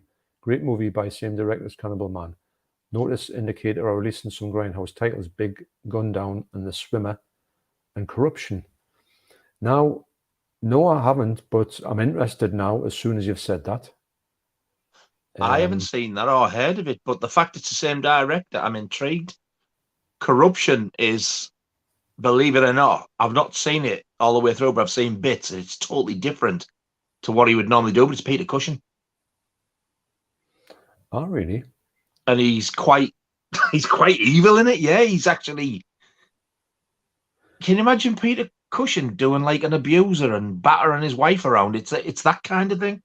Is that the one where he plays that, or maybe a different one I'm thinking of? I think that's Fear of the Dark, where he plays that school teacher. He's a right piece of work in that one. Oh, I've never heard of that one. It's out in I've got it. I think I've got it. It's on Studio Canal. Hammer movie, but he's right. Ah. He never plays bad people usually. But I don't think Corruption is a Hammer one, and I know it's a Grindhouse release. All right, well there you go. But it's also out over here now, and I can't remember who's released it, but it's definitely out over here now. So, well, Indicator would be the ones releasing it over here. Indicator, good label. Something's a bit pricey. The Swimmer. The Swimmer is Lancaster, isn't it? When he's swimming in the I've pool. never fancied that. It was a bit odd. So that's the type of thing I think my mum would have watched. Yeah, I remember watching it and thought, what was the point? At the time I watched it, I thought that, because sometimes you watch these films years later and you go, oh yeah. Yeah. Well, the hell, there's an hour and a half I'm not getting back. Because he just goes and swims in pools and he'll just maybe have a chat and he'll go to like the next person's pool. And has an affair and things or whatever it is he does. No, from what I remember, he doesn't get out of the pool. He just goes swimming in the pool. There must be more to that than that. That's all I can remember. Sounds stunning. But if you like people swimming in pools, then yes. Originally, it was supposed to be Johnny Weissmuller starring in that, but obviously, that didn't work. Ah. It's not. I'm just saying because he was a swimmer when he was an Olympic swimmer. When you went, no, it's not. It's just me being a bit. I thought you meant it's not him in it. Facetious. The double X on the Apocalypse was unofficial as it was never submitted and released before the Video Recordings Act in 1984. Yeah, I can understand that because I honestly had never heard of double X. Not saying it didn't exist, but I've never come across it. But Tom said it's too low. If that's that, I hope it's not too low, but it might have got lower. If it is got lower, I can maybe turn me. Oh, so it's got Mike is fine here, good vibes. So there you go. Yeah. So hopefully it's all right for people. I mean, we can find out when we finish the stream, but I'll go back to it. I can tweak my microphone level on here, but if I turn it up too high, then it'll be too high for me videos, But yeah. I'll try and do it. Work in progress.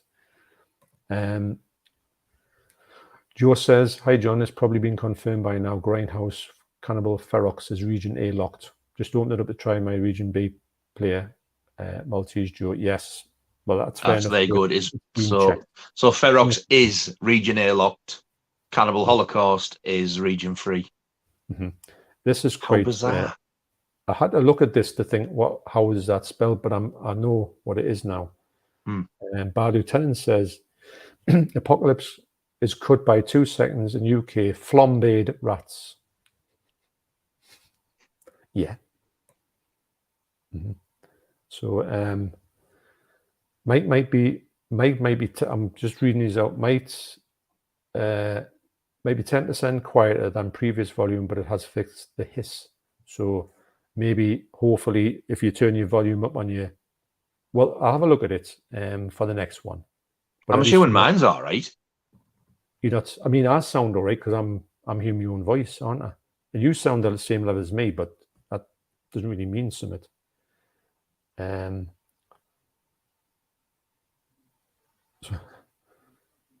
this one is the guy who's got ping pong balls for eyes. Yes, definitely. And that could be it. By the Tenant, Devil Hunter is so shite. I agree with that. It's terrible. 104 minutes cut is a director's cut. What for Devil Hunter? Must be, aye, but it's a long movie. You think too long? Yeah.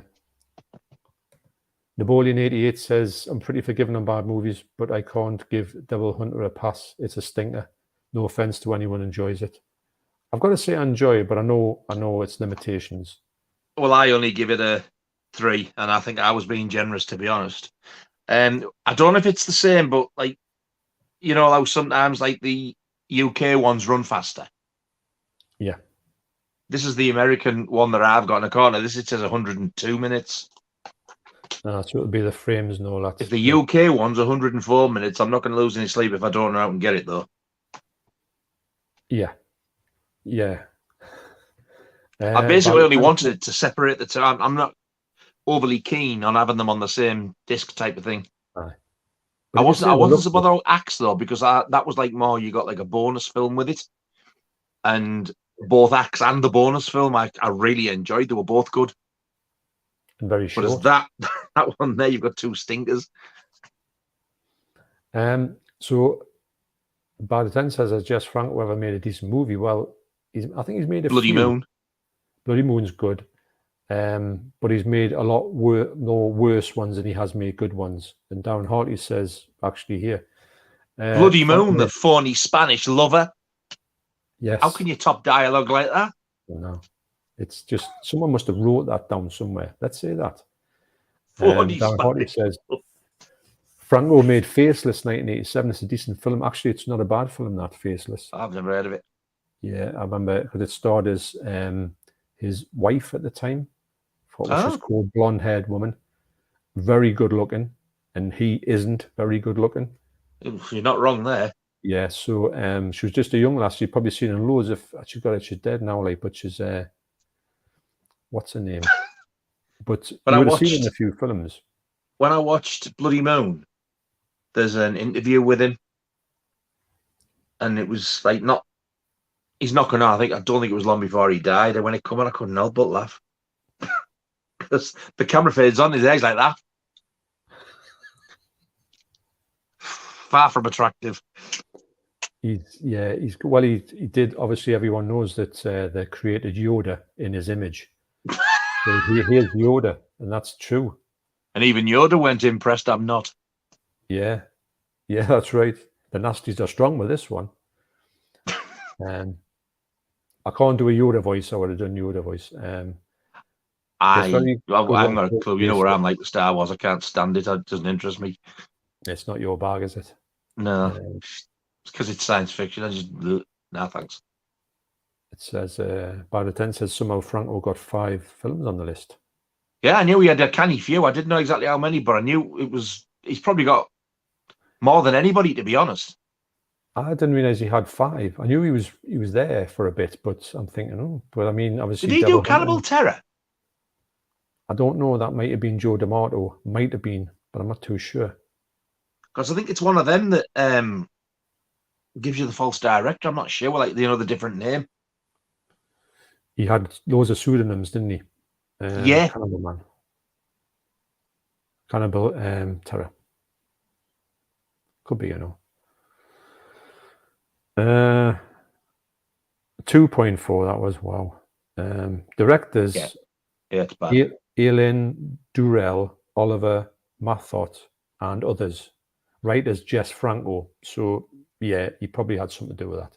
So he did have a hand in it then? Could be right, yeah. It probably is him. And Bad Attempt says, never seen Faceless. I will check it out. Yeah, it is good, actually. I remember seeing that back in the day.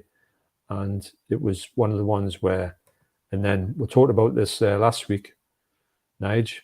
What about the ghastly ones? Yeah. What about it, indeed? Yeah. It is bad. It's awful. And Bad Attempt says, Driller Killer awful. Them's fighting words. Who said it was? Unless somebody's saying, if they say it's awful, that's a fight, and that's the start of fight there.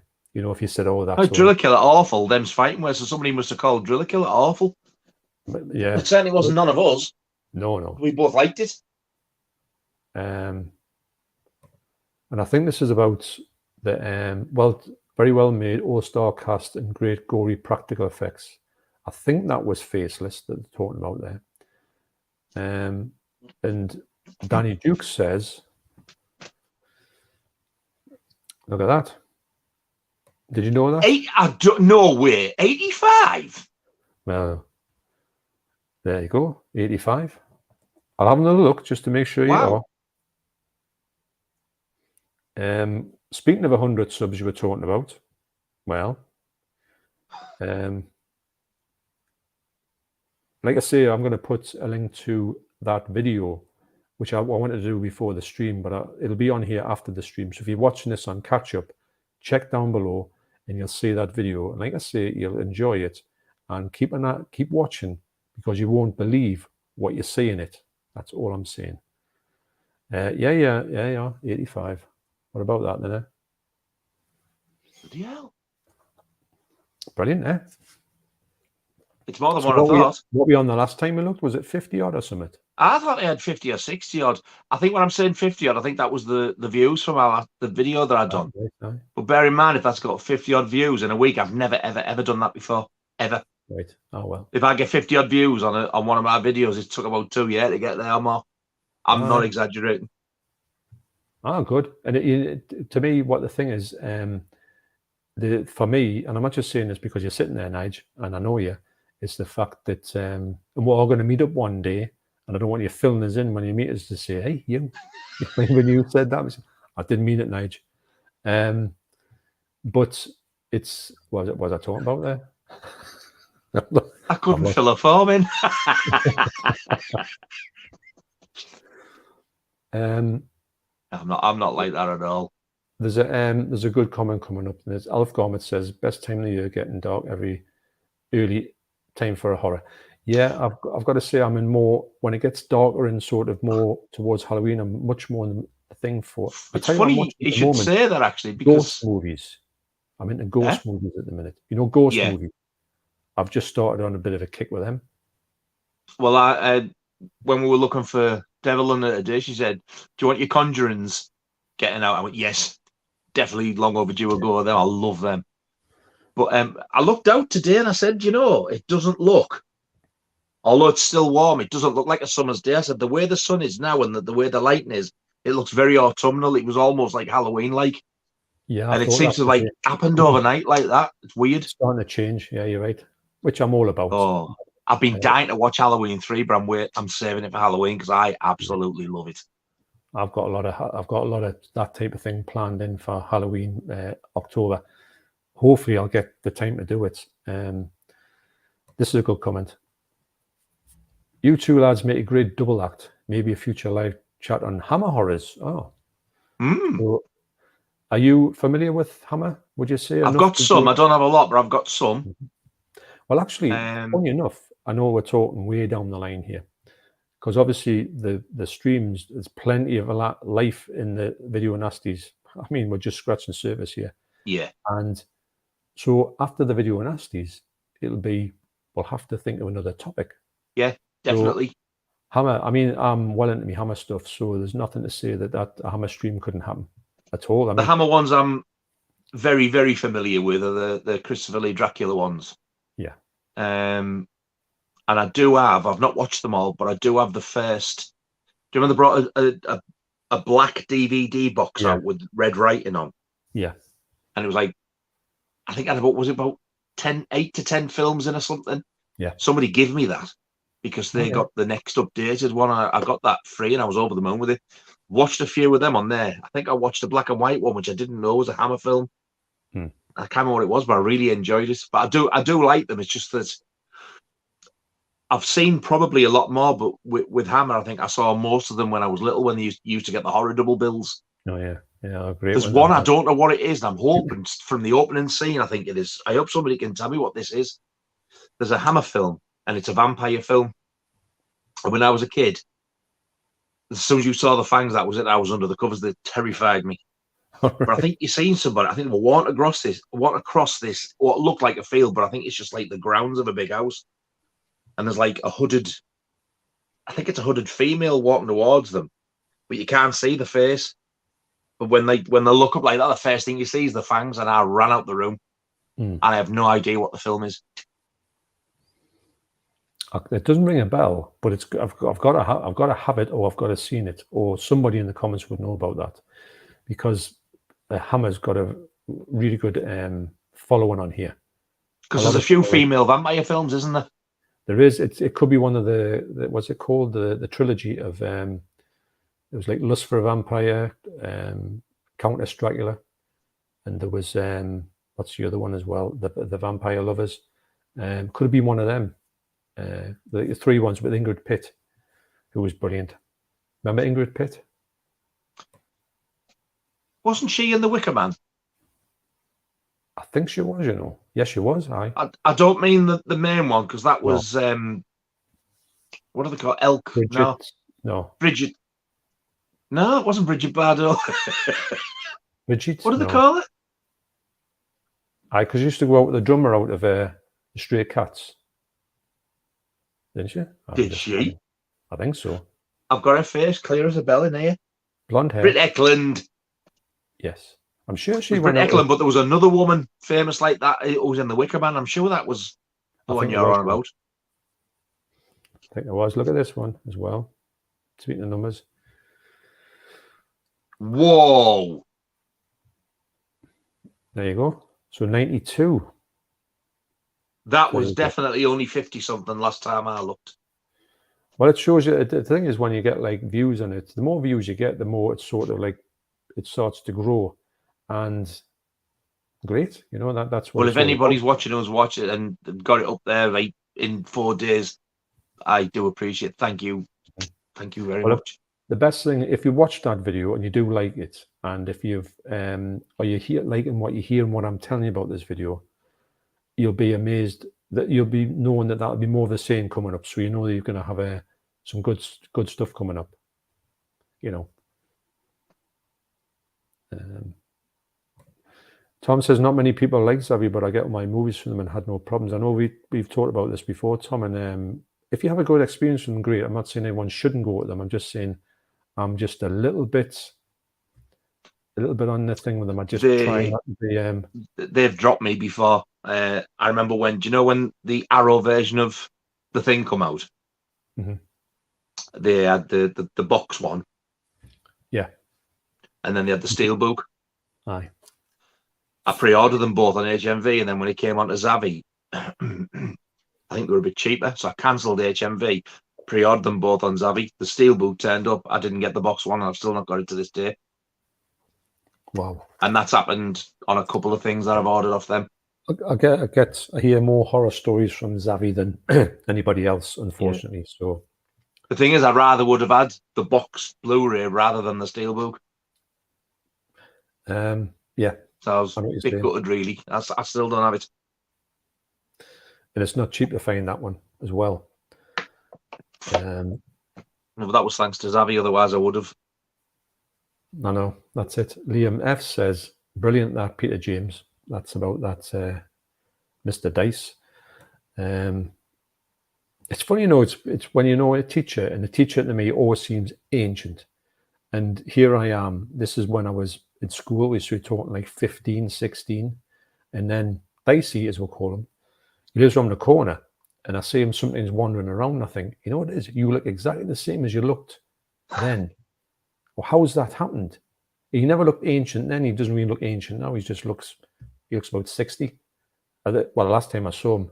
And it's funny, you know, because Deborah doesn't know anything about me school and all that. And I said, Deborah, that's Dicey. Who? It's a teacher called. He's like a bit of a legend with the kids. He's like the coolest bloke in the world. And she's like, so? And I went, well, you don't know her, don't know him. But and then this Trev says, can you hear the door? He's first time he's come in tonight. Is that in, the Hound. Yeah. Hello. So Trev says, John, get Mr. Dice on the next Video Nasty stream. Was the Burning the only Video Nasty you got out of the video shop for school? No, it wasn't. The other one I remember getting out was The Evil Dead. So, you know, there was just no holds barred. You just got out whatever. You just says, go and get something. And you got everything out. And I mean, like I say, the class was kids, all the kids in the class were there. And we us lads were just laughing our heads off. And the teachers were laughing as well. And the lasses were screaming their heads off. And when you look back and you think, did that really happen? But it's of a different age. If you'd done it a year later, you'd been jailed. Well, yeah. I mean, imagine if you said, oh, hey, I went home and I watched a video of Nasty, the teacher, and that's the end of him. He would have been gone, wouldn't he? He'd been getting let out with cuffs on. So Al says, have you seen Dream Home out of print? Never heard of it. Heard that one. No, never heard that one. I did watch The Exorcist the other night, and I can't remember where I was looking at. I think I was looking for the other films that Linda Blair had been in. She'd been on one. Never heard of it. It's only 2 words. Well, I can't remember what it was called, but it sounds awful. Like, you know, she's assaulted in it and stuff from being like a young teen. And it's like, I think she's like, has a bad upbringing. I think she ends up in prison or something. I can't remember what it was called, but I thought, oh, I fancy that. I thought, what if you can get it? Yeah, you can get it if it's the American DVD out of print. If you've got 60 or 70 quid spare, you don't want. Is it called something like Savage Streets? No, before that. Oh, all right. Sorry. I think it wasn't long after The Exorcist. I think it was maybe a couple of years after The Exorcist. Right. I've never seen Savage Streets, but I fancy watching that actually. Yeah, I really want that. I wouldn't care. I think I picked up the Arrow DVD once. Went, I'll get that next week, and then it's gone. So, and then it was one of the first ones where it went. Haven't Severin released it or Vinegar Syndrome? I think there's talk of it coming out here again. But I think the American one sold out. It's so hard to get, and I don't understand why. If I'm honest, I've had a message there. It was Mark Norwood who commented. Was it? He just messaged me. Yeah, it was me. Right, so that's him. I thought it was him. So I tell you what we'll do. I'm going to go through a few more of the comments because there's a few comments talking to each other. And we're talking about things we've talked about in the past, like the Cannibal Holocaust and stuff like that. And I appreciate everybody obviously commenting on that. It means we can get to the. This is there you go. So there's Wolfie. I remember watching Evil Dead in his class 2. Yes, so there you go. Jesus. This and that was 9:30. So this is me remembering it now, and I've just come to say that. But it was nuts, man.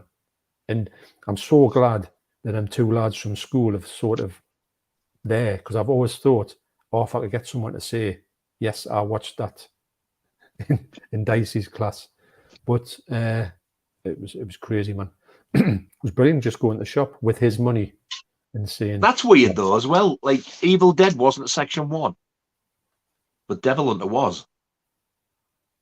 Oh no, there's full of discrepancies, isn't it? When you said when you put Evil Dead there, I'm looking back. I thought I'm sure that was a section 1, but no, it's a 2. I know. Yeah. And you were stupid. It was because we used to talk about Evil Dead quite a lot. It was a bit of a poster boy title that.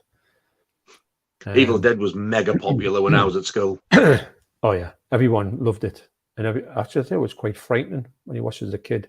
Yeah, especially when it was at night by yourself, and you thought you watch it with your mates, but you wouldn't watch it by yourself. You'd be like, I don't want to put that one on. I must admit, it took me a while to watch it because I was too scared to watch it. Because I never used to watch horror films because, like I said, it was the Hammer ones used to terrify me. And when I seen all this stuff come out, I thought, no thanks. And when I watched it, it blew me away. I loved it, but I was like, Christ, how did they get away with that? I know. No, you're right. It was. It's a brilliant film, though, boys. Yeah. So Wayne says, crazy to think now, but almost every film was cut in the 80s, even the more notorious titles. Yeah.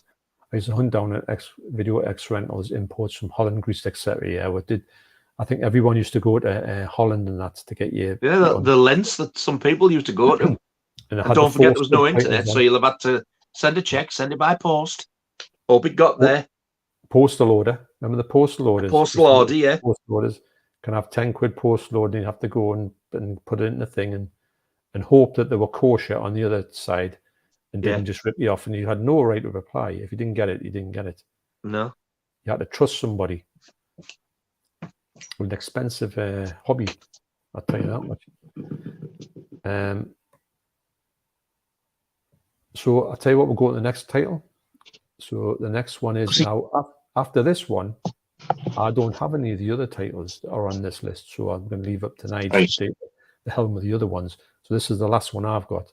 So the next one is Evil Speak. Yeah. Aye, got that. Lovely cover. Have you felt that? Yeah, soft touch. It's like waxy. Yeah, it's lovely, isn't it? Yeah. And now, this was one that I remember everybody at school talking about. I think I've done that. No, I haven't actually. But yeah, that's the original. I'll do it now while I think on. That's the old Nasty artwork, isn't it? Yeah, it is. The original video. But I remember people were going to school and like were saying to me, "Have you seen Evil Speak?" And I was like, "No." They went, "Oh yeah, it's meant you've got to see it." And I was like, "No, it's a horror. I won't watch that. Thanks." So I didn't actually get to see this until I bought this. And I thoroughly enjoyed it. I thought it was a really good film. Yeah, I thought it's a one it kind of resonates with school kids because it's about school, isn't it? Yeah. Yeah. In America, with like sort of it's like a bullied kid, isn't it? And he's like the worm turns, but in the wrong way type of thing. I'll tell you what I've just noticed. I've noticed that hasn't got, the stupid little bit cut out of it. It's on both bits, which you don't usually get, do you? You usually get like it hacked out. Yeah, so they put them things in. Yeah. They stopped doing that now, apparently. They don't do that anymore, allegedly. With new movies coming out. The boxes have altered. Ah. Sure, I've had some recently. I think they're ones that maybe have come out, but like when they've got rid of them, when they've gone, maybe in 2 years' time, anything new, everything's because the boxes haven't got them bits split out, apparently. I have only watched this once, but I do know, or did I watch it twice actually? Because I think I watched it twice because I think the first time I watched it, I thought, well, that was a bit slow. But I was probably prattling about on my phone and stuff and not paying attention because I do that. I stupidly do it. And then I watched it again. I thought, you know what? I actually really enjoyed it. I thought it was a really, really good film. It's not bad at all. It's got Clint Howard in, hasn't it? Clint Howard, yeah. He plays Ron Howard's brother. He plays some weird parts in horror movies. Yeah, he's in The Wraith. Have you seen The Wraith? Yes. That is one of my favourite films. I love it. Never get sick of it. I'll tell you what, I'm just going to nip the toilet if you don't mind. So I'm going to have to unplug myself. Which you'll probably hear me audio changing a touch. Oh, that sounds better to me already. Does it? But the thing is, if I do that, you're going to hear that, aren't you? So that's all right like that. It's just when you're doing the comments, click, I think that's when it goes. I'll tell you what I'll do. I'll leave it off for a bit, and then what I'll do is if it's knocking everybody, I'll put it back on. I look like one of those people like the Bee Gees, when they're going to storm off a show when they take the microphone off. That's it. I've had enough. Oh, with Clive Thingy, what they call him. Aye. He keeps getting on the nerves, and then they just walk off, and he's like looking as if what you walked off for, because you took the mic a bit for like 20 minutes. Right. Back in a moment. I'm looking for The Wraith. I was just going to show that, but I can't see it. Oh, there it is. It's not horror, but this was another one that was talked about when I was at school, and I love this. The Wraith, Charlie Sheen, and a very young, very bonny Sherilyn Fenn with long hair. It's one of them films I just never get sick of. But Clint Howard, who was in that, he's also in this. He always gets the weird parts, mind. He's a strange looking lad. But this is like a sort of a. I'm assuming there's a lot. The reason I mentioned this as well is because, like, I put on Facebook the other day that I was watching this, and a lot of people saying I've never seen that, or I've never heard of it. You're joking, and you need to see it. And it's not a horror. It kind of starts off science fiction-y, but then it's just a really, really good 80s film. The Wraith. So what's the picture quality on like that? Because I've seen it in the shop and thought fantastic. I love it. I've only brought that up there because like Clint Howard's in that and he's in them both. But Clint Howard's really, really weird in The Wraith. I can't recommend The Wraith enough. I love it. Yeah. He seems to have the same sort of like strange, he always seems to play a bit of an oddball in his movies. Oh, he does in that. Yeah. He's in a gang in that, but my God, what a weirdo. It's a fantastic film if you've not seen it. Yeah. I do think it's one of the, it's a one as well that's it's got no alternative title, actually, strangely enough. Or Evil Speak. Well, yeah, one of the rare, I mean, not ones that's, they might have one, but when I've looked for it, I couldn't find one. I don't think I've ever seen one. No, so it's a good title. I like the title, Evil Speak. It's quite unique as well. I haven't heard anyone like that. And it's directed by Eric Weston. Yeah. Never heard of him. It's a lot of these directors I've never heard of, like twice. And it's got a 5.6 on the Internet Movie Database, 1981. I think it deserves. So how would you do it? How would you rate that? This, I would probably give it a 7 or a 7.5. I would probably go 7. Yeah, I think I would actually. Yeah, 7 sounds about right. Yeah. It's definitely rewatchable. And I think it's unlike most of them. Even when you get the films in the nasty list that are American, like Driller Killer. Yeah. Evil Speak feels like it's made by like a bigger studio type of thing. It feels like it's like a proper American film. Well, it's got those groundbreaking special effects, which they're not great, but they would have been for the time. They weren't something you would see normally. No, they will have been. Yes, it was only early 80s. So yeah, so they were. I mean, they're rubbish, but at least they weren't. You knew they were a bigger.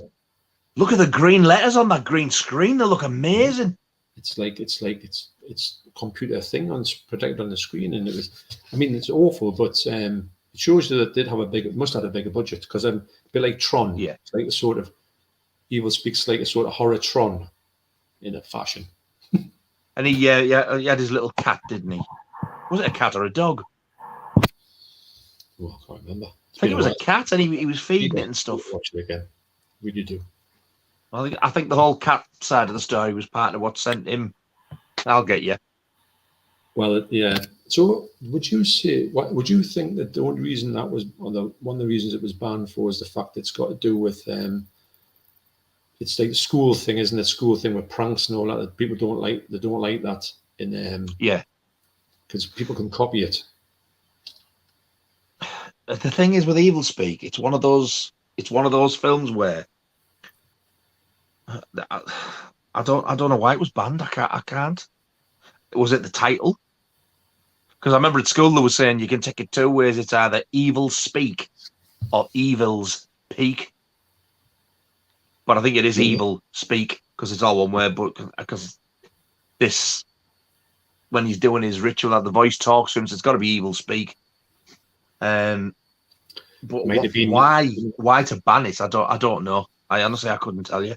No, it's not. So it's one of the ones that doesn't jump out. It was as a one. It's on the list. It's one of the ones where you would go instantly to say, not too sure where this one's on here. Other ones you can say, oh, I definitely know where this is on here. But it's one of the definite ones you could say, haven't got a clue. Yeah. There's got to I think if anything, if I was to put that on the list anywhere, it would have to be a section 3. But to be in the top 39, it absolutely astounds me. I really don't know what they were thinking. And as well, if you saw the section 1s and says that's the worst type ever, you would imagine when you're going naive with it, you would say everyone in this has got to be awful, like really bad, gory. Yeah, exactly. But they're not. No. So you think, what's that? Some of them, when you watch them now, you think, crap, how was this banned? It's so tame.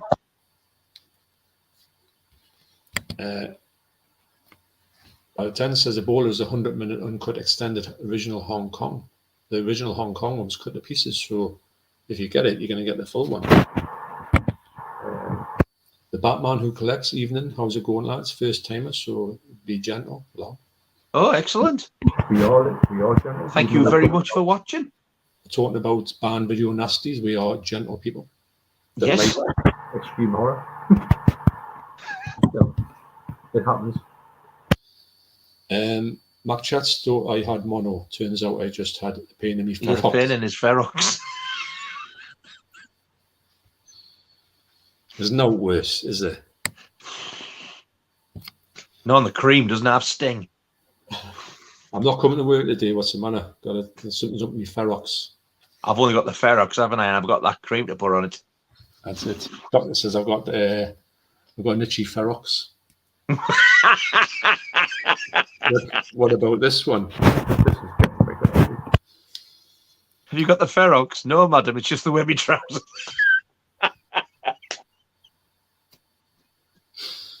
Have you got the Ferox? No, it's just the way I walk. Dr. Lamb Blu-ray Category 3 arrived yesterday with a lovely slipcover, fully uncut for the first time ever.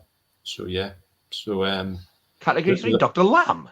Dr. Lamb, yeah, it's a one where I think if I'm right in thinking, is he somebody who like cuts people up and puts them into pies and stuff like that? Cannibalistic. Dr. Lamb. Dr. Lamb, yes, I think that's what. On a Category 3. Category 3 is, say, like the extreme Chinese movies. I thought you meant Section 3 of these. I was going to say that ain't on because I've never heard of that. Right. Yeah, that makes more sense. The Category 3 titles, they were like Story of Ricky. They said the Story of Ricky was the only one that was put in Category 3 that had no like nudity and sort of that type of thing. Like all them ones, I have zero interest in them. They just don't appeal to me at all. Weird. They're not all great, but some of them are really good. The ones like Story Ricky, Dr. Lamb, Ebola Syndrome. Itchy the Killer or whatever they call him. Yeah, I haven't seen that one, but yeah, that's meant to be. There's a lad trying to get me to watch it. I was like, I'm not watching it. He laughs. He's telling me what it's about. And he's absolutely peeing himself laughing. I'm like, no, I've heard enough, thanks. It's one of those. I'm still looking at that comment there. You got the Ferox nose down his trousers hang. Jesus. That'd be a good title, wouldn't it? For a t-shirt. Yeah, we got the Ferox. Have you got the Ferox? Hey, God.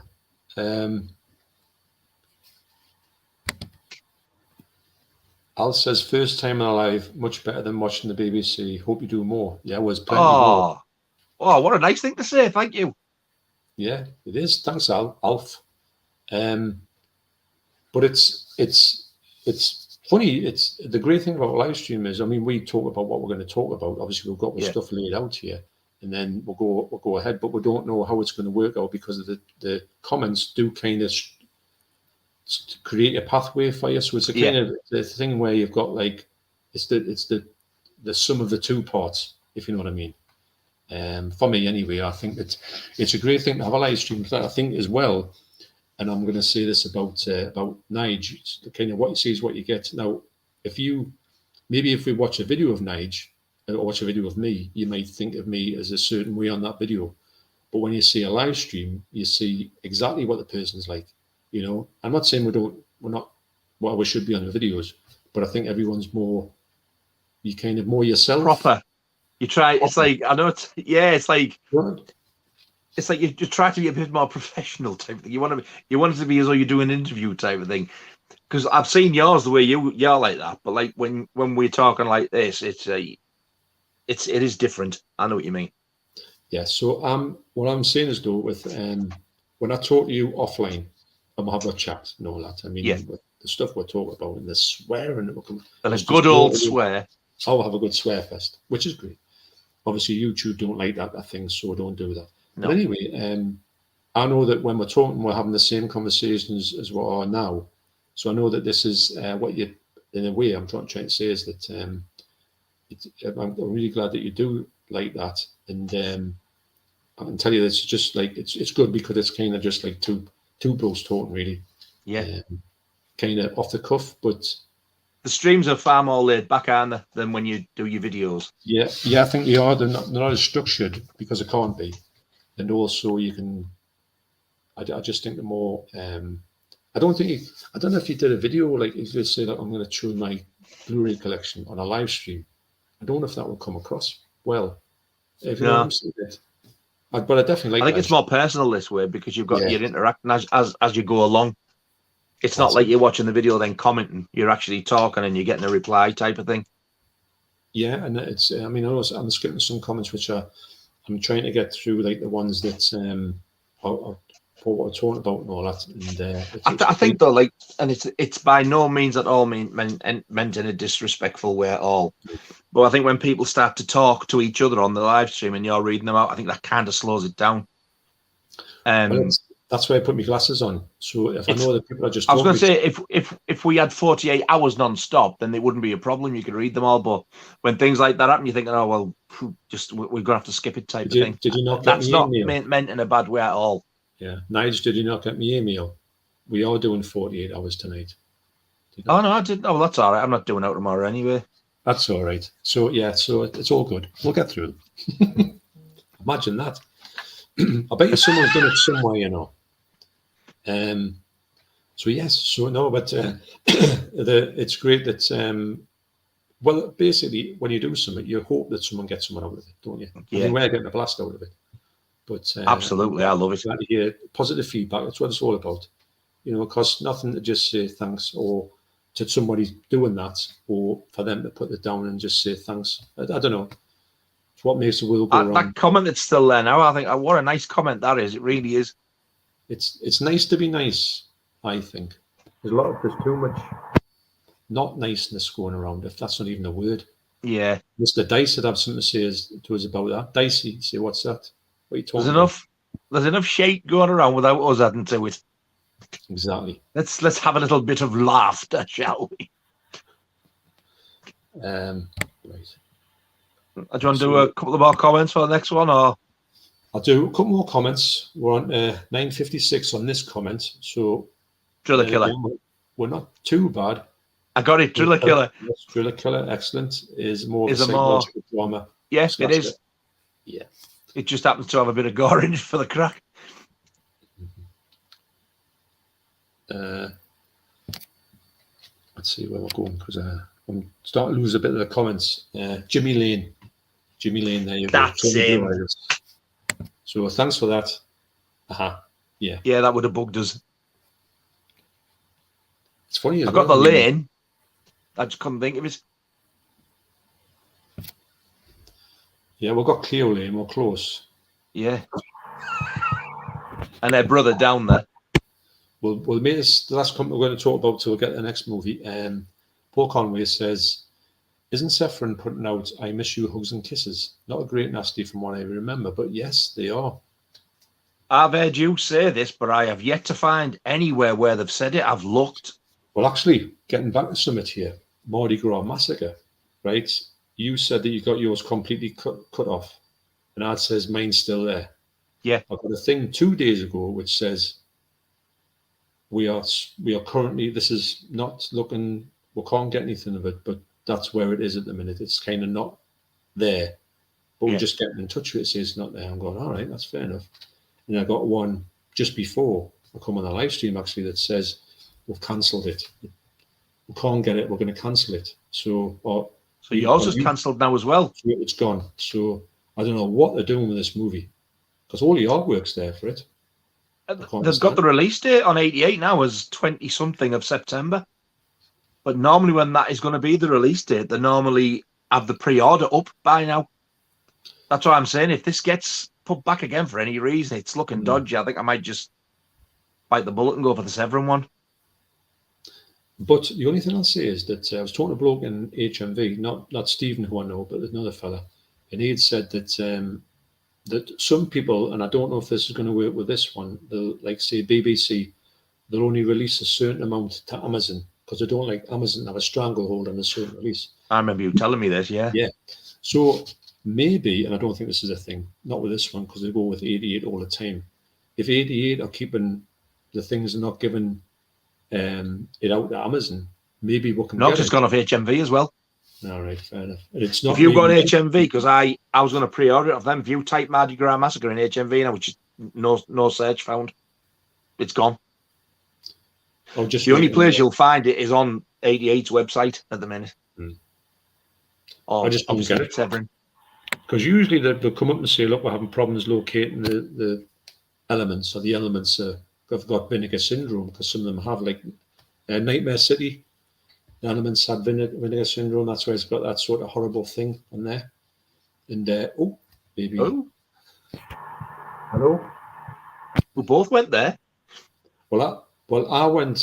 You went to me, but did I go to you? We both went off. All right. I could still see myself. But I'm dying to see I Miss You, Hugs and Kisses. I'm dying to see it. I am as well. I think it's because I used to like the Carry On film with Elk Summer in Carry On Behind, whether in the caravan site, but the archaeologists, that creases me every time I watch it.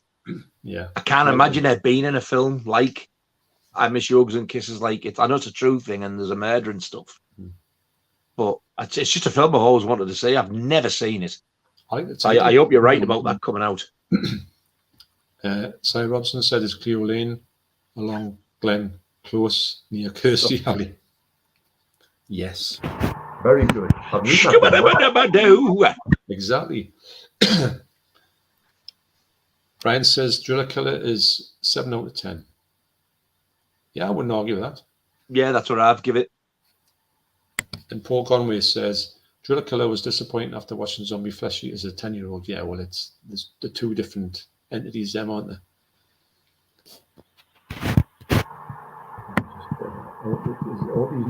Is this making too much noise, do you think, when we're going down here? When you press there, it's like your voice is going, and when you let go, it comes back again.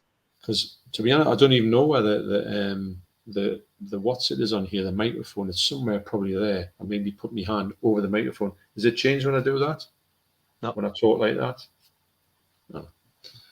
Well, we'll try and get that sorted for the next one. I try and put my microphone on, but have it a bit higher up in volume, but not my bass boost, because it goes it goes a bit weird with them. Thomas says Corruption is on TV now. Oh wow!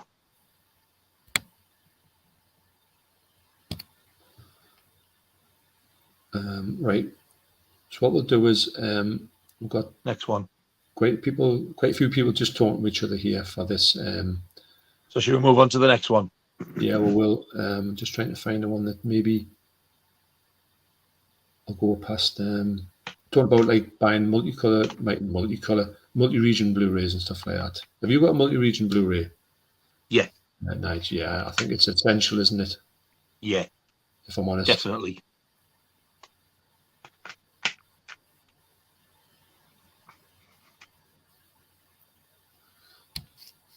Whatever. It's terrible when they start like in this one here. I've just smelt the Blu-ray of the next one. Have you? Well, I'm out on all of these ones now. I'm going to have to sit and watch your stuff. I'm just going to get. I've got to. I know you have. You've seen at least two of them though. I don't know about this. So the next one after Evil Speak on the list was called Expose. Yeah, and it's got Udo Kier, Fiona Richmond, and Linda Hayden. Yes, Linda Hayden. But it was only, as far as I know, called Expose over here. I got the American disc, and it's called House on Straw Hill. Yeah. Now, when I first saw that, I knew it was on the list. I just didn't know it was Expose, but I thought, oh, that sounds good. Didn't realise it was a Section 1. When it turned up, mind, the case is a bit. All right. There it is, look. Look at that. Battered. So it's dodgy to open. But in this you get there's the DVD film. Mm-hmm. And then when you go that way, the film on Blu-ray, and then you get Ban the Sadist Videos documentary. Oh, yes, aye. Excellent. We must ban those nasties. And the old bags on that, I'm sure. But that somebody mentioned that one earlier on. That's a cracking documentary. Yes. Expose, when I bought this, because I only got this actually a few months ago. I'd never seen it. There's Linda Hayden. Yeah. She's in quite a lot of Hammer stuff, isn't she? Yeah, she's in Hammer. What's the other company that used to have, which was, I know that it's, what's it called? Like the rival company. Can't remember its name now, but yeah, she's in a few of them ones. But this, I absolutely loved it. Far better than I expected. I think it had a bit of a twist in it, but because of the way that the character was, you kind of half expected it, but it was just quite shocking when it happened. There's a canny few sex scenes in it with Fiona Richmond, actually. And what shocked me more is there is one between Fiona Richmond and Linda Hayden. Right. So I think it was on this. There's a documentary on this, and it's an interview with Linda Hayden as she is now, and she just outright says she regrets doing this film. And I thought, I don't know why, because I think it's a really, really good film. I really enjoyed it. Yeah. It kind of reminds me a little bit of Straw Dogs, because it's actually filmed over here as well. But it's in the to me it was in the same vein as Straw Dogs type of thing. So I reckon if you like Straw Dogs, you'll probably like this. Why it was banned, I don't know, but yeah, it's quite like, it'll have been shocking for its time, but not shocking like Cannibal Holocaust gore type of thing. It was more like sort of the I think there's a bit of, if I said SA, you know what I mean, don't you? Yeah. Mm-hmm. I think there's a bit of that in it as well. But he actually acts a lot better in this than what he does in the Dracula film, Blood for Dracula. Yeah. I can't remember. Is anybody else in it? They're the main three in it. I think he's a writer, and he hires somebody to turn up and come and help do his typing, because he dictates while he did have a secretary doing it. Fiona Richmond's his missus, who's away, and she comes back. Linda Hayden is his typist, and when she gets there and starts writing it, I think she sort of like gets a little bit leady onto him type of thing, and then it all starts from there. But it's definitely worth tracking down if you've not seen it. Well, I know you'll want it anyway because you're collecting all of them. But it's a really good release as well, like I said, because you get the Blu-ray DVD, but then you get that extra disc with the Ban the Video Nasties on. I put it this way: I'd give this a 9 out of 10. Wow. Because it's very rare that you get to the sort of over the 8s. Yeah. It's like I said, it's like Straw Dogs. Straw Dogs, to me, looked not cheaply made, but it didn't have like loads of effects in it. And it's kind of like that, but you can tell they've had some money behind them, and the fact they're casting it as well. But for me, yeah, definitely 9 out of 10. And I've actually been wanting to watch it again lately. I only got it a month ago, but I'm ready to watch it again now. I thoroughly enjoyed it, and I was actually quite gutted when I was watching the documentary to hear that she regrets making it, because she's fantastic in it. Well, what's it called? The other is it Elke Summer that we're talking about before? Who was in Wicker Man. She regrets, but she doesn't, because she wasn't the one who was beaten on the wall in the scene. No, that wasn't Elke Summer. That was Britt Eklund. Britt Eklund, that's it. Sorry. She was pregnant, wasn't she, at the time? But she's not the one on the wall. And she said that a lot of people think it's me. And I don't like the fact that was shown. There's people that says, I don't want to be that person. So she really hates that movie for that reason. So which I can understand if it's not her. I honestly weird, isn't it? I didn't even know that was a thing. I thought it was her, because I just think, well, that's that person in the movie. You never think of it having a stunt double for that. But obviously, there's a lot of that goes on. Yeah. So it's also, it's look at that, it ripped as well. Yeah, me. I could do with a new cover for it and try and salvage it, but it's in bad condition, but never mind. So that's from 1976, 84 minutes. James Kennan Clark, never heard of him, and aka The House on Straw Hill, or Trauma. Ah, right. Yeah. There seems to be a few films called Trauma. It's got 5.4 as alternate out of titles. 10. Yeah, I know, you're right. So 5.4 and that movie database. Do you think that's a really I'll give it a 9. I mean, somebody might watch it and think, what the hell were you thinking? But I personally loved it. I think if you are like sort of like me and John, where you're gonna be collecting the video nasties, don't forget. Don't go looking, if you've got your list, don't go looking for expose. That's where those 2 DVDs, the ones that you showed, the video nasties one, because when it jumps to each title, it gives you all the alternate titles in the checklist at the side of each one. Mm-hmm. Yeah. You're looking for House on Straw Hill. If you're looking for expose, chances are you won't find it, and if you do, it'll probably be the very, very, very rare VHS. Yeah, you're right. It's something that I've never actually. I know I've seen the cover, but I've never seen it ever. Yeah. I mean, I know that one exists. I did have a thing to get it a while ago. I never got around to it for some reason. But it's a funny one because it's one of the ones that you think, well, I do know I've never heard a bad thing about it, and that someone's, you hear that people say, oh, Devil Hunt is rubbish, and you think, well, fair enough. But I've never heard anyone say that one's rubbish. So I've always been. I was surprised. I love Odo Kia. I was surprised at how much I liked it, because that was one of the ones when I put it on, when I seen that Udo was in it. I didn't realise that Linda Hayden was in it. I know her in the Dracula films. I've seen loads of stuff. Up until the last couple of years, I've never known her name, so I probably looked at it and it's not registered, but Fiona Richmond is. I knew she was. So I thought, this is going to be one of them ones that you put on and it's going to drag, and you're going to think, what the hell was that all about? I was surprised how much I liked it. I was pleasantly surprised. Yeah, brilliant. I'll definitely get that one. It's good to hear about one that you hear on the list and you think, I've got to get that one, rather than just like ghastly ones. I will get it, but I'm in no rush. I've been keeping my eye open for that as well, because if I see another one of them cheap, I'll get it for you. The ghastly ones. Oh yeah, I mean cheap, that would be great. I know it's got to come out sometime. I need you to send me a list of the nasties in the section 1 that you have and what you don't have, so I know if I ever see them, I'll go, whoa, I love that. Yeah, and I'll keep my eye open for you. Well, thanks a lot, and I'll do the same if there's but you're quite close to getting the full lot, aren't you? Of section 1, yeah. There's only, is it 1 or 2 I don't have, and one of them's bloody Mardi Gras Massacre, because we're waiting for it to come out. I was so pleased. And the other one's the Werewolf and the Yeti, because I'm getting hold of that.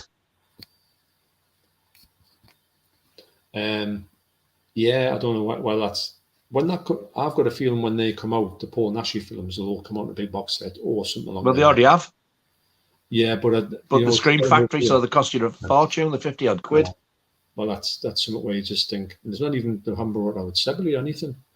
But even it, they must know that it's a video that people go for the fact that they want to collect like we're doing, collect the whole lot. They know there's a market for it.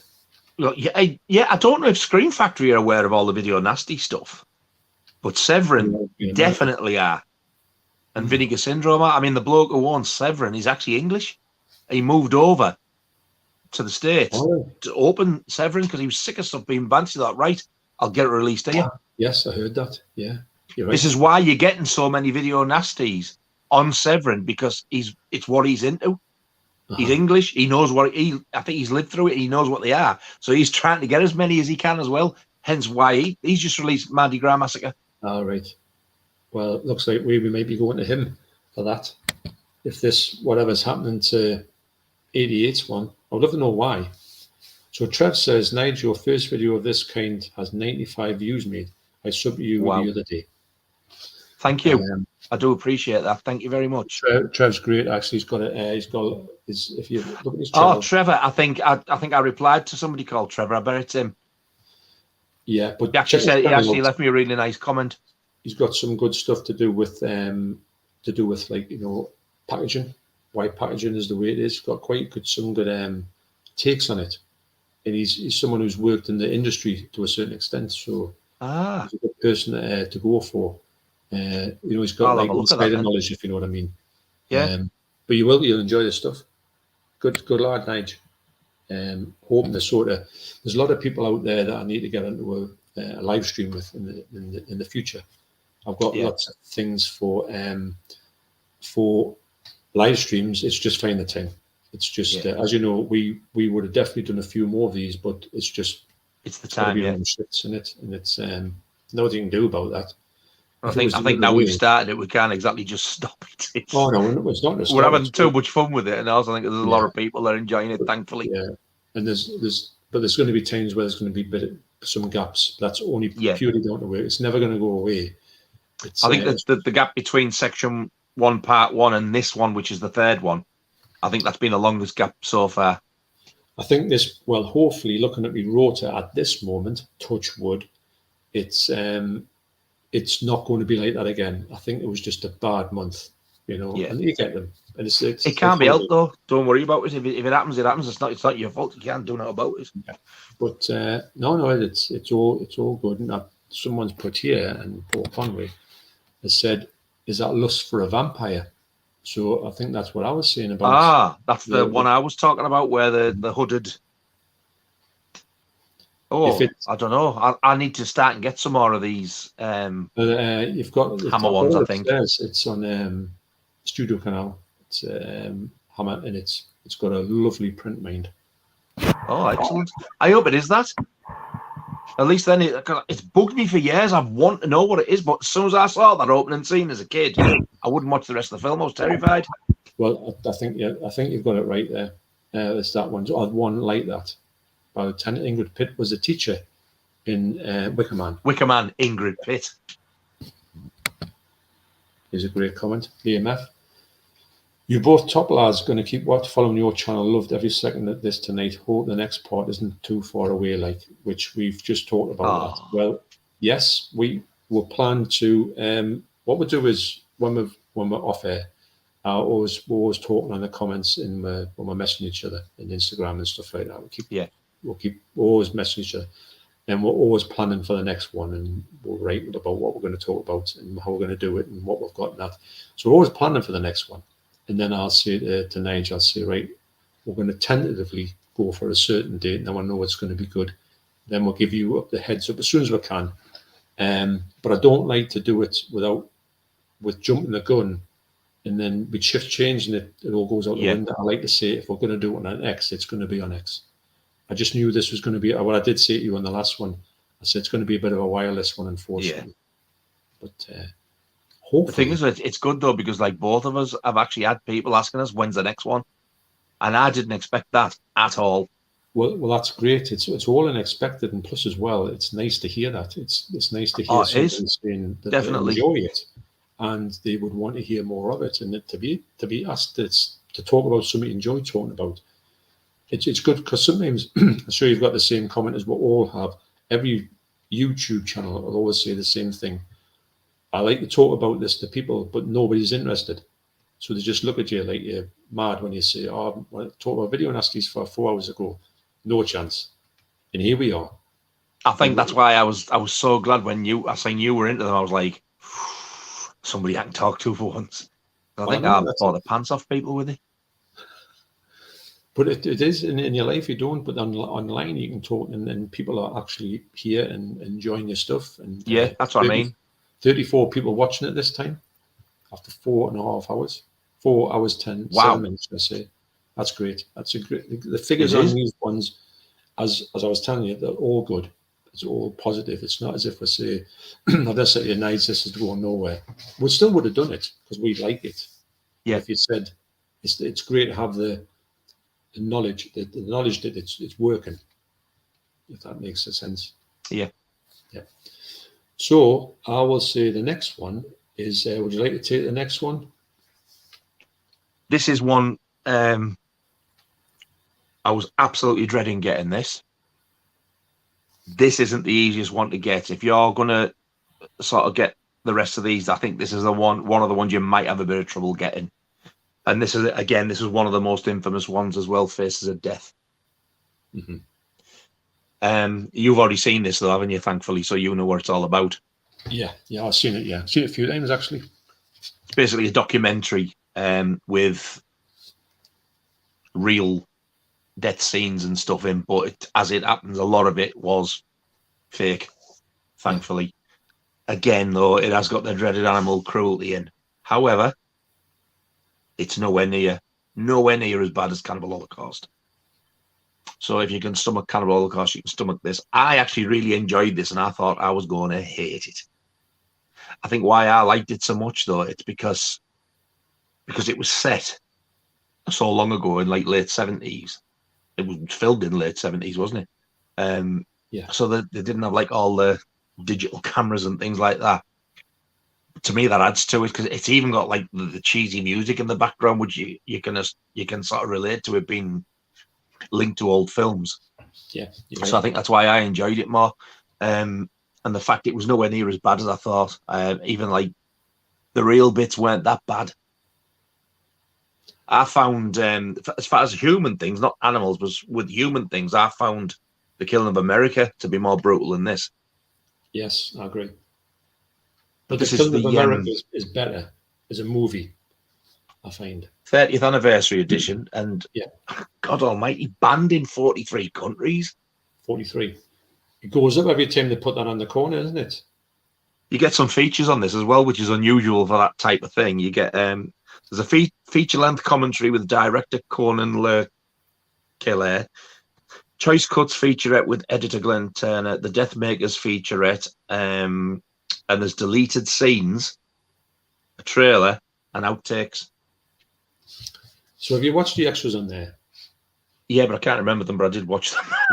There was nothing like oh God, I wish I never watched that. No, it wasn't that bad. There's nothing else like snazzy about it. You don't get any reversible artwork or any booklet and out like that, but it's a printed disc which looks better. And Kino Lorber discs dull. Yes, they're like black discs with a grey KL on. I don't like that. I'd rather have something like that. Mm-hmm. But I really did enjoy this. Nowhere near as nasty as what I thought it was going to be. Thankfully, bad enough. I wouldn't want it anymore. Look, is it? I can watch it again now. Yeah. So is that's been released uncut in the UK? Am I right in thinking not on Blu-ray but on DVD? I think. Has it? I'm not sure. I didn't think it had been. I'm sure it was cut. I'm sure it was. But, I mean, we're talking about for maybe about a year or something like that. I'm sure when I was watching the Video Nasties documentary and this come up, I'm sure the running time on the video was something like 80 minutes, 81 minutes? This is 105. I know there's a I think the one I saw, the version I saw was much longer than the Video Nasty was. On the video. The Video Nasty one, if I remember rightly as well, do you remember the artwork? Mm-hmm. It was the bloke in the electric chair. Yeah. I was always led to believe that things I've read, it's like this here isn't even in the film. It was in the trailer, but it wasn't in the film. Well, it is on this. It's on this one. Yeah, the full scene. The one I've seen has always had the bloke in the electric chair in the movie. It has. Yeah, aye. If it was longer than that, then chances are you've probably seen this version. I'm sure is there a plane crash at the start? I think there is. Yeah. Yeah, I'm sure the Video Nasty didn't have the plane crash in. I'm sure that's an extra scene. It's got to be then, because that's what I'm saying. There's two scenes. I mean, I never saw the video because the fact that I knew it had real stuff in. Like the bit that people talked about the most was the monkey. Yes. The brains and that was supposed to be real, but apparently it wasn't. But when you watch it, I was like, that was nowhere near as bad as I was expecting it. No, because when you see it, it's the film in it, but there's like massive cuts in it, isn't there? Yeah. It's cut really wrong. And yeah. It started off with a real monkey, and it didn't end up with a real monkey for me. No. You can see when they're scooping it out. For one thing, it doesn't look like brains. And another thing, it's like, that doesn't even look like a real head. And the fact they're eating it, I'm sure that it was some sort of dessert they were eating in the end, I think. It's like sort of like, it looked a bit like jelly. Like kind of thing, yeah. You could just tell. And as well, I know when they talk about it, there is a thing that they do eat monkey brains. I'm not saying it's the thing that they don't. It's meant to be a delicacy. God knows how it's a delicacy. But they don't kill the thing and eat it at the same time. It's prepared. It's not. I think it's real in Cannibal Holocaust. I think that's probably how they do it. Oh. Well, in the jungle. Yeah. When you say they eat monkey brains, it's probably what they do is like, if it's a delicacy, it'll be just like any other slaughterhouse thing, won't it? And they'll cook it and stuff like that. Yeah, I think in in sort of like the cannibal things, they would do that. But I think if you're going to get prepared monkey brains somewhere, they wouldn't bring it to your table and kill it in front of you, would they? Yeah, exactly. Yeah, so it's too far fetched. I mean, Cannibal Holocaust is basically grab it alive, chop, and just drinks it live out. It's not like that. They're scooping it out like it's a delicacy in this, and it's like it doesn't even look real. No, it doesn't. So, if like me, the thought of real things and stuff makes your stomach turn, and especially animal cruelty, this isn't as bad as what you're expecting. I think one of the bits that got me the most was right at the beginning. It was the what do you call it? What they do when you die? Autopsy. Autopsy, yeah. And that was pretty brutal. You see them peel the skin back up, you peel it down and back up. I thought that was probably one of the worst bits. Mm-hmm. But I didn't know that happened. You know, when you said what they're doing, because I didn't know that was a part of an autopsy. Wow. So for this, I give it, for saying like it was one of the ones I was dreading, I thought it was going to be horrible. I actually enjoyed it, and I've given it a 7. But I don't ever want to see the sequels. No, that was on the list. I don't want them to get any worse. That one will do me. This sounds the wrong word, but the sequels don't have the charm of that movie. If you can get that's what I mean when I said to you about the music in the background. It looks like a 70. There is a certain charm about it. Yeah, that's exactly what I was trying to say. Yeah, do you think? And that movie outgrossed Star Wars in China in 1978. That? Yeah. I would outgross it over Star Wars if it was up to me. But you know, it's the fact that I think they just love stuff like that over there, and I don't know why. It just really was a big. It does seem a bit. I mean, I know we're buying that, but like for people to go for stuff like that over something like Star Wars, it does seem a bit warped, doesn't it? But it really, yeah, and it does sort of like have that all. It had a massive gross on it, which Francis B. Gross is the bloke narrating it. I think in one of the sequels, Francis B. Gross is meant to have died, which he hasn't, and it's all about how he's got like the whole. It's meant to be to do with him dying, and he said in his will that he wanted to be incorporated in the next Face of Death. It's total rubbish, but to me, it's just funny that they've done that. But I'm gonna have a look on this. I'm gonna definitely. I mean, that was about 32 quid. I was going to say I was looking at it myself once, and it was just far too much for me. I would like it, but when you're getting stuff from America now, that can be dependent, especially with 4Ks. That can be quite average. I'd rather have it now for 30 odd than wait for it to go to print and have to look for it for 70, 80 quid. Yeah, it's and I'm pretty sure after I got it, I went and checked again, and it said sold out. Well, I remember, I think it come down to a sort of acceptable price. I thought, I might get that, and then it was just gone. So are you listening to this one? His budget was $450,000, which I don't understand how that could have been $450,000 unless the mockumentary scenes they did were what's it? Just to cost money to set up, maybe, for instance. Yeah. Its box office was $35 million. No way. Yeah. So, yeah. So I think 34 that would have been from China. Yeah, it will have been. So it's just but it's not a film I can kind of recommend. It's not a one you say, you've got to watch that. But it is an interesting watch. Yeah, that's what I would say. But I think that the other ones that you go for, the Traces of Death, which are really bad. If you want to see the ultimate thing, you're not going to see in that one because most of it is fake. Yeah. But if you want to see the ones that are real, you go for Traces of Death, which you can't get. You can in America, kind of on DVD. Which, to be honest, I can't understand why you would even want to watch. No, I've seen them, but it's too much. I don't own them, and I would never want to see them ever again. Saw them once, done. It was getting too extreme. Because I've seen Space of Death, and I thought it wasn't that bad, but then it was starting to get more and more real. Well, it was real, 100% real, and the things you were seeing were just awful. So I thought you could probably see worse things on the internet now, but oh God, you could if you were daft enough to look for it. Yeah, but I just think no, I don't want to. It's not an avenue I want to travel down now. But I would see Face of Death because it's quite an interesting watch. I'm glad I've got that. I am. I did enjoy it. It's not the type of film you could sit down and watch while you're having your tea. No. And the animal deaths in it again. It is more like slaughterhouse stuff, to be honest. It's like halal meat and how the it's not as graphic as Cannibal Holocaust. No, but I have no interest at all in watching the sequels because then I'm like thinking, oh God, I've got to psych myself up here now. Had they been on the banned list, I would have wanted them, but because they're not, nah, no thanks.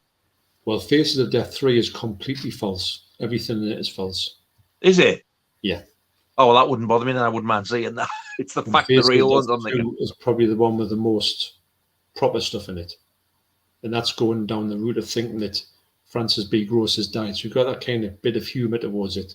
It's not, the first one's the best one, even though it's not what it said it is. It's a bit weird saying that.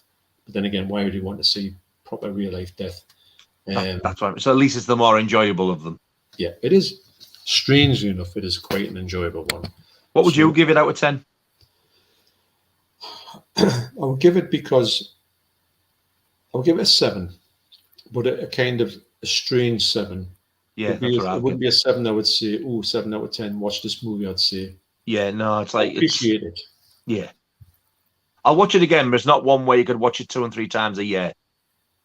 No, I would watch it every once in a while. And that would do me. Exactly. And I can remember most of it, but I can't remember the way it sort of plays out. Yeah. I'll probably watch it more for Francis B. Gross, actually.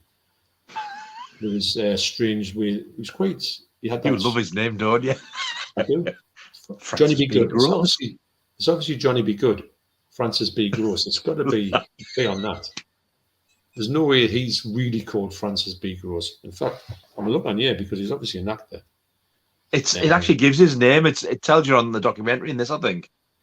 I don't think it tells you on the back, but I'm sure on one of the special features, I think you find out his real name. Well, actually, it says here directed by John Allen Schwartz, which I was saying, when you said that, but it's got it does say on here that his pseudonym is Conan Leclerc or whatever, and Alan Black. So it was a pseudonym because I was thinking, well, what's the right one? Does it even say who was in it? That's the Michael Carr. Yeah, it's very normal, isn't it? Yeah. I think I like the B. Gross one better. Yeah, Francis B. Gross. So Dawn of Discoholic 66 says Linda Blair. That's the one.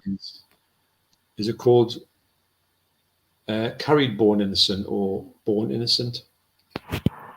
The Linda Blair film is supposed to say Called. You know, the one I was on about? The one after The Exorcist, you said, is it Mean Streets? No, that was in Born Innocent. Mm-hmm. I'd love to see it. I don't think I've even heard of that one, if I'm honest. I haven't. A lot of people are saying Born Innocent, so it's good that people are. It's funny when you hear and you've drawn a blank on something. Someone will always. I was hoping somebody'd come up with it because I for the life I couldn't think what it was. Yeah.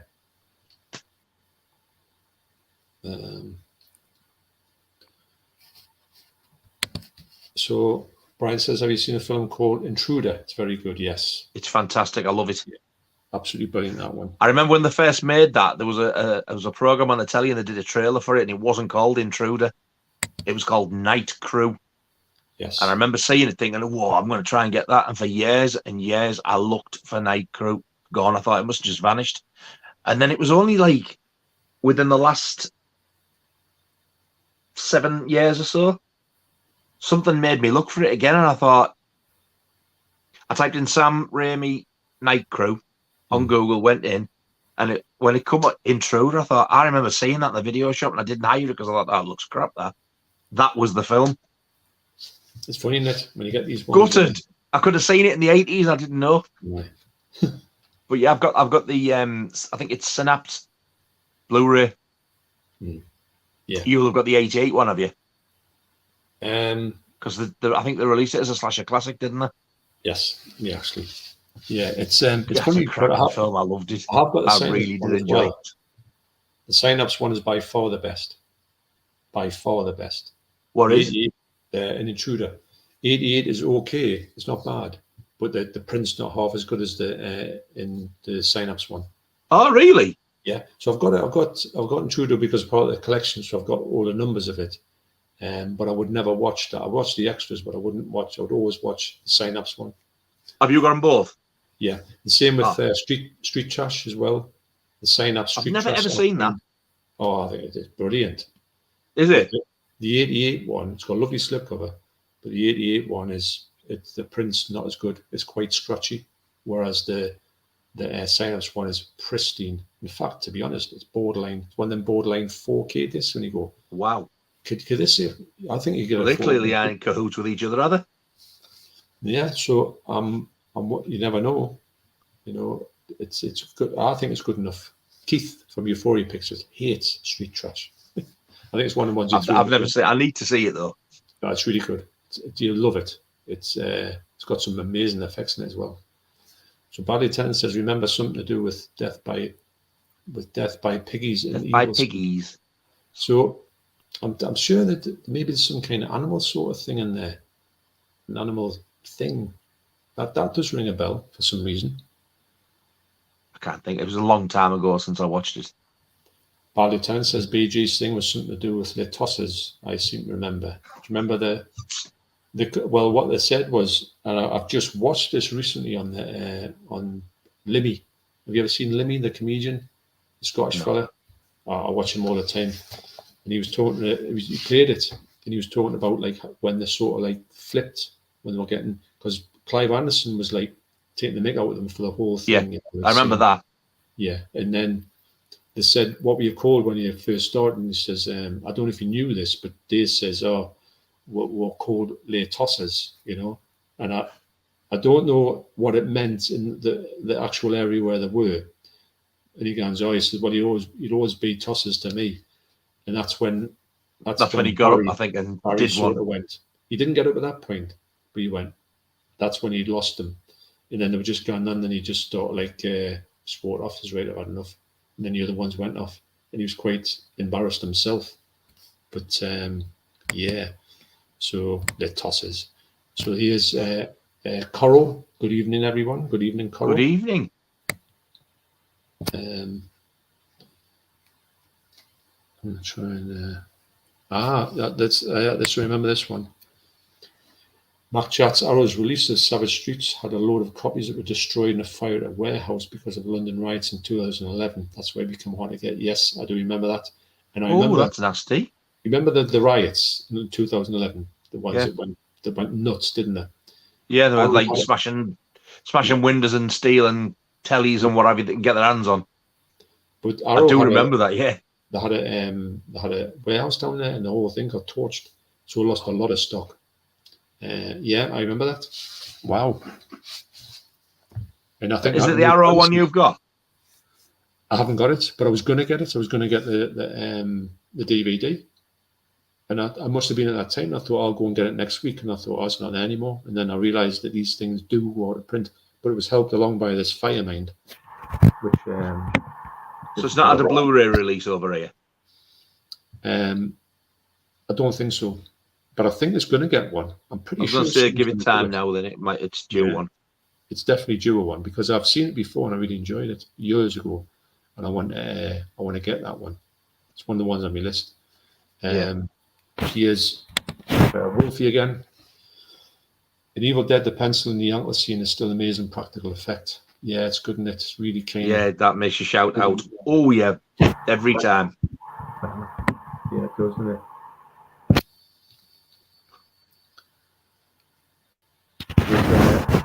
Liam F is saying, title probably in the Go Decapitations, which is that's evil speak. He's saying that about because he's saying there, and pigs eating the bullies. So I have to watch that again, because I'm kind of thinking, long overdue to watch that again. Need that one to get the older memory refreshed again. And Paul Conway says, guess that was last orgy still packs a punch, and the BBC banned it. We haven't got to that yet. We'll get there. We'll get there, yeah. Yeah, there's a lot to talk about in that one, actually. More than you would think. So we're 10:41 in the comments. So I'm going to go a little bit further down before we go to... Well, actually, I meant to tell you that the Face of Death is a.k.a. Junk. Which is such a strange title. And the original Faces of Death, which I have heard that one, but I haven't heard of Junk before. It doesn't really fit in with it, does it? No, I haven't. God knows where it was called Junk, like. Oh, we're on the last one for the night anyway now. Yeah, so there's a lot of people talking in the comments, which I appreciate everyone talking about there. And Brian has said, yeah, have you seen this one, The Men Behind the Sun? Never heard of that. The Chinese movie about the Japanese and the Chinese in the war. As soon as you said Chinese, Japanese, you've lost me now. I tell you what, it's really, really over the top. Like, and apparently, according to legend, and I think it's true, what they did was, I believe this is the Japanese and the Chinese hated each other in the war, and the Japanese were the victors of that, and they hated the Chinese and they used to use them as experiments, and they called them wood. They didn't call them humans; they just said wood. Go and get some wood out, and they'd bring some things out to do with these crazy experiments on, which I believe is true. So what they did was the governments of whoever, they said they thought it was acceptable to make sure that these things was as a real event, wanted to make it as realistic as possible. So they said that they could use real dead bodies for the special effects, or some of the special effects. And that is meant to be 100% true. And it leads to the fact it actually can get it uncut on YouTube. I watched it and it's a good print as well now, and I can't believe this is on here and uncut. And it's quite a nasty little film, but it's more like a war film than what they were capable of with this thing. Dear God, this is something you just think that you couldn't comprehend happening in this universe. Never mind, in this thing. But no, you can't. That's awful. It's for them, I've only seen the first two, and the first one's the worst one at that point. But they're quite well done. They're quite big budget, with real dead bodies. Do you think if they when did they come out? Was that 80s, 90s, or later? I'd say it was like early 90s, maybe 92. So they would have, if they'd have come out in the 80s over here, they'd have been outright banned then. They just couldn't get out here. It was one of those ones where it came out like Necromantic, and also what the other one that was like really, everyone knew it was out, but no one would let it in the country. Kind of think what it was. But like Necromantic 2, and Necromantic 1 and Necromantic 2, you know about them, you couldn't get them. And you knew you had no choice but to like import them and all that. And I think Men Behind the Sun and Salo were ones that you just thought, there's no way we're going to get these over here. New York Ripper, that was shot back out over as well. It was when it so I think that's probably my favourite Fulci film, that. Really? Mm-hmm. I like it. Don't get us wrong. I like it. I like all his films. All the ones I've seen. There's no ones that I think that's awful. I think he was impossible. I think he tailed off at the end, but I don't think he's made a one where I think that's utter garbage. I've always think I can get someone out of a Fulci film. I still want to see Demonia. I haven't seen that yet. It's good, but it's not come down yet though. It's still 30 quid. I think they'll try not. I think they'll lose a lot of money on the packaging and that. I don't think they'll bring it down because it must have had to create that thing for a limited run, so they have to make however they make it. It would be very not cost efficient to do it. I don't know why they did it. A lot of the stuff is just purely in the packaging because it's so odd. How did they make it? People had to cut that by hand probably, or make a special machine. It's a bit odd because there's nothing like I've seen. So that makes me think there's always fingers crossed it'll go in the HMV sale one day. You get it, you really do get it, but be aware it's not the best Fulci film, but it's all right, I'll say that. But I've seen better. But I know that his later stuff is always subpar. It's just the way it went. I think the whole Italian cinema in the early 90s was all were like that. Every director kind of lost the thing of making these gore fests because they just knew they couldn't do it because no one would show them anywhere because everyone was like kind of clamping down on like censorship. So bizarre. What's the point? Which was especially when you see what gets released nowadays.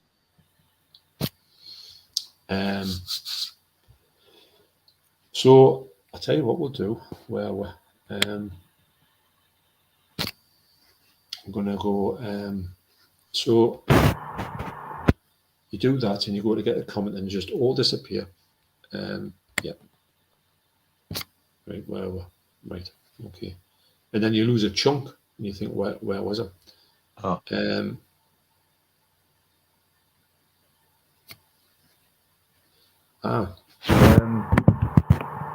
Funny enough, I was watching a thing about this strangely titled woman. Paul Conway said, "It's sad that Linda regrets the movie, the same as Alexandra Bastido, that was her name, disowning blood-spattered bride." Now, Linda regretting that will be the Born Innocent, I'm assuming. Yeah. It must be bad if she regrets it.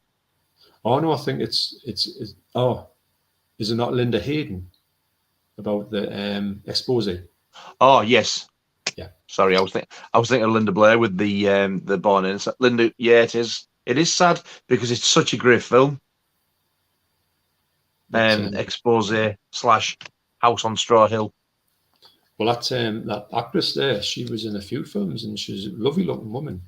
Died of cancer, I think. I was watching a thing. I've never seen Blood Spattered Bride. I've heard of it, but I've never seen it. I've got it. I'll have to go back to look at it because it's quite a good movie. It's it might be the second one in the Italian Classics collection. Right. I think. I know I've got it. Definitely. It was all right, actually. It's a bit like a sort of low budget Dario Argento movie. Jello. Oh, Jello. And you know, it's 4.5 hours. This seems to have been the shortest one we've ever done. You know what I'm saying? And it's meant to be the longest one we've ever done. So on that note, we'll go for the last movie, which is, I personally think, in my estimation, this is a great movie. Yeah, for me, this is definitely one of the best ones on the entire Video Nasties list, not just a section one. And it's one of the rare few that it's not a horror film, and it's Fight for Your Life. I can't see this ever getting re-released over here. It's a Blue Underground release, but they've only ever had it on DVD, and I don't know whether it's going to get a Blu-ray release. But what a cracking film! Yeah, it's like a sort of a revenge film. I mean, he's a famous actor, isn't he? Him, they both are. Was he in Blade Runner? I've only watched that once. I don't know, but have you seen? I didn't like Blade Runner. Have you ever seen Crossroads? Yes, with Ralph Macchio. Yeah, with the guitar battles. Well, you know the one who keeps, the old fella, the old black fella, he gets out of the old pensioners' home, and when he was younger, he went and made a deal with the devil at the crossroads. Yes, and the fella who plays like the devil, that's him. I didn't know that. But he's great in this, mate, isn't he? I recognise him straight away. Is it Robert Judd? That's the fella. Right. And in this, he plays, I think he's like a priest, isn't he? He's got he's in a very religious family, and I think he's like him and his mate escape from prison. Yeah. And they unfortunately come upon these, and they just terrorise them. And I think there is some shocking bits in it. I mean, I was talking to you about this earlier, and it's one of the least expected deaths you've seen. You're like, whoa, you went a bit too far with that, and because of like who it was and how they did it, because it was quite graphic, but not to be banned. I think the reason it was banned was the language and the racism in it is pretty bad. Yeah, but you're it in films now as well. But I mean, it is bad, but it's not a racist film, is it? No, I think because obviously if somebody hears like face of death is real death, and it's not really. People always say this is the most racist film that was ever made. It's not really. No, it's not at all. People hear that and they say, right, that's what this movie is. And yes, it has got a lot of racist terms in it. But I think it needs it, though, to put the point of the film and the story across. And to be honest, because we were talking about the fact when we say like it's something that needs to be in this movie, needs to be the way it is for you to get the full impact of the movie. Yeah. That's not condoning what we're listening to. It means that it was done for a statement. It's there for a reason. It's not exploitational. No. It's a serious attempt at making a legitimate thing. I'm sure that the white actor isn't racist at all. In fact, he's supposed to be a really nice fella. I think he's dead now, actually. William Sanderson. Yeah. Yeah. But it's his character and his gang that's racist. So it's not the actors or the film itself, but you need it to get the point across so that you're rooting for him. Because these have done absolutely nothing wrong. But obviously you can see there is some sort of a fracas between them. But don't be watching it and thinking this is disgusting, because he gives as good as he gets. Yeah, it's one of the, I'll tell you what, I mean, I'm not really into house invasion movies. I'm not really my cup of tea. It's not that I watch them over and over again at all. But if you've got to go for a house invasion movie, that's probably up there, one of the best ones. I totally agree. Because of the way that they're sort of, especially the censors are for, sensitive language. I really struggle to see that would ever, I mean, it's never been ever released apart from the VHS over here. And I don't think it ever will, and it's a shame. Mm-hmm. Have you seen the film? It's like what do you call them? What creep show? Anthology things. Have you seen Nightmares? No, but I want to get that one. I know it's on 88, isn't it? Fantastic film. All right. Yeah, I've got the Scream Factory one. Same film. I think I've got the DVD as well, but the DVD's long out of print. Right. He's in the first segment. He's the garage. He works at the garage, so it's only a small part.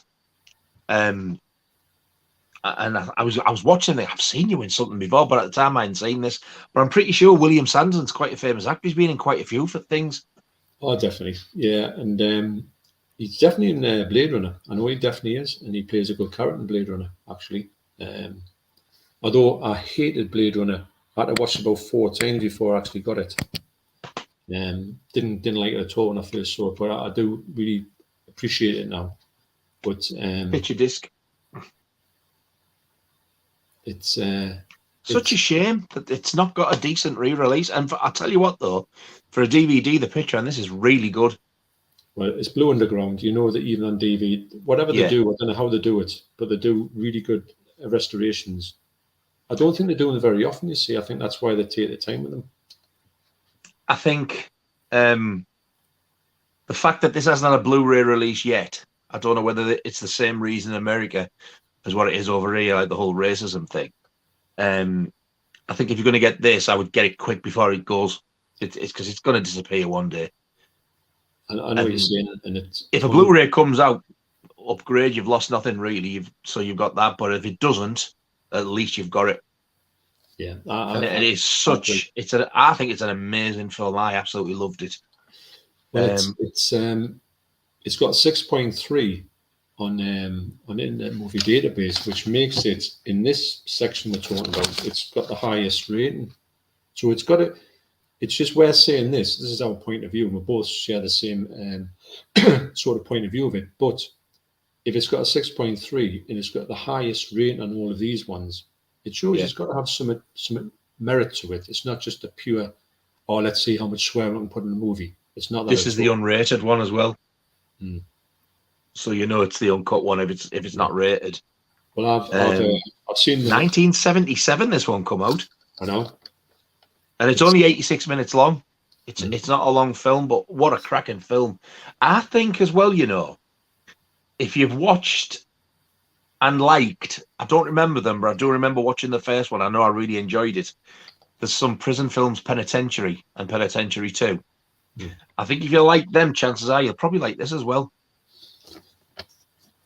It's got a I'm trying to think of a flavour to it. Well, put it this way, it's like a movie you would never see. If you want to see a one-of-a-kind movie. I mean, I can't think what would you rate this? rate it myself. Yeah. I'd rate it in an easy even probably 8.5 to 9 out of 10. I'd give it 9.5. Mate, yeah. I knew you've got a big love for it, for what it is. And when we say love for it, and when we say we love kind of a Holocaust, we're not condoning any animal violence. We're not condoning racism. We're just saying that there's a lot more to this movie than you would think. You know, it's not a racist film because right from the get-go, you absolutely hate him. So therefore, he's done his job right, and you are rooting all the way through for him and his family. You really are. You're rooting for him, because he's fantastic. I love him. I love him as an actor. I think he was great in Crossroads. And the little lad who plays his son in this is amazing. He's fantastic. But him, you could just like go and smash his face in because he's that annoying. He's horrible. Absolutely horrible. Even his haircut gets on my nerves. You know, his haircut. It's like stringy and all that. And you just feel like he's got this kind of look about him. He's like a little pipsqueak. He's got a gun. So he's the man. He's not the man. You just think if one of them got a hold of him without that gun, they'd rip him to shreds. I remember there's one little bit in it where, because the grandma's class as well. I love the grandma in a little old chair. Mm-hmm. And she starts having a pop at him. You think you're a man and you can't do this. I bet you can't even get it up. And she has a go. So a couple of the other family members join in. And he nigh on gets a pet lip. No, I don't. No, I don't. You can see him getting proper upset.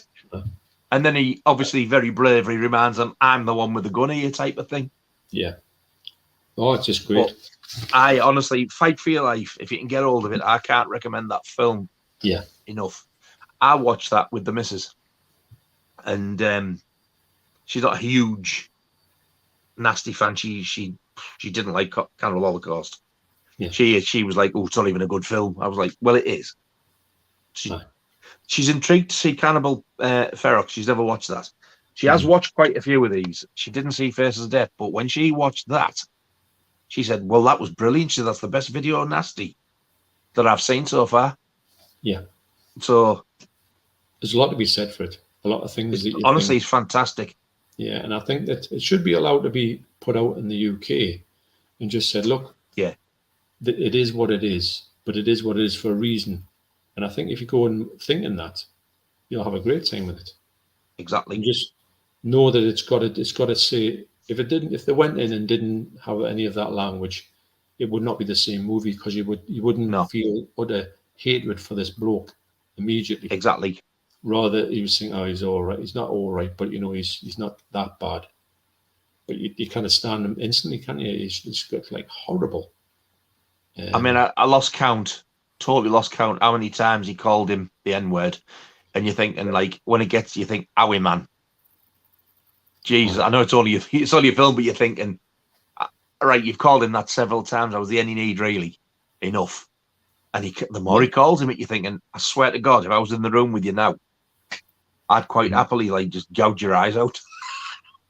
And but to me, that's the sign of a good actor because he's making you hate him. He's done his job. And I think to me, you know how you've got like, well, obviously when you talk about racism, you think of how ignorant people are.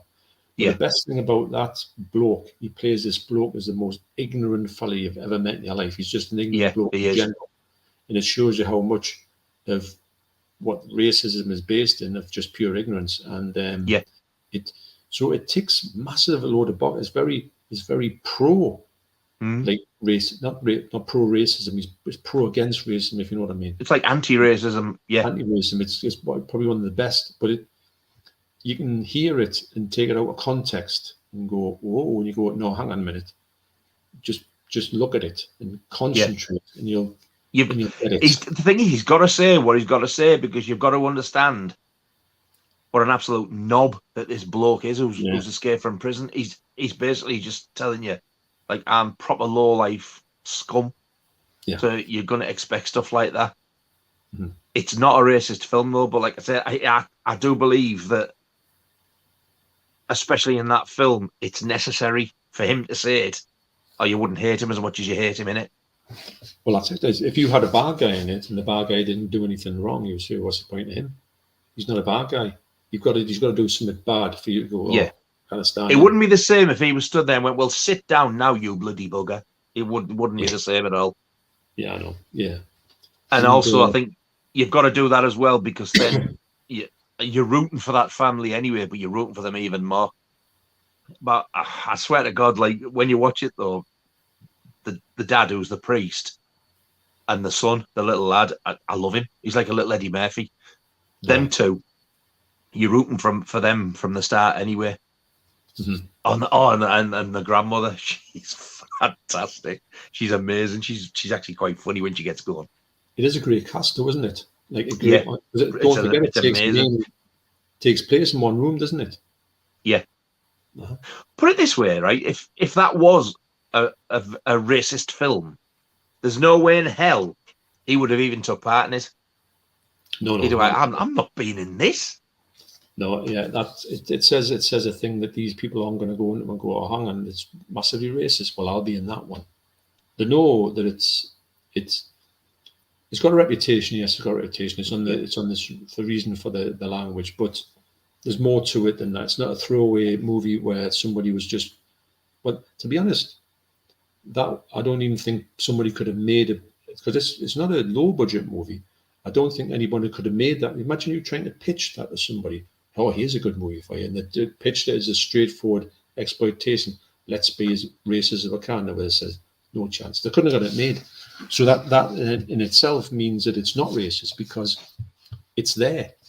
But as you say, it's there for a reason, and they've done it in the no holds barred mind. It's what you see is what you get. I still think though the racist slurs that are in it, they could have been a hell of a lot worse. Yes, it's mainly that same word that's been said, which is the obvious word. It's not a nice word at all, I know, but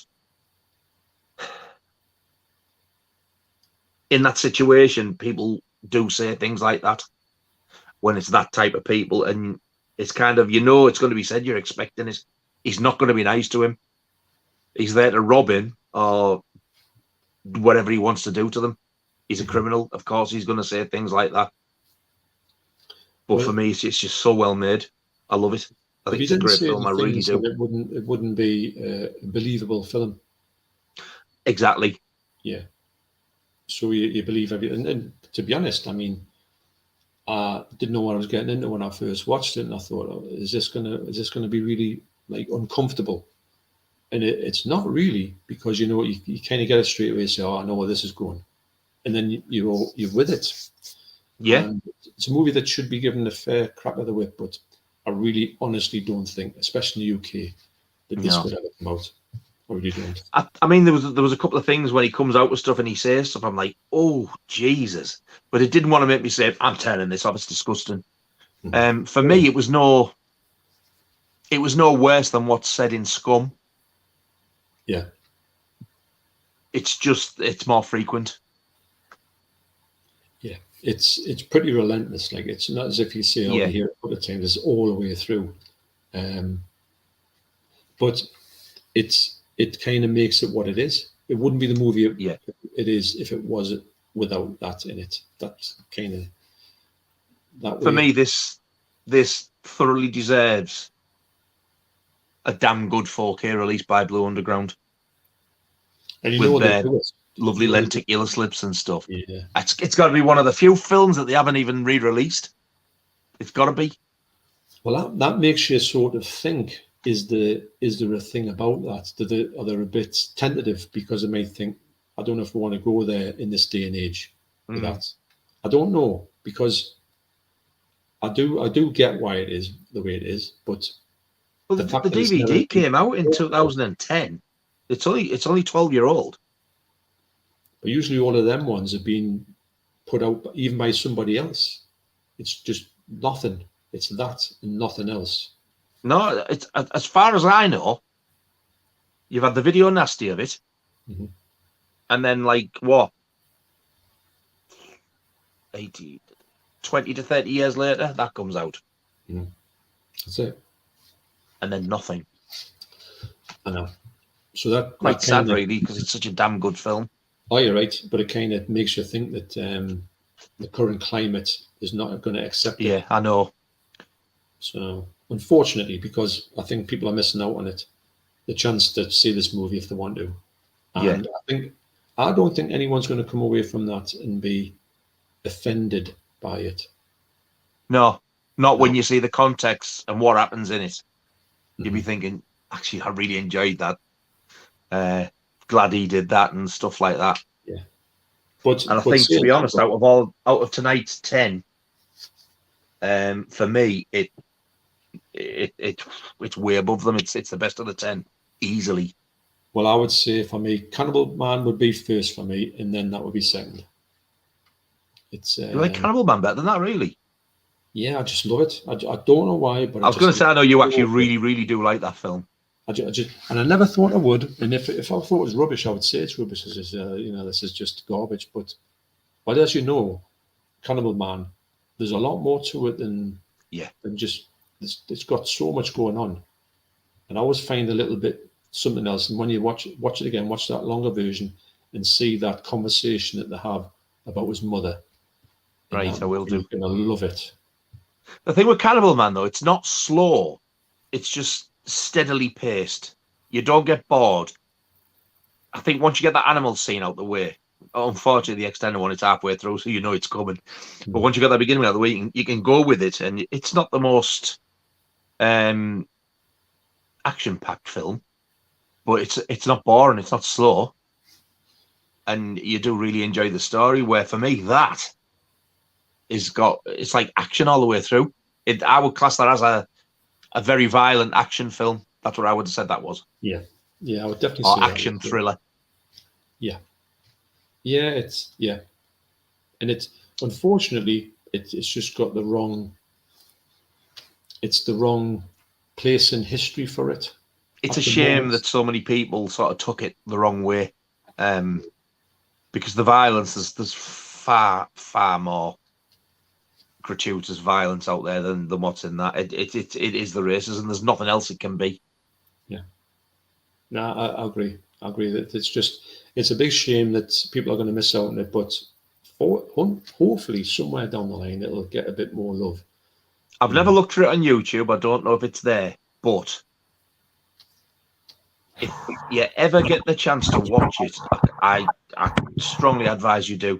Grab it while you can and watch it. Even if it's only a download or if somebody lends you it, watch it, then you can say you've seen it, and then you can sort of decide for yourself what you think. I'd be interested to see if anybody has seen it and if they're going to watch it. If you can comment on the video in the future or the video Nasties video, any video. For me, although there's no vigilante in it, I would class it in sort of somewhere in between the original and Death Wish 2. It's kind of like that thing, but more racism. Yeah. Like the violence levels, it's like somewhere in the middle of the first two. Yeah, it's got that sort of like flavour.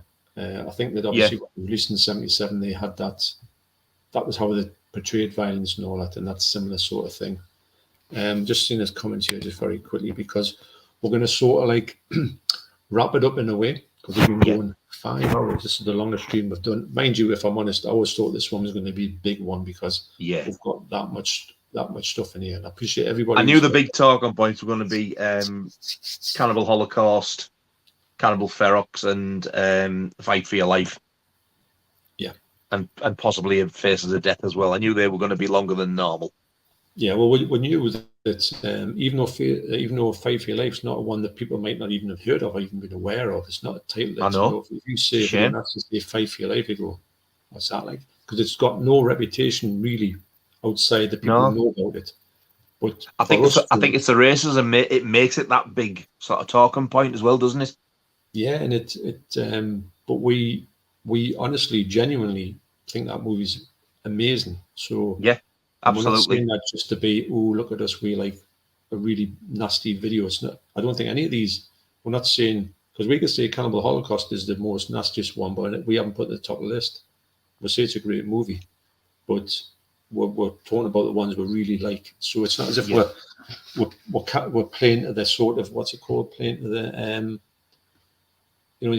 like you feed. Is it praying to the masses? Something like that, praying to the audience where you say, oh yes, that's definitely the best one. Because for me though, I think Fight for Your Life, out of all of them, it's definitely the most entertaining for me. I think that's why I like it, because it's like It's just non-stop. You never get bored. You're never looking like, oh, how long's left. It's like you're just getting into it, and you think, oh God, that was quick. It doesn't feel like it's been on that long, and it is only like an hour and 26. No. I think I said it was. It's not a long film.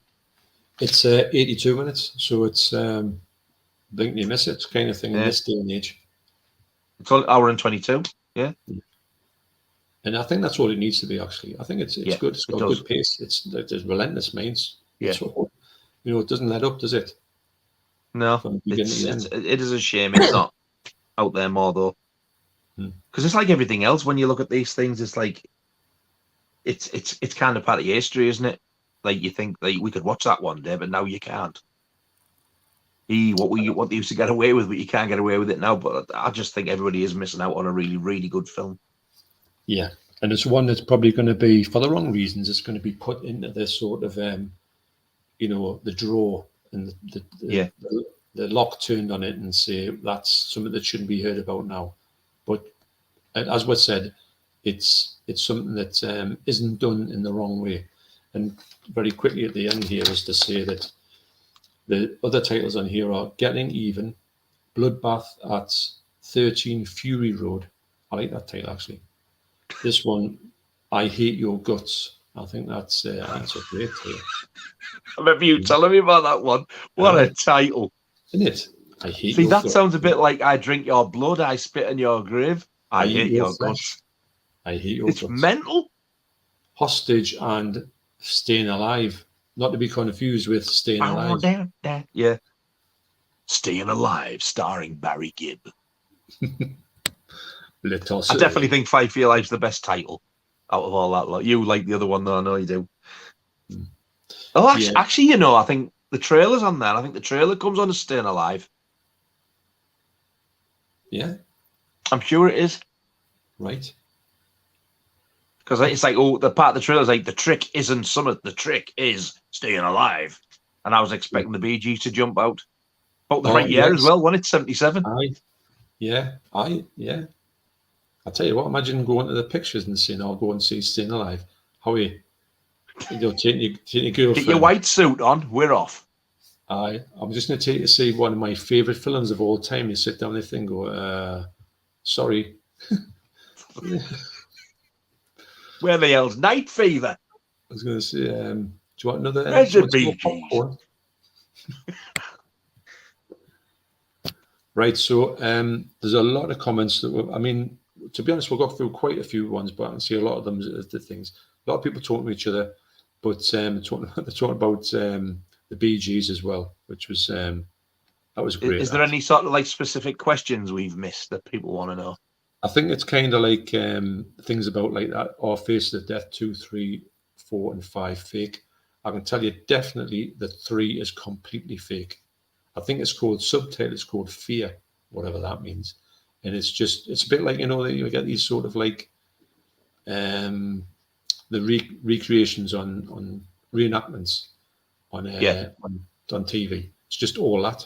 It's garbage. Yeah, you said 2's got the most real stuff in.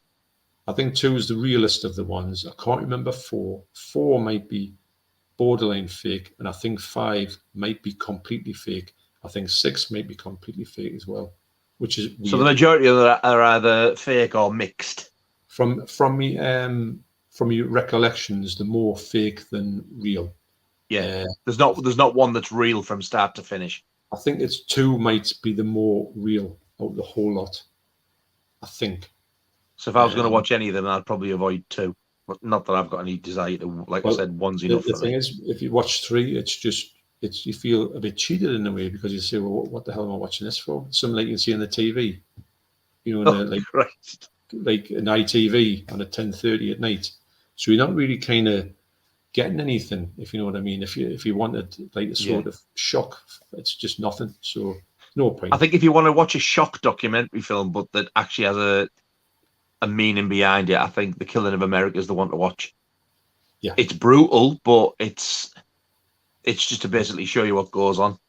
There's one particular scene shocking to me, and I thought it only ever existed in photograph form, and it's that Vietnam prisoner where you see him with the gun. I didn't know video footage existed of that. And when I seen it, my jaw just dropped. I was like, wow. Yeah, that was unexpectedly brutal.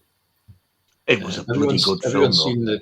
Everyone's seen the. I don't know if I can get on my phone. It's quite a famous photograph, actually. That don't know if I want to. I'm not going to show anything about the famous photograph. No, just the actual famous photo, because he got like an award for it, didn't he? The photographer. Yeah, and you think, God, imagine getting the frame right at that particular time. But somebody was obviously there filming it. Yeah, definitely.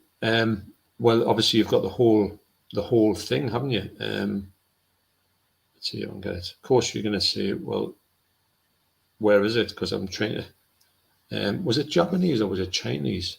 I think I typed in a Vietnamese prisoner of war with guns, something like that.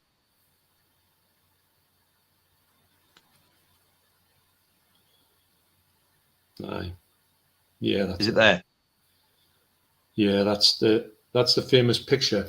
Yeah, that's it. Yeah, and the picture is black and white, and it is a famous picture. And I thought that's all that existed, but no. Not only is the footage in the film Killing of America, it's bloody colour. I know.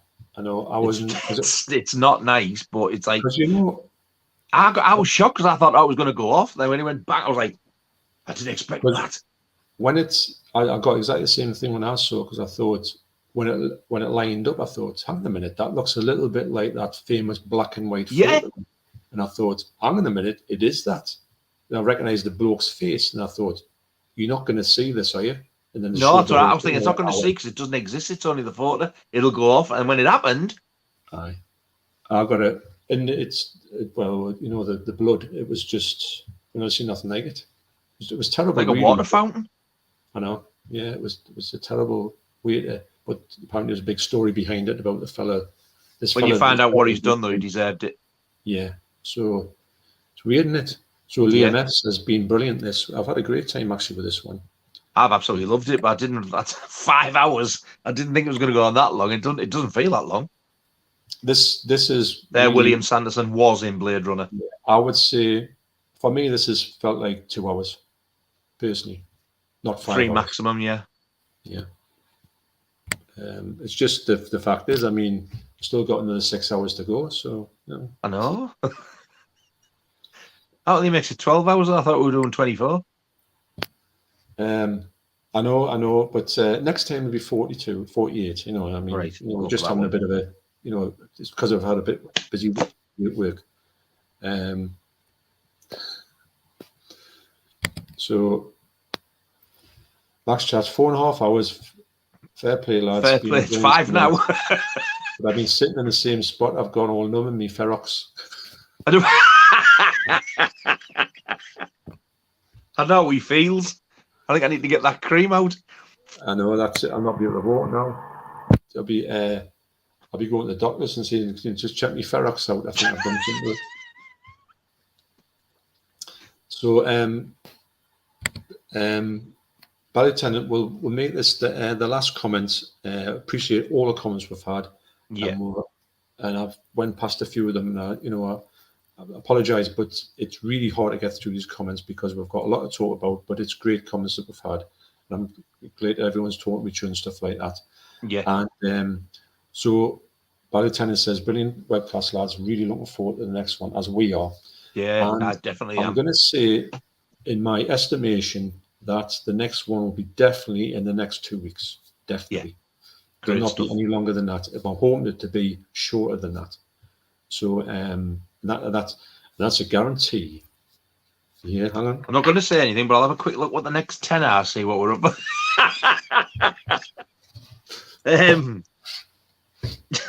Right.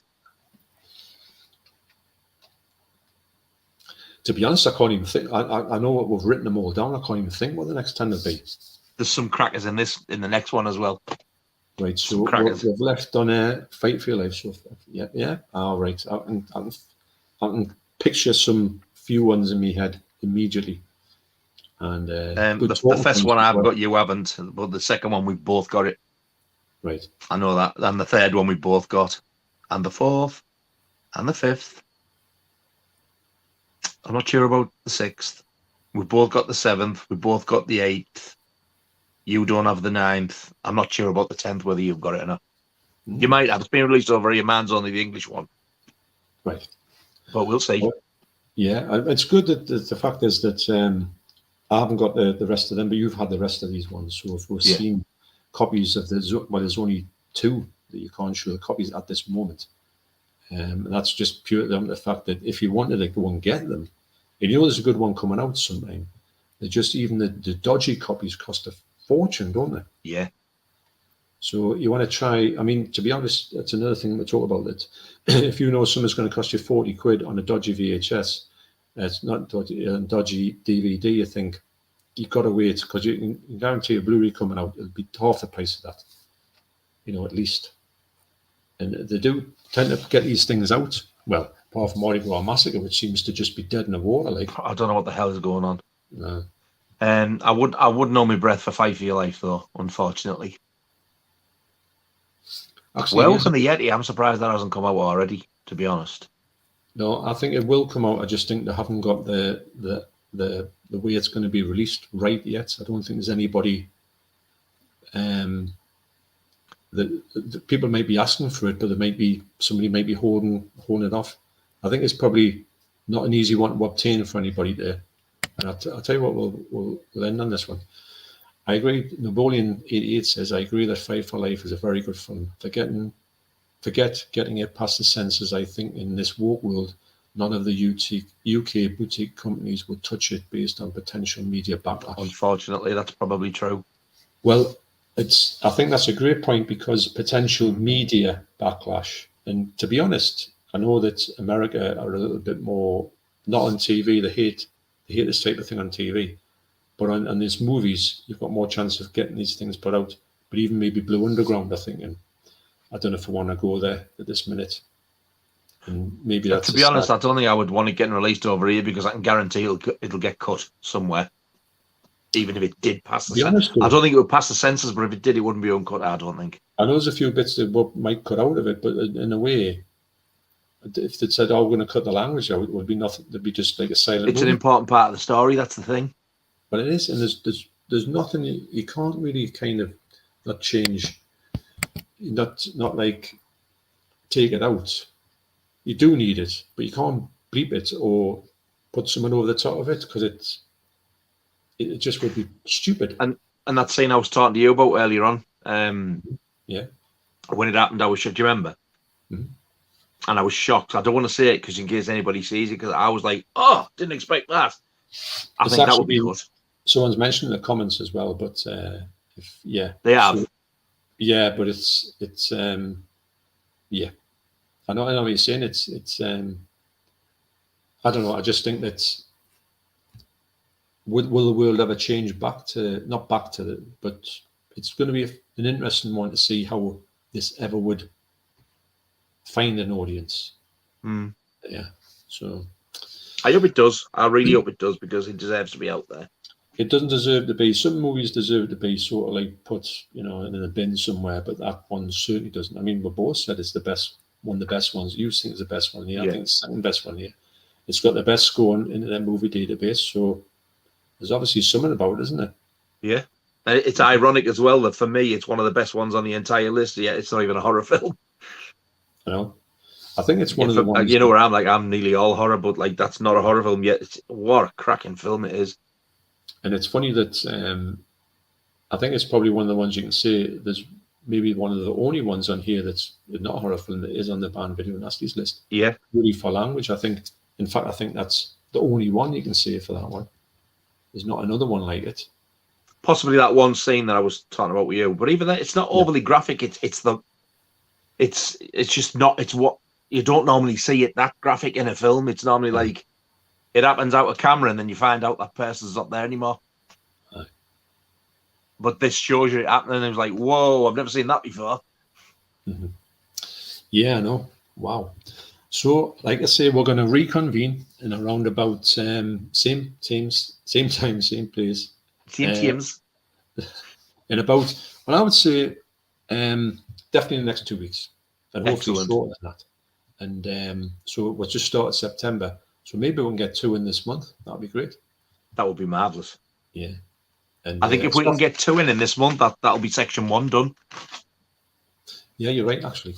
So yeah, that'd be quite a good thing to go for. But and like I say, in the future, it's not going to end with Video Nasties. When they end, there'll be more stuff down the line. Yeah, definitely. Now we've definitely got plenty of things to talk about. Yeah. And don't forget, in the future, me and Nigel are going to meet up. So there's going to be some kind of videos to do with that. In whatever. The camera will be out.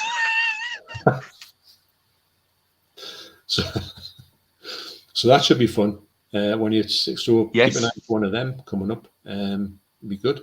And maybe, I don't know, and yourself, you might be able to put a bit of that footage on your own channel. Yeah, make that a part of a video. Definitely. That'll be something different, interesting, won't it? Yeah, well, yeah, looking forward to that. I like the meet up with channels. I think it's a great thing to have. Yeah. It's good to see. It's great to talk to someone, but when you see them in real life, you can have a bit of crap on and all that type of thing. Yeah. So it's all good. So thanks once again for everybody who's been in here. We've had a great response here. Yeah, thank you very much. Watching, loads of comments, and we're very excited for the next one. And I think that this has been, to us, it's been something that we're very passionate about. Yeah. It gets used a lot, but we are very passionate about this. But obviously we wouldn't have that many if we weren't. Yeah, and people are liking it, so it's excellent. It's nice to know that it's getting well received, and it's nice to know we've done the right thing, isn't it? Just coming on, just having a laugh, just doing this thing, and just having fun with it, and that's all it's all about. At the end of the day, I find. And I love getting questions. I love it when the people ask questions. It's nice. Yeah. And who would have thought that Ferox would have turned into a thing in the whole of into a medical condition with a nasty cream? Oh, me Ferox. Oh, good God, me Ferox has given me jip.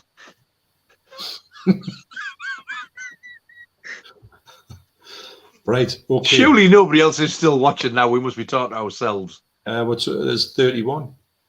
No way. 31. I'm not. No, there. 31. Wow.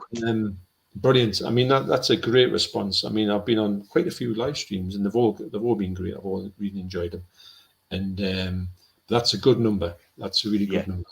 And it's great to know that you're getting a constant number as well. It's not going up it's not going up from to 0 to that. It's been constant, so that's great. And if you're one of the 31 who are on now, if you've been on from the start till now, thank you. You deserve an award. Well, that's it. Because my Ferox is none, so yours must be. That's it. You want a dessert? We'll give you, and we'll sign. We'll do autograph your Ferox for you. Yeah. Bring your Ferox along. We'll sign it. Hey, wow. God. Right. You can tell things are getting bad when you're talking about autographing someone's sinuses. Wow. Sinuses? I know, yeah. Where's me sinuses? Where's me autographs? I don't know why I'm doing this. He doesn't do that. Oh, he goes like that. He does. Yeah, he does. Michael Monkey Hands. Remember me? He's actually done another shout out for somebody who's got another thing coming up on another video somewhere. He doesn't take no. If I say to him, "How would you do this?" Yes. He doesn't ever hold back and say, "Oh, I can't be bothered." He's like, "Yeah." So he's. I might try and use the one that he got me somewhere along the line. I'll have to think. He done your sort of it's like a personalised shout out, wasn't it, to you? Yeah. Hello, nice. I'm expecting an email with the bill on. Oh, has he not got the bill yet? Oh, it's yeah, I have. I've paid it. He does £100 a shot, it's quite. It's worth 2. Yeah, it is, isn't it? Okay, right. So we will see you next time. Thanks everybody for coming along, and we've really enjoyed this. And thank you very much. It's been absolutely fantastic. I loved it. We'll see you next time. And thank you for having me again. That's all right. Thanks for coming along, because you're kind of like me wingman, for want of a better word, and co-host. Laurel and Hardy. Exactly. Don't say which one's which. I think we already know that. Well, I haven't. Okay. The long and hardy of live streams. Yes. I don't know what I say. Yes, I always got to do the whole Sean Connery. James Bond. Oh, I'll tell you what. Be very. That was to do with the fact of magic tricks we were doing on a not on a live stream, but just behind the scenes thing on another thing, just when we're chatting, doing live stream. So there's some magic tricks coming up, something in the future. But I'm definitely doing. I was telling Nigel about this on one of my videos. Sometime I'm going to put a video on the end of it. I'm going to put a magic trick on the end of it. Anybody can do with cards and a pack of cards. I'm going to show what it is, and you will do it yourself. I don't know how it works, but it does work. And you'll not know how, and anybody who does it won't know how this trick works as well. Wow. And then when it's successful, you'll be going. And then when I say, see, I told you so.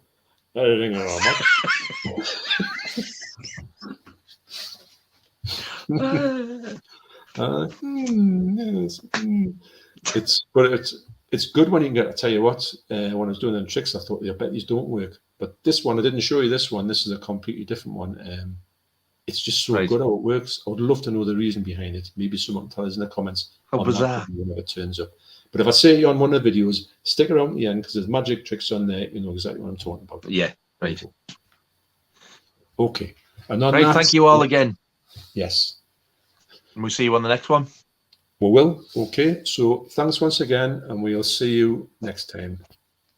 Thanks a lot now. Night-night. Night-night.